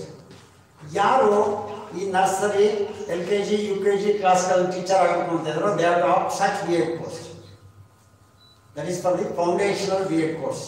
Foundational ಕ್ಲಾಸಸ್ಗಳಿಗೆ ಬೇಕಾಗಿರೋ ಬಿ ಎಡ್ ಕೋರ್ಸ್. ಸೊ ಅದು ಒಂದು ರೀತಿಯ ಬಿ ಎಡ್ ಟ್ರೈನಿಂಗ್ ಪ್ರೋಗ್ರಾಮ್. ಇನ್ನೊಂದು ಯಾವುದು ಅಂತಂದರೆ to prepare specific subject teachers for higher primary and high schools. ಈಗ ಇದೆಯಲ್ಲ ಆ ರೀತಿ Kannada English methods, Kannada English physics chemistry biology ಅಥವಾ ಸಬ್ಜೆಕ್ಟನ್ನು ಟೀಚ್ ತಯಾರು ಮಾಡುವಂತಹ ಬಿ ಎಡ್ ಪ್ರಾರಂಭ ಆಗುತ್ತೆ. That is another type. ಇನ್ನು ಮೂರನೇದು ವಿಶೇಷ ಶಿಕ್ಷಕರನ್ನ ತಯಾರು ಮಾಡುವಂತಹ B Ed course, special education teachers. Hearing impaired ಅವ್ರಿಗೆ ಟೀಚ್ ಮಾಡಬೇಕು, ಸ್ಪೀಚ್ ಇಂಪೇರ್ಡ್ ಅವ್ರಿಗೆ ಟೀಚ್ ಮಾಡಬೇಕು. ನಾರ್ಮಲ್ ಟೀಚರ್ಸ್ಗೆ ನಾಟ್ ಟ್ರೈನ್ ಫಾರ್ ದಟ್. ನಿಮಗೆ ಬರುತ್ತಾ ಹಿಯರಿಂಗ್ ಇಂಪೇರ್ಡ್ ಅವ್ರಿಗೆ ಟೀಚ್ ಮಾಡಬೇಕು, ಅಥವಾ ಸ್ಪೀಚ್ ಇಂಪೇರ್ಡ್ ಅವ್ರಿಗೆ ಟೀಚ್ ಮಾಡಬೇಕು, ಆರ್ಥೋಪೆಡಿಕಲ್ ಇಂಪೇರ್ಡ್ ಇದ್ರೆ ಹೇಗೆ, ಅಥವಾ ಲರ್ನಿಂಗ್ ಡಿಸೇಬಲ್ಡ್ ಮಕ್ಕಳು ನಮ್ಮ ತರಗತಿಯಲ್ಲಿ ಇದ್ದರೆ ಅವ್ರಿಗೆ ಯಾವ ಕ್ರಮಗಳನ್ನು ತೆಗೆದುಕೊಳ್ಬೇಕು. ಇದಕ್ಕೆ ಒಂದು ಸಪ್ರೇಟ್ ಬಿ ಎಡ್ ಕೋರ್ಸ್ ಪ್ರಾರಂಭ ಆಗುತ್ತೆ. B Ed for preparing special education teachers. B Ed for special education, B Ed special education ಅಂತ ಇದೆ ಕೆಲವು ಯೂನಿವರ್ಸಿಟಿಗಳಲ್ಲಿ. ಸೊ ಆ ರೀತಿ ಬಿ ಎಡ್ ಸ್ಪೆಷಲ್ ಎಜುಕೇಷನ್ ಅಂತ ಬರುತ್ತೆ. ವಿಶೇಷವಾದಂತಹ ಮಕ್ಕಳಿಗೆ, ವಿಶಿಷ್ಟ ಮಕ್ಕಳಿಗೆ ಶಿಕ್ಷಣ ನೀಡೋದಕ್ಕೆ ಬೇಕಾಗಿರುವಂಥ ತಯಾರು ಮಾಡುವಂತಹ ಒಂದು ಬಿ ಎಡ್ ಕೋರ್ಸ್, ಅದು ಬಿ ಎಡ್ ಸ್ಪೆಷಲ್ ಎಜುಕೇಷನ್. ಇನ್ನು ಮೂರನೇದು ಕಲಾ ಶಿಕ್ಷಕರನ್ನು ತಯಾರು ಮಾಡುವಂಥ ಬಿ ಎಡ್ ಕೋರ್ಸ್. ಕಲಾ ಶಿಕ್ಷಕರು ಅಂದರೆ art, drawing, painting, visual arts, ಈ ಫೈನ್ ಆರ್ಟ್ಸ್, ಇವುಗಳನ್ನು ಟೀಚ್ ಮಾಡುವಂಥ ಟೀಚರ್ಸ್ಗಳನ್ನು ತಯಾರು ಮಾಡುವಂಥ ಒಂದು ಬಿ ಎಡ್ ಕೋರ್ಸ್. ಈಗ ನಮ್ಮ ಫೈನ್ ಆರ್ಟ್ಸ್ ಕಾಲೇಜ್ಗಳಿದಾವಲ್ಲ, ಆ ಫೈನ್ ಆರ್ಟ್ಸ್ ಕಾಲೇಜುಗಳ ರೀತಿ ಅಲ್ಲಿ ಸ್ಕೂಲ್ಗಳಿಗೆ ಹೋಗಿ ಟೀಚರ್ ಆಗಬೇಕು ಅಂತಂದರೆ ಬರೀ ಫೈನ್ ಆರ್ಟ್ಸ್ ಆಗಲ್ಲ. ಇನ್ಮೇಲೆ ಅವ್ರು ಬಿ ಎಡ್ ಮಾಡಬೇಕು. ಬಿ ಎಡ್ ಮಾಡಿ they should go to schools for teaching the literary arts ಇರ್ಬೋದು, ಅಥವಾ ವಿಜುವಲ್ ಆರ್ಟ್ಸ್ ಇರ್ಬೋದು, ಫೈನ್ ಆರ್ಟ್ಸ್ ಇರ್ಬೋದು. ಅದನ್ನು ಕಲಿಯೋದಕ್ಕೆ ಬೇಕಾಗಿರುವಂತಹ ಆರ್ಟ್ ಟೀಚರ್ ಬಿ ಎಡ್ ಕೋರ್ಸನ್ನು ಮಾಡಬೇಕಾಗುತ್ತೆ. ಅದು art teacher B Ed course. ಇನ್ನೊಂದು ವೃತ್ತಿ ಶಿಕ್ಷಣ ನೀಡುವಂತಹ B Ed teachers, vocational course B Ed teachers. ಈಗಾಗಲೇ ಹೇಳಿ ನಾನು ಕೆಲವು ವೊಕೇಶನಲ್ ಕೋರ್ಸ್ಗಳು ಸ್ಕೂಲ್ನಲ್ಲಿ ಇಂಟ್ರೊಡ್ಯೂಸ್ ಆಗುತ್ತೆ. ಅದು ಎಲೆಕ್ಟ್ರಿಕಲ್ ಬಗ್ಗೆ ಇರ್ಬೋದು, ಅಗ್ರಿಕಲ್ಚರ್ ಇರ್ಬೋದು, ಹಾರ್ಟಿಕಲ್ಚರ್ ಇರ್ಬೋದು, ಇನ್ಯಾವುದೋ ಕೋರ್ಸ್ಗಳಿರ್ಬೋದು, ಫಾರ್ಮಸಿ ಇರ್ಬೋದು, ಲ್ಯಾಬ್ ಟೆಕ್ನಿಷಿಯನ್ ಕೋರ್ಸ್ ಇರ್ಬೋದು. ಇಂಥ ಕೋರ್ಸ್ಗಳಿಗೆ ಟೀಚ್ ಮಾಡೋದು ಟೀಚರ್ಸ್ ಬೇಕಲ್ಲ ನಮಗೆ. They should have B Ed. So ಅವರು ಬಿ ಎಡ್ ಟೀಚರ್ಸು. ಇನ್ನು PUC 11th 12th ಈ ಬಿ ಎಡ್ ಜನರಲ್ ಸಬ್ಜೆಕ್ಟ್ ಟೀಚರ್ಸೇ ಬಂದುಬಿಡ್ತಾರೆ. 12th ಕಂಪಲ್ಸರಿ ಅವ್ರು ಬಿ ಎಡ್ ಆಗಿರಲೇಬೇಕು. ಅವರೆಲ್ಲ ಸಬ್ಜೆಕ್ಟ್ ಟೀಚರ್ಸಲ್ಲಿ ಬರ್ತಾರೆ. ಸೊ ಇನ್ನು ಕೊನೆಯದು ಯಾವುದಪ್ಪ ಅಂದರೆ ಫಿಸಿಕಲ್ ಎಜುಕೇಷನ್ ಟೀಚರ್ಸ್ಗೂ ಇನ್ಮೇಲೆ ಬಿ ಎಡ್ ಅಂತಲೇ ಕರೀತಾರೆ. BPED ಅಲ್ಲ, B Ed physical education, B Ed for physical education teacher. ಇಂಥ 6 ರೀತಿಯ ಶಿಕ್ಷಕರನ್ನ ತಯಾರು ಮಾಡುವಂತಹ B Ed 4 year B Ed course ಮುಂದೆ ಬರ್ತಕ್ಕಂಥದ್ದು. ಅದ್ರ ಜೊತೆಗೆ 2 year ಬಿ ಎಡ್ ಕೋರ್ಸು ಮತ್ತು 1 year ಬಿ ಎಡ್ ಕೋರ್ಸು ಇರುತ್ತೆ. ಅದೆಲ್ಲಿರುತ್ತೆ ಅಂದರೆ ಆ 4 year ಬಿ ಎಡ್ ಕೋರ್ಸ್ನ ಯಾವ ಕಾಲೇಜ್ ನಡೆಸುತ್ತೋ ಅವರಿಗೆ ಮಾತ್ರ ಇದು ಪರ್ಮಿಷನ್. ನಾನು ಬರೀ 2 ವರ್ಷದ ಹೀಗಿದೆ ಅದನ್ನು ನಾನು ನಡೆಸ್ತೀನಿ ಅಂದರೆ ಅವಕಾಶ ಇಲ್ಲ. ಇದೇ ಆಜ್ಞೆ ಅಂದರೆ ಈಗ 3 ವರ್ಷ ಡಿಗ್ರಿ ಮಾಡಿದಂಥ ಹುಡುಗ, 4 ವರ್ಷ ಆನರ್ಸ್ ಮಾಡಿದಂಥ ಹುಡುಗ ಅವನು ಬಿ ಎಡ್ಗೆ ಬರ್ತಾನೆ ಅಂದರೆ ಅವನು 2 ವರ್ಷ ಬಿ ಎಡ್ ಮಾಡ್ಬೋದು. ಈಗ ಅವನು MA MSc ಮುಗಿಸ್ಕೊಂಡು ಬಂದಿದ್ದಾನೆ ಅಂದರೆ 1 year ಬಿ ಎಡ್ ಮಾಡ್ಕೊಂಡು ಹೋಗ್ಬೋದು. ಆ ಥರ ಪ್ರೊಡಕ್ಷನ್. ಈಗ MSc ಆಗಿದ್ರೂ 2 ವರ್ಷ ಮಾಡಬೇಕಾಗಿದೆ. ಆವಾಗ ಆಗಿಲ್ಲ. PUC ಡೈರೆಕ್ಟ್ ಹೋಗ್ತೀನಿ ಅಂತಂದರೆ PUCಗೆ ಹೋಗೋನು MSc ಮಾಡ್ಕೊಂಡು ಬಂದಿದ್ದಾನೆ ಅಂದರೆ ಅವನು BSc ಆದಮೇಲೆ MSc ಹೋಗಿದ್ದಾನೆ. MSc ಆದಮೇಲೆ ಅವನು ಹೈಸ್ಕೂಲ್ PU ಕಾಲೇಜ್ಗೆ ಹೋಗೋದಕ್ಕೆ 1 year ಬಿ ಎಡ್ ಮಾಡ್ಕೊಂಡು ಹೋಗ್ಬೋದು. ಈ ಥರ ಅವಕಾಶಗಳನ್ನು ಕೊಟ್ಟಿದ್ದಾರೆ. ಬಿ ಎಡ್ ಕೋರ್ಸ್ನಲ್ಲಿ ಇಷ್ಟೊಂದು ವೈವಿಧ್ಯತೆ ಇನ್ನು ಮುಂದೆ ಬರುತ್ತೆ. ಇಲ್ಲಿವರೆಗೂ ಏನಾಗಿತ್ತು ಅಂತಂದರೆ ನಾವು ಇಲ್ಲಿವರೆಗೆ ಬಿ ಎಡ್ ಟೀಚರ್ಸ್ನ ಯಾವುದು ತಯಾರು ಮಾಡ್ತಿದ್ವಿ ಅಂತಂದರೆ only for teaching 8 to 10, 8 to 10ಗೆ ಮಾತ್ರ. ಅಲ್ಲಿವರೆಗೂ 7th ಡಿ ಎಡ್ ಅಂತ ಇತ್ತು ಮುಂಚೆ. ಇತ್ತೀಚೆಗೆ 6 to 10th ಕವರ್ ಆಗಿದೆ. 6 to 10th ಮಾತ್ರ ನಮ್ಮ ಬಿ ಎಡ್ ನಾವು ತಯಾರು ಮಾಡ್ತೀವಿ. ಇನ್ಮೇಲೆ ಆಗಲ್ಲ. ನಮ್ಮ ಬಿ ಎಡ್ ಎಲ್ಲಿಂದ ಪ್ರಾರಂಭ ಆಗಬೇಕು ಅಂತಂದರೆ ನರ್ಸರಿಯಿಂದ ನರ್ಸರಿಯಿಂದ ಹಿಡಿದು ಪಿ ಯು ಸಿವರೆಗೆ ಇರುವಂಥವ್ರು ಏನಿದಾರಲ್ಲ ಟೀಚರ್ಸ್ ಆಗುವಂಥವ್ರು ಇದ್ದಾರೆ, ಅವರೆಲ್ಲರಿಗೂ ತರಬೇತಿಯನ್ನು ಕೊಡುವಂತಹ ಬಿ ಎಡ್ ಕೋರ್ಸ್ಗಳನ್ನು ಇವತ್ತು ಪ್ರಾರಂಭ ಮಾಡಬೇಕು.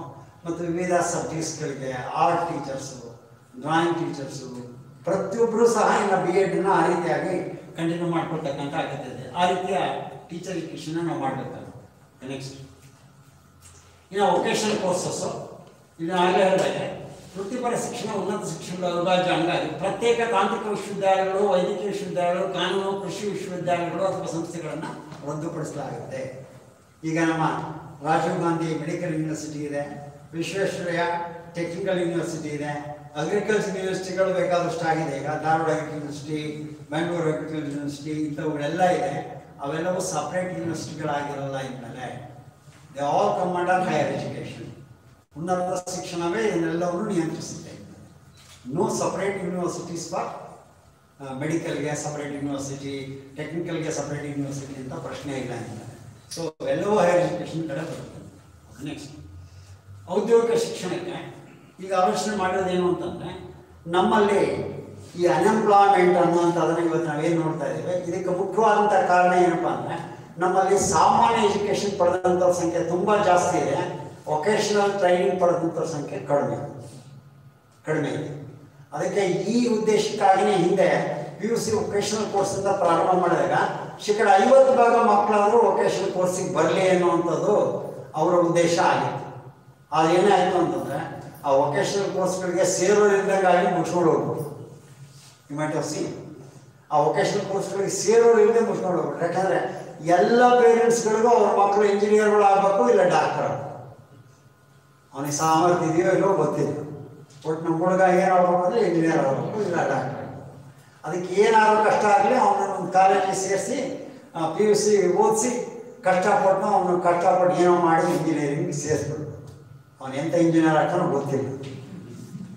ಬಟ್ ಆ ರೀತಿಯಾಗಿ ನಾವು ಅವರ ಇಷ್ಟಗಳು, ಸಾಮರ್ಥ್ಯಗಳು ಏನು ನೋಡದೆ ಆ ಮಕ್ಕಳಿಗೆ ಒತ್ತಾಯಪೂರ್ವಕವಾಗಿ ಮಾಡ್ತಾ ಇದ್ದೀವಲ್ಲ, ಇದಾಗಬಾರ್ದು. ವೊಕೇಶನಲ್ ಕೋರ್ಸಸ್ಗಳನ್ನು ನಾವು ಇಂಟ್ರೊಡ್ಯೂಸ್ ಮಾಡೋದ್ರಿಂದ ಜನರಲ್ ಎಜುಕೇಷನ್ ಸಿಸ್ಟಮಲ್ಲೇ ವೊಕೇಶನಲ್ ಕೋರ್ಸಸ್ಗಳನ್ನು ಇಂಟ್ರೊಡ್ಯೂಸ್ ಮಾಡಿ, ಬಿ ಎನಲ್ಲೇ ಕೆಲವು ವೊಕೇಶನಲ್ ಕೋರ್ಸಸ್ ಬಂದು ಬಿ ಎ ಆದಮೇಲೆ ಅವನು ಡೈರಿಂಗ್ ಮಾಡ್ತೀನಿ ಅಂದರೆ ಯು ಕ್ಯಾನ್ ಡೂ ದಟ್. ಅವ್ನು ಬಿ ಎನಲ್ಲಿ ಡೈರಿಂಗ್ ಅಂತ ಒಂದು ಕೋರ್ಸ್ ತಗೊಂತಾನೆ, ಒಂದು ಕೋರ್ಸ್ ಅವ್ನು ಮುಗಿಸಿ ಹೊರಗೆ ಹೋದ್ಮೇಲೆ can start is own dairy. ಅದು ಈಗ ಬಿ ಎಸ್ ಸಿ ಡೈರಿಂಗೇ ಓದಬೇಕಂತ ಇಲ್ಲ. ಅವನು ಬಿ ಎನಲ್ಲಿ ಒಬ್ಬ ಡೈರಿಂಗ್ ಕೋರ್ಸನ್ನು ಓದಿದ್ರೆ ಅವ್ನ ಮನೆಗೆ ಒಂದು ಡೈರಿ ಓಪನ್ ಮಾಡ್ತಾನೆ, ಸೆರಿಕಲ್ಚರ್ ಮಾಡಿದ ಮನೆಗೆ ಹೋಗಿ ರೇಷ್ಮೆ ಬೆಳೆ ಪ್ರಾರಂಭ ಮಾಡ್ತಾನೆ. ಹಾಗೆ ನಮ್ಮ ಬಿ ಎ ಕೋರ್ಸ್ಗಳಿಗೆ ಇವತ್ತು ಕಡಿಮೆ ಆಗಿದೆ ಡಿಮ್ಯಾಂಡ್ ಅಂತ ಯಾಕೆ ಹೇಳ್ತಾ ಇದ್ದೀವಿ? ಇದೇ ಕಾರಣಕ್ಕೆ they will not help us to earn our livelihood. ನಮ್ಮ ಜೀವನ ನಡೆಸೋಕೆ ಬೇಕಾಗಿರುವ ಸಾಮರ್ಥ್ಯಗಳನ್ನು ನಮ್ಮಲ್ಲಿ ಬೆಳೆಸ್ತಾ ಇದ್ದಾವ. ಬಿ ಎನೋ ಬಿ ಎಸ್ ಸಿ ಓದೋರು ನಾವು ಅಬ್ಸರ್ವ್ ಮಾಡ್ತೀವಿ, ಸೆಕೆಂಡ್ ಡಿವಿಷನ್ ಕ್ಲರ್ಕ್ ಆಗಿಬಿಟ್ರೆ 8 ಲಕ್ಷ 10 ಲಕ್ಷ ಅಪ್ಲಿಕೇಶನ್ ಬರುತ್ತೆ ನಮ್ಮ ದೇಶದಲ್ಲಿ. ನಮ್ಮ ರಾಜ್ಯದಲ್ಲಿ 8ರಿಂದ 10 ಲಕ್ಷ ಅಪ್ಲಿಕೇಶನ್ SDA ಪೋಸ್ಟ್ಗಳಿಗೆ. ಯಾಕೆಂದರೆ ಅದು ಬಿಟ್ಟರೆ ಬೇರೆ ಗೊತ್ತಿಲ್ಲ ನಮ್ಗೆ. ಅದೇ ಅಂತ ತಿಳ್ಕೊಂಡಿದ್ದೆ, FDA SDA ಆಗಿರೋದು, ಬಿ ಎ ಆಗಿರೋರು, ಬಿ ಎಸ್ ಸಿ ಆಗಿರೋರು ಅಂದರೆ ನಮಗಿರೋ ಅವಕಾಶ ಏನಪ್ಪ SDA FDA ಅಂತ ಅಂದ್ಕೊಂಡಿದ್ದಾರೆ. No, there are a lot of job oriented vocational courses where there is a dearth of such qualified personnel. ಆ ಸ್ಕಿಲ್ ಇಲ್ಲದೆ ಇರುವಂಥವ್ರ ಸಂಖ್ಯೆ ಭಾಳಷ್ಟಿದೆ, ಅವ್ರು ಬೇಕಾಗಿದೆ ಅಂಥವ್ರು ಸಿಗ್ತಾ ಇದ್ದಾರೆ. ಅದಕ್ಕೆ ಏನಾಗುತ್ತೆ, ಅನ್ಟ್ರೈನ್ಡ್ ಇರೋರೆಲ್ಲ ಹೋಗ್ತಾರೆ, ಏನೋ ಮಾಡ್ತಾರೆ, ಅವ್ರು ಓದೋದೇ ಒಂದು, ಕೆಲಸ ಮಾಡೋದೇ ಒಂದು. ಇವತ್ತಾಗಿರೋದು ಏನಪ್ಪ ಅಂದರೆ, ಅವ್ರು ಕೆಲಸ ಮಾಡೋದು ಏನಪ್ಪ ಅಂತಂದ್ರೆ, ಕೆಲವು ಫ್ಯಾಕ್ಟ್ರಿಗಳಲ್ಲಿ ಕೆಲಸ ಮಾಡ್ತಾರೆ. ನೀನೇನು ಓದಿ ಅಂದರೆ ಬಿ ಎ ಓದಿದ್ದೀನಿ, ನಮ್ಮ ಫ್ಯಾಕ್ಟ್ರಿನಲ್ಲಿ ಏನೋ ಕೆಲಸ ಮಾಡ್ತಿದ್ದೆ ನಾನು. ನನ್ನ ಫ್ರೆಂಡ್ ಒಬ್ಬ ಇದ್ದಾನೆ, ಅವನು ಫ್ಯಾಕ್ಟ್ರಿನಲ್ಲಿ ಕೆಲಸ ಮಾಡ್ತಾನೆ, ಅವ್ನು ಓದಿದ್ದು ಬಿ ಎ. ಅವನಿಗೆ ಒಳ್ಳೆ ಬೆಸ್ಟ್ ಎಲೆಕ್ಟ್ರಿಷಿಯನ್ ಅವನು. ಆ ಫ್ಯಾಕ್ಟ್ರಿನಲ್ಲಿ ಅವ್ನು ಎಲೆಕ್ಟ್ರಿಕಲ್ಗೆ ಓದಲೇ ಇಲ್ಲ, ಅವನು ಎಲ್ಲೂ ಓದಿಲ್ಲ. ಅವ್ನು ಪಿ ಯು ಸಿ ಓದ್ದ, ಆರ್ಟ್ಸು, ಬಿ ಎ ಓದ್ದ, ಯಾವುದೋ ಫ್ಯಾಕ್ಟ್ರಿನಲ್ಲಿ ಕೆಲಸ ಸಿಕ್ತು. ನೋಡಪ್ಪ ಎಲೆಕ್ಟ್ರಿಷಿಯನ್ ಕೆಲಸ ಇದೆ ಮಾಡ್ತೀಯ ಅಂದರು, ಮತ್ತು ಅಲ್ಲಿ ಸೇರ್ಕೊಂಡ. ಅವನಿಗೆ ಅದರಲ್ಲೇ ಎಕ್ಸ್ಪೀರಿಯನ್ಸ್ ಆಗಿ ಬಿಕಮ್ ಎ ಗುಡ್ ಎಲೆಕ್ಟ್ರಿಷಿಯನ್. ಇಂಥ ಪರಿಸ್ಥಿತಿಯನ್ನು ಇವತ್ತು ನಾವು ನೋಡ್ತಾ ಇದ್ದೀವಿ. ಅವ್ರು ಕಲ್ತಿದ್ದೇ ಬೇರೆ, ಮಾಡ್ತಾ ಇರೋದೇ ಬೇರೆ. ಉದಾಹರಣೆ ಹೇಳಿದ್ವಿ. ಈ ಉದಾಹರಣೆ ನೋಡಿ, ಆಟೋಮೊಬೈಲ್ ಇಂಜಿನಿಯರ್ ಅಥವಾ ಒಬ್ಬ ಇಂಜಿನಿಯರ್ಗಳು, ನಮ್ಮ ಇಂಜಿನಿಯರ್ಗಳು BE ಮುಗಿಸ್ಕೊಂಡು ಹೊರ ಬಂದಿರ್ತಾರೆ. ಅವ್ರು ಸ್ಕೂಟರ್ ರಿಪೇರಿ ಮಾಡೋರು ಮಾತ್ರ ಗ್ಯಾರೇಜ್ ಮಾಡೋದ್ರ ಹತ್ರ ಹೋಗ್ತಾರೆ. ಅವ್ನು ಏನು ಓದಿಲ್ಲ, ಅವ್ನು ಭಾಳ ಚೆನ್ನಾಗಿ ಬೇರೆ ಮಾಡ್ಕೊಡ್ತಾನೆ ಇವ್ರು ಸ್ಕೂಟ್ರಲ್ಲಿ. ಇವ್ರು ಇಂಜಿನಿಯರಿಂಗ್ ಓದಿರೋದ್ರಲ್ಲಿ ಇವ್ರಿಗೆ ಮಾಡಕ್ಕೆ ಬರಲ್ಲ. ಅಂದರೆ ನಮ್ಮ ಟೆಕ್ನಿಕಲ್ ನಾಲೆಡ್ಜ್ ಹೇಗಿದೆ, ಆಟೋಮೊಬೈಲ್ ಇಂಜಿನಿಯರು ಸ್ಕೂಟರ್ ರಿಪೇರಿಗೆ ಅವ್ರಿಗೆ ಹತ್ರ ನಾನು ಹೋಗ್ತಾನೆ. ಆ ಹುಡುಗ ಎಲ್ಲ ಸ್ಕೂಟ್ರು ಬಿಚ್ಚಿ ಎಲ್ಲ ರಿಪೇರಿ ಮಾಡಿ ಕೊಟ್ಟು ಕಳ್ಸಂತ ನೋಡೋದು ಸರ್. ಸಿ ಅಂದರೆ ಇಲ್ಲಿ ನಮ್ಮ ಓದಿಗೂ ನಾವು ಮಾಡೋ ಕೆಲಸಕ್ಕೂ ಸಂಬಂಧನೇ ಇಲ್ಲ ಅನ್ನೋ ಸ್ಥಿತಿ ಇವತ್ತು ನಿರ್ಮಾಣ ಆಗಿದೆ. ಅದು ಬದಲಾಗಬೇಕು. ಜಾಬ್ ಓರಿಯೆಂಟೆಡ್ ವೊಕೇಶನಲ್ ಕೋರ್ಸಸ್ಗಳನ್ನು ನಮ್ಮ ಶಾಲಾ ಕಾಲೇಜುಗಳಲ್ಲಿ ಇಂಟ್ರೊಡ್ಯೂಸ್ ಮಾಡಬೇಕು ಅನ್ನೋಂಥದ್ದನ್ನು ನಾನು ನೆಕ್ಸ್ಟ್ ರಾಷ್ಟ್ರೀಯ ಸಂಶೋಧನಾ ಸಂಸ್ಥೆಯನ್ನು ಇವತ್ತು ಪ್ರಾರಂಭ ಮಾಡ್ತಾ ಇದ್ದಾರೆ, national research foundation, to encourage research in our country. ಅದಕ್ಕೆ ನ್ಯಾಷನಲ್ ಲೆವೆಲಲ್ಲಿ ಅವರು ಆಲೋಚನೆ ಮಾಡಿದ್ದಾರೆ, ಪ್ರತಿ ವರ್ಷ 20,000 ಕೋಟಿ ರೂಪಾಯಿಗಳನ್ನು ರಿಸರ್ಚ್ಗೆ ಕೊಡ್ತೀವಿ. 20,000, it's not A small amount. 20,000 ಕೋಟಿ ರೂಪಾಯಿಗಳನ್ನು ರಿಸರ್ಚ್ ಆಕ್ಟಿವಿಟೀಸ್ಗಳಿಗೆ ಇವತ್ತು ಕೊಡೋದಕ್ಕೆ ಅವರೊಂದು ರಾಷ್ಟ್ರೀಯ ನ್ಯಾಷನಲ್ ರಿಸರ್ಚ್ ಫೌಂಡೇಶನ್ನ ಪ್ರಾರಂಭ ಮಾಡಿದ್ದಾರೆ. ಅದಕ್ಕೆ ಅಂಥ ಸಂಶೋಧನೆಗಳನ್ನು ಅಭಿವೃದ್ಧಿಗೊಳಿಸ್ತಕ್ಕಂಥದ್ದು. ಅದು ಎಲ್ಲಿ ಅಂತಂದರೆ ಈಗೇನಾಗಿದೆ, ಬರೀ ಯೂನಿವರ್ಸಿಟಿ ಅಂತ ಎಲ್ಲ ಕಾಲೇಜುಗಳು ರಿಸರ್ಚ್ ಸೆಂಟರ್ಗಳಾಗಬೇಕು ಅಂತ. ಈಗ ಆಟೋನಮಸ್ ಕಾಲೇಜ್ಗಳಾಗುತ್ತಲ್ಲ, every college should become a research centre. ಅಲ್ಲಿರುವಂಥವರು ಸಂಶೋಧನೆಗಳನ್ನು ಮಾಡಿ they have to contribute to society, ಸಮಾಜಕ್ಕೆ ಕೊಡೋ ರೀತಿಯಲ್ಲಿ ಆಗಬೇಕು. ಸೊ ಆ ರೀತಿಯಾಗಿ ಸಂಶೋಧನಾ ಘಟಕಗಳನ್ನು ಸ್ಥಾಪಿಸೋದಕ್ಕೆ ಆಲೋಚನೆ ಮಾಡಿದ್ದಾರೆ. ತಂತ್ರಜ್ಞಾನ, ಇದನ್ನು ಆಗಲೇ ಮಾತಾಡಿದನಾಗಲೇ, ಶಿಕ್ಷಣದಲ್ಲಿ ತಂತ್ರಜ್ಞಾನವನ್ನು ಇವತ್ತು ನಾವು ಕಲಿಬೇಕಾಗಿರ್ತಕ್ಕಂಥದ್ದು ಬಹಳ ಮುಖ್ಯವಾಗಿ ಬೇಕಾಗಿದೆ. ಪ್ರತಿಯೊಬ್ಬರಿಗೂ ತಂತ್ರಜ್ಞಾನದ ಅಗತ್ಯತೆ ಇದೆ. ಯಾಕೆಂದರೆ we are living in the technological society. ಇವತ್ತು ತಾಂತ್ರಿಕ ಯುಗದಲ್ಲಿ ನಾವಿದ್ದೇವೆ, ನಾಲೆಡ್ಜ್ ಎರದಲ್ಲಿದ್ದೀವಿ, ಕಂಪ್ಯೂಟರ್ ಯುಗ ದಾಟಿ ಬಂದುಬಿಟ್ಟಿದ್ದೀವಿ. ಈಗಾಗಲೇ 6th ಜನರೇಷನ್ನಲ್ಲಿದ್ದೀವಿ. ಈಗ ನಮ್ಮ 3G 4G ಹೋಗಿ 6G ಬರ್ತಾ ಇದ್ದೀವಿ ಸೀದಾ. ಸೊ ಆ ಜನ್ರೇಷನ್ನ ಕಂಪ್ಯೂಟರ್ನಲ್ಲಿ ನಾವಿದ್ದೀವಿ. ನಮಗಿನ್ನೂ ಎಷ್ಟೋ ಜನಕ್ಕೆ ಫಸ್ಟ್ ಜನ್ರೇಷನ್ ಕಂಪ್ಯೂಟರ್ ನಾಲೆಡ್ಜೇ ಇಲ್ಲ. ನೋಡಿ, ಫಸ್ಟ್ ಸೆಕೆಂಡ್ ಜನ್ರೇಷನ್ ಕಂಪ್ಯೂಟರ್ ನಾಲೆಡ್ಜಲ್ಲೇ ನಾವಿದ್ದೀವಿ. ಆದರೆ ಅದಾಗಲೇ 6th ಜನರೇಷನ್ ಲೆವೆಲಿಗೆ ಇವತ್ತು ಹೋಗಿದೆ ಲಿಟ್ರಸಿ. ಅದಕ್ಕೆ ಆ ತಂತ್ರಜ್ಞಾನವನ್ನು ಪರಿಣಾಮಕಾರಿಯಾಗಿ ಬಳಸ್ಕೊಳ್ತಕ್ಕಂಥದ್ದನ್ನು ನಮ್ಮ ಮಕ್ಕಳಿಗೆ ನಾವು ಕಲಿಸ್ಬೇಕಾಗಿದೆ ಅನ್ನೋಂಥದ್ದು. ನೆಕ್ಸ್ಟ್ ವಯಸ್ಕರ ಶಿಕ್ಷಣ, ಇದು ಭಾಳ ಮುಖ್ಯವಾಗಿ ಬೇಕಾಗಿದೆ. ನಮ್ಮ ಎಲ್ಲ ಅಭಿವೃದ್ಧಿಶೀಲ ರಾಷ್ಟ್ರಗಳಲ್ಲಿ ನೀವು ನೋಡಿದರೆ ಅಲ್ಲಿ ಲಿಟ್ರಸಿ ರೇಟ್ ಎಷ್ಟಿದೆ ಗೊತ್ತಾ ನಿಮಗೆ? ಕೆನಡಾ, ಇಂಗ್ಲೆಂಡು, ಆಸ್ಟ್ರೇಲಿಯಾ, ಅಮೇರಿಕಾ, ಇಲ್ಲೆಲ್ಲ ಎಷ್ಟಿದೆ ಲಿಟ್ರಸಿ ರೇಟ್? ಎಷ್ಟು ಪರ್ಸೆಂಟ್ ಇದೆ? 99 ಪಾಯಿಂಟ್ ಸಮಥಿಂಗ್, 99 ಪಾಯಿಂಟ್ ಸಮಥಿಂಗ್ ಇದೆ ಆ ದೇಶಗಳಲ್ಲಿ ಲಿಟ್ರಸಿ ರೇಟ್. ನಮ್ಮಲ್ಲಿ ನಾವು 70 ವರ್ಷಗಳಿಂದ ನಮ್ಮ ಯಾವ ಸ್ವತಂತ್ರ ಬಂದಾಗಿಂದ ನಿರಂತರವಾಗಿ ಪ್ರಯತ್ನ ಮಾಡ್ತಾ ಬಂದರು. ಇವತ್ತು ಎಲ್ಲಿದ್ದೀವಿ? ಎಷ್ಟು ಪರ್ಸೆಂಟ್ ಇದೆ?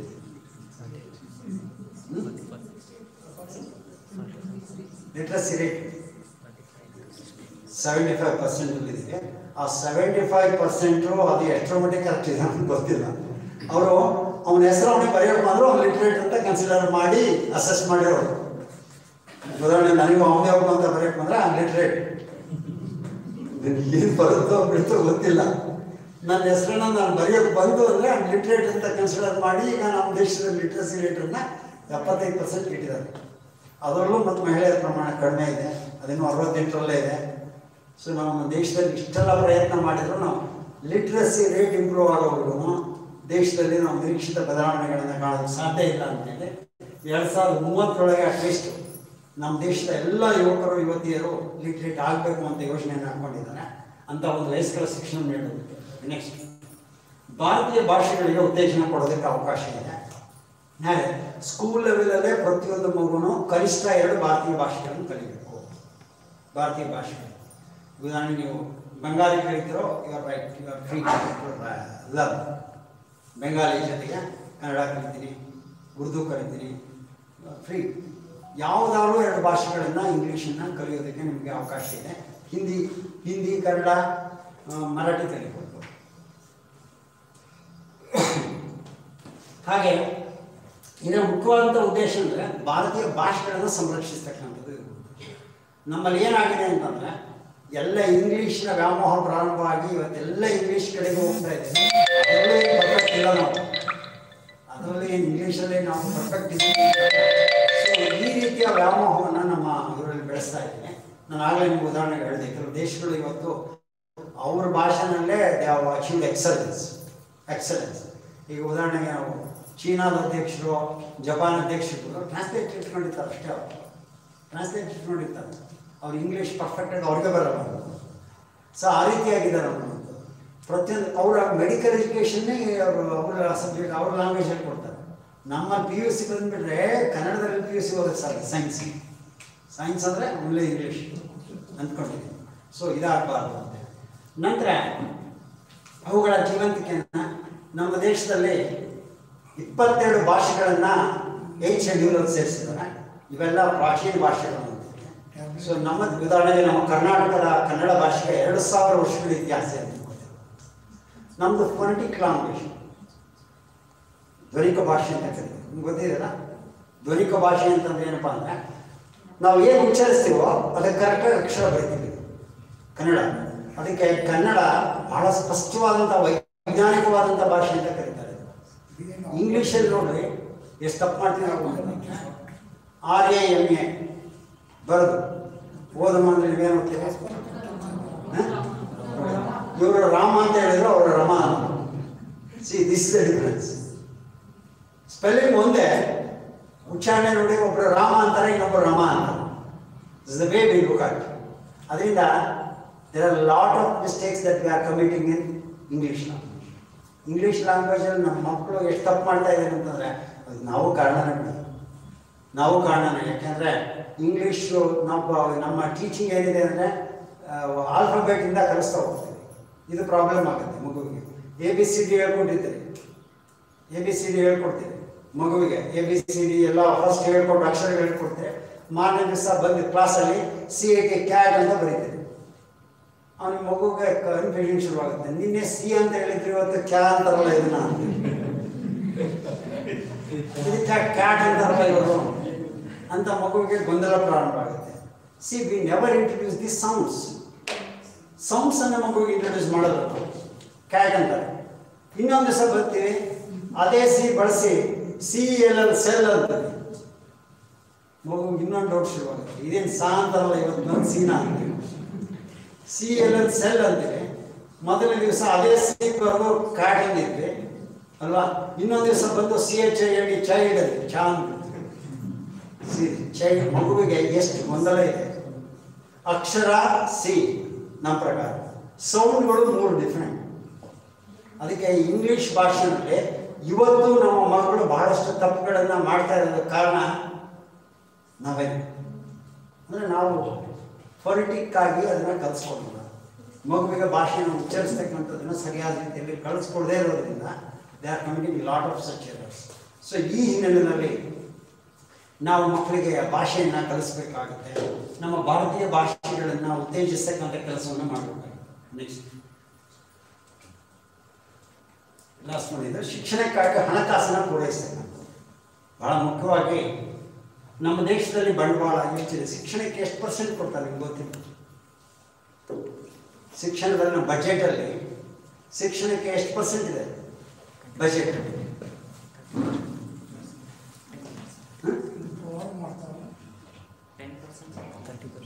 ಎಷ್ಟು? ಮುಗೀತು.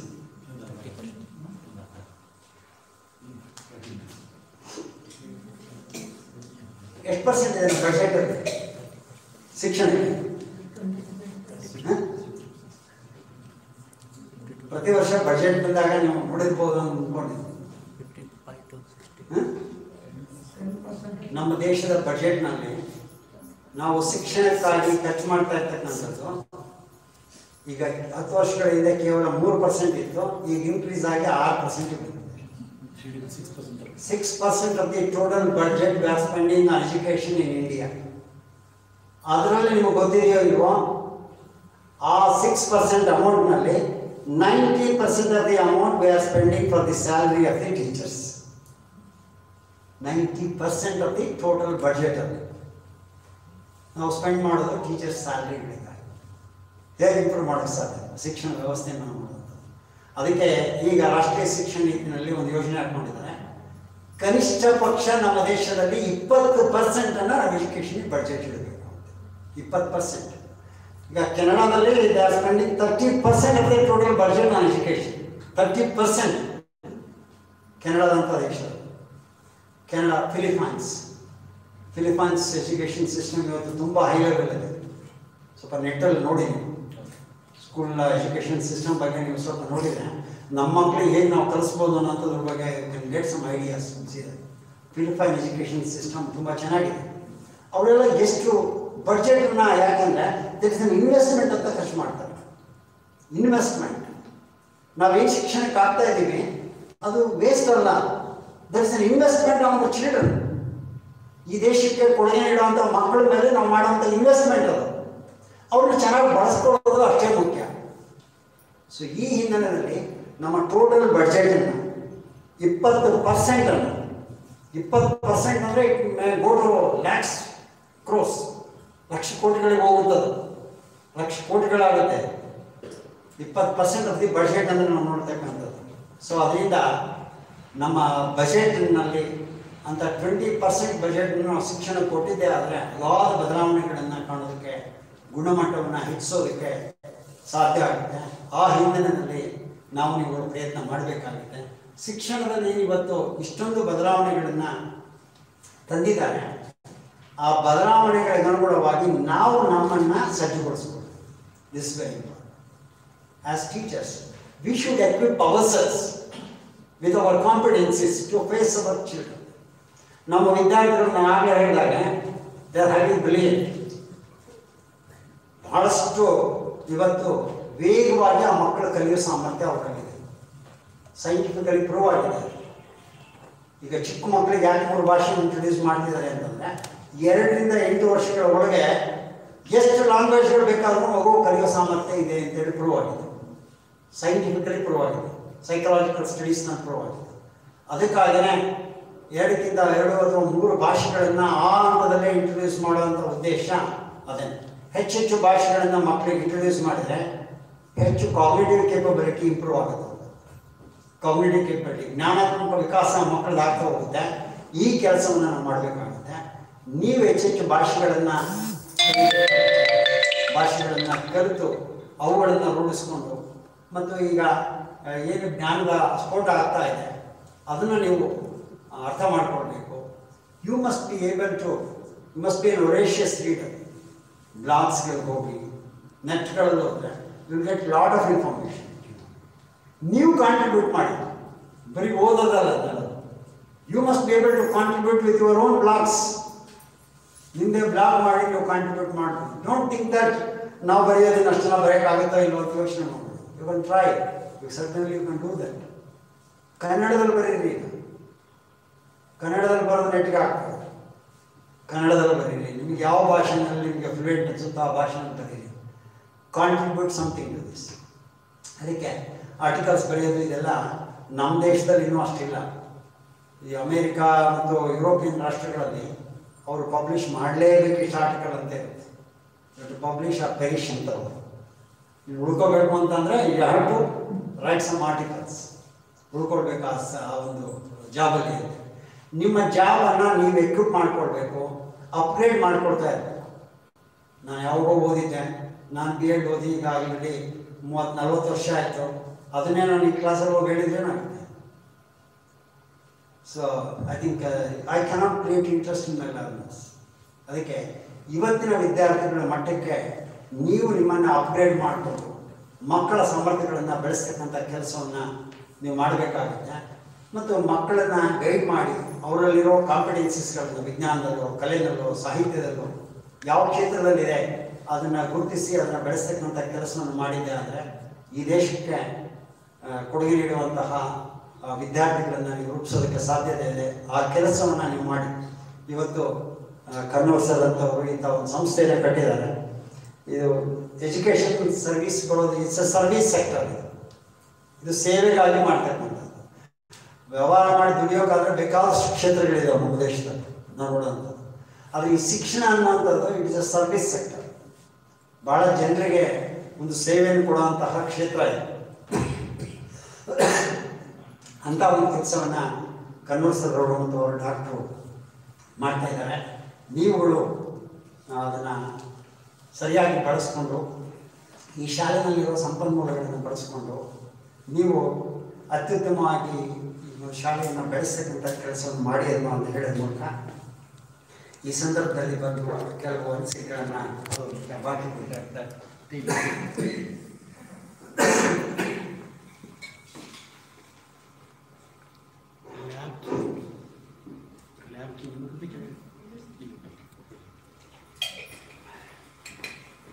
ಎಷ್ಟೋ ಸ್ಕೂಲ್ಗಳಲ್ಲಿ ಹೋದ್ರೆ ಕ್ಲಾಸ್ ಮಾಡಕ್ ಬಿಟ್ಟರೆ ಬೇರೆ ಏನು ರೂಮ್ ಇರೋದು. ಮಾಂತೇಶ್ ಬೆಳಿಗ್ಗೆ ತೋರಿಸ್ತಾ ಇದ್ರು ನಮ್ಮಲ್ಲಿ ಲ್ಯಾಬ್ಗಳನ್ನೆಲ್ಲ PUC ಲೆವೆಲ್ಗೆ ಆಗುವಷ್ಟು ಲ್ಯಾಬ್ಗಳನ್ನ ಮಕ್ಕಳಿಗೆ ಮಾಡಿದ್ವಿ. ಅಧ್ಯಕ್ಷತೆ ಈ ಒಂದು ರಾಷ್ಟ್ರೀಯ ಶಿಕ್ಷಣ ನೀತಿ ಬಗ್ಗೆ ನನ್ನ ಮೊನ್ನೆ ಕೊಡೋಕ್ಕೆ ಅವಕಾಶ ಮಾಡಿಕೊಟ್ಟಿರ್ತಕ್ಕಂತಹ ಡಾಕ್ಟರ್ ಮಹಂತೇಶ್ ಕಮಾರ್ ಅವರಿಗೆ ಹಾಗೂ ಎಲ್ಲ ಅಧ್ಯಾಪಕ ಮಿತ್ರರಿಗೆ ವಂದಿಸಿ ನನ್ನ ಮಾತುಗಳನ್ನು ಮುಗಿಸ್ತೇನೆ. ನಿಮಗೆ ಏನಾದರೂ ಪ್ರಶ್ನೆಗಳನ್ನು ಕೇಳಬೇಕು ಅಂತ ಇದ್ದೇನೆ. So any clarifications that you want or anything that you want to add suddenly go back. Sir,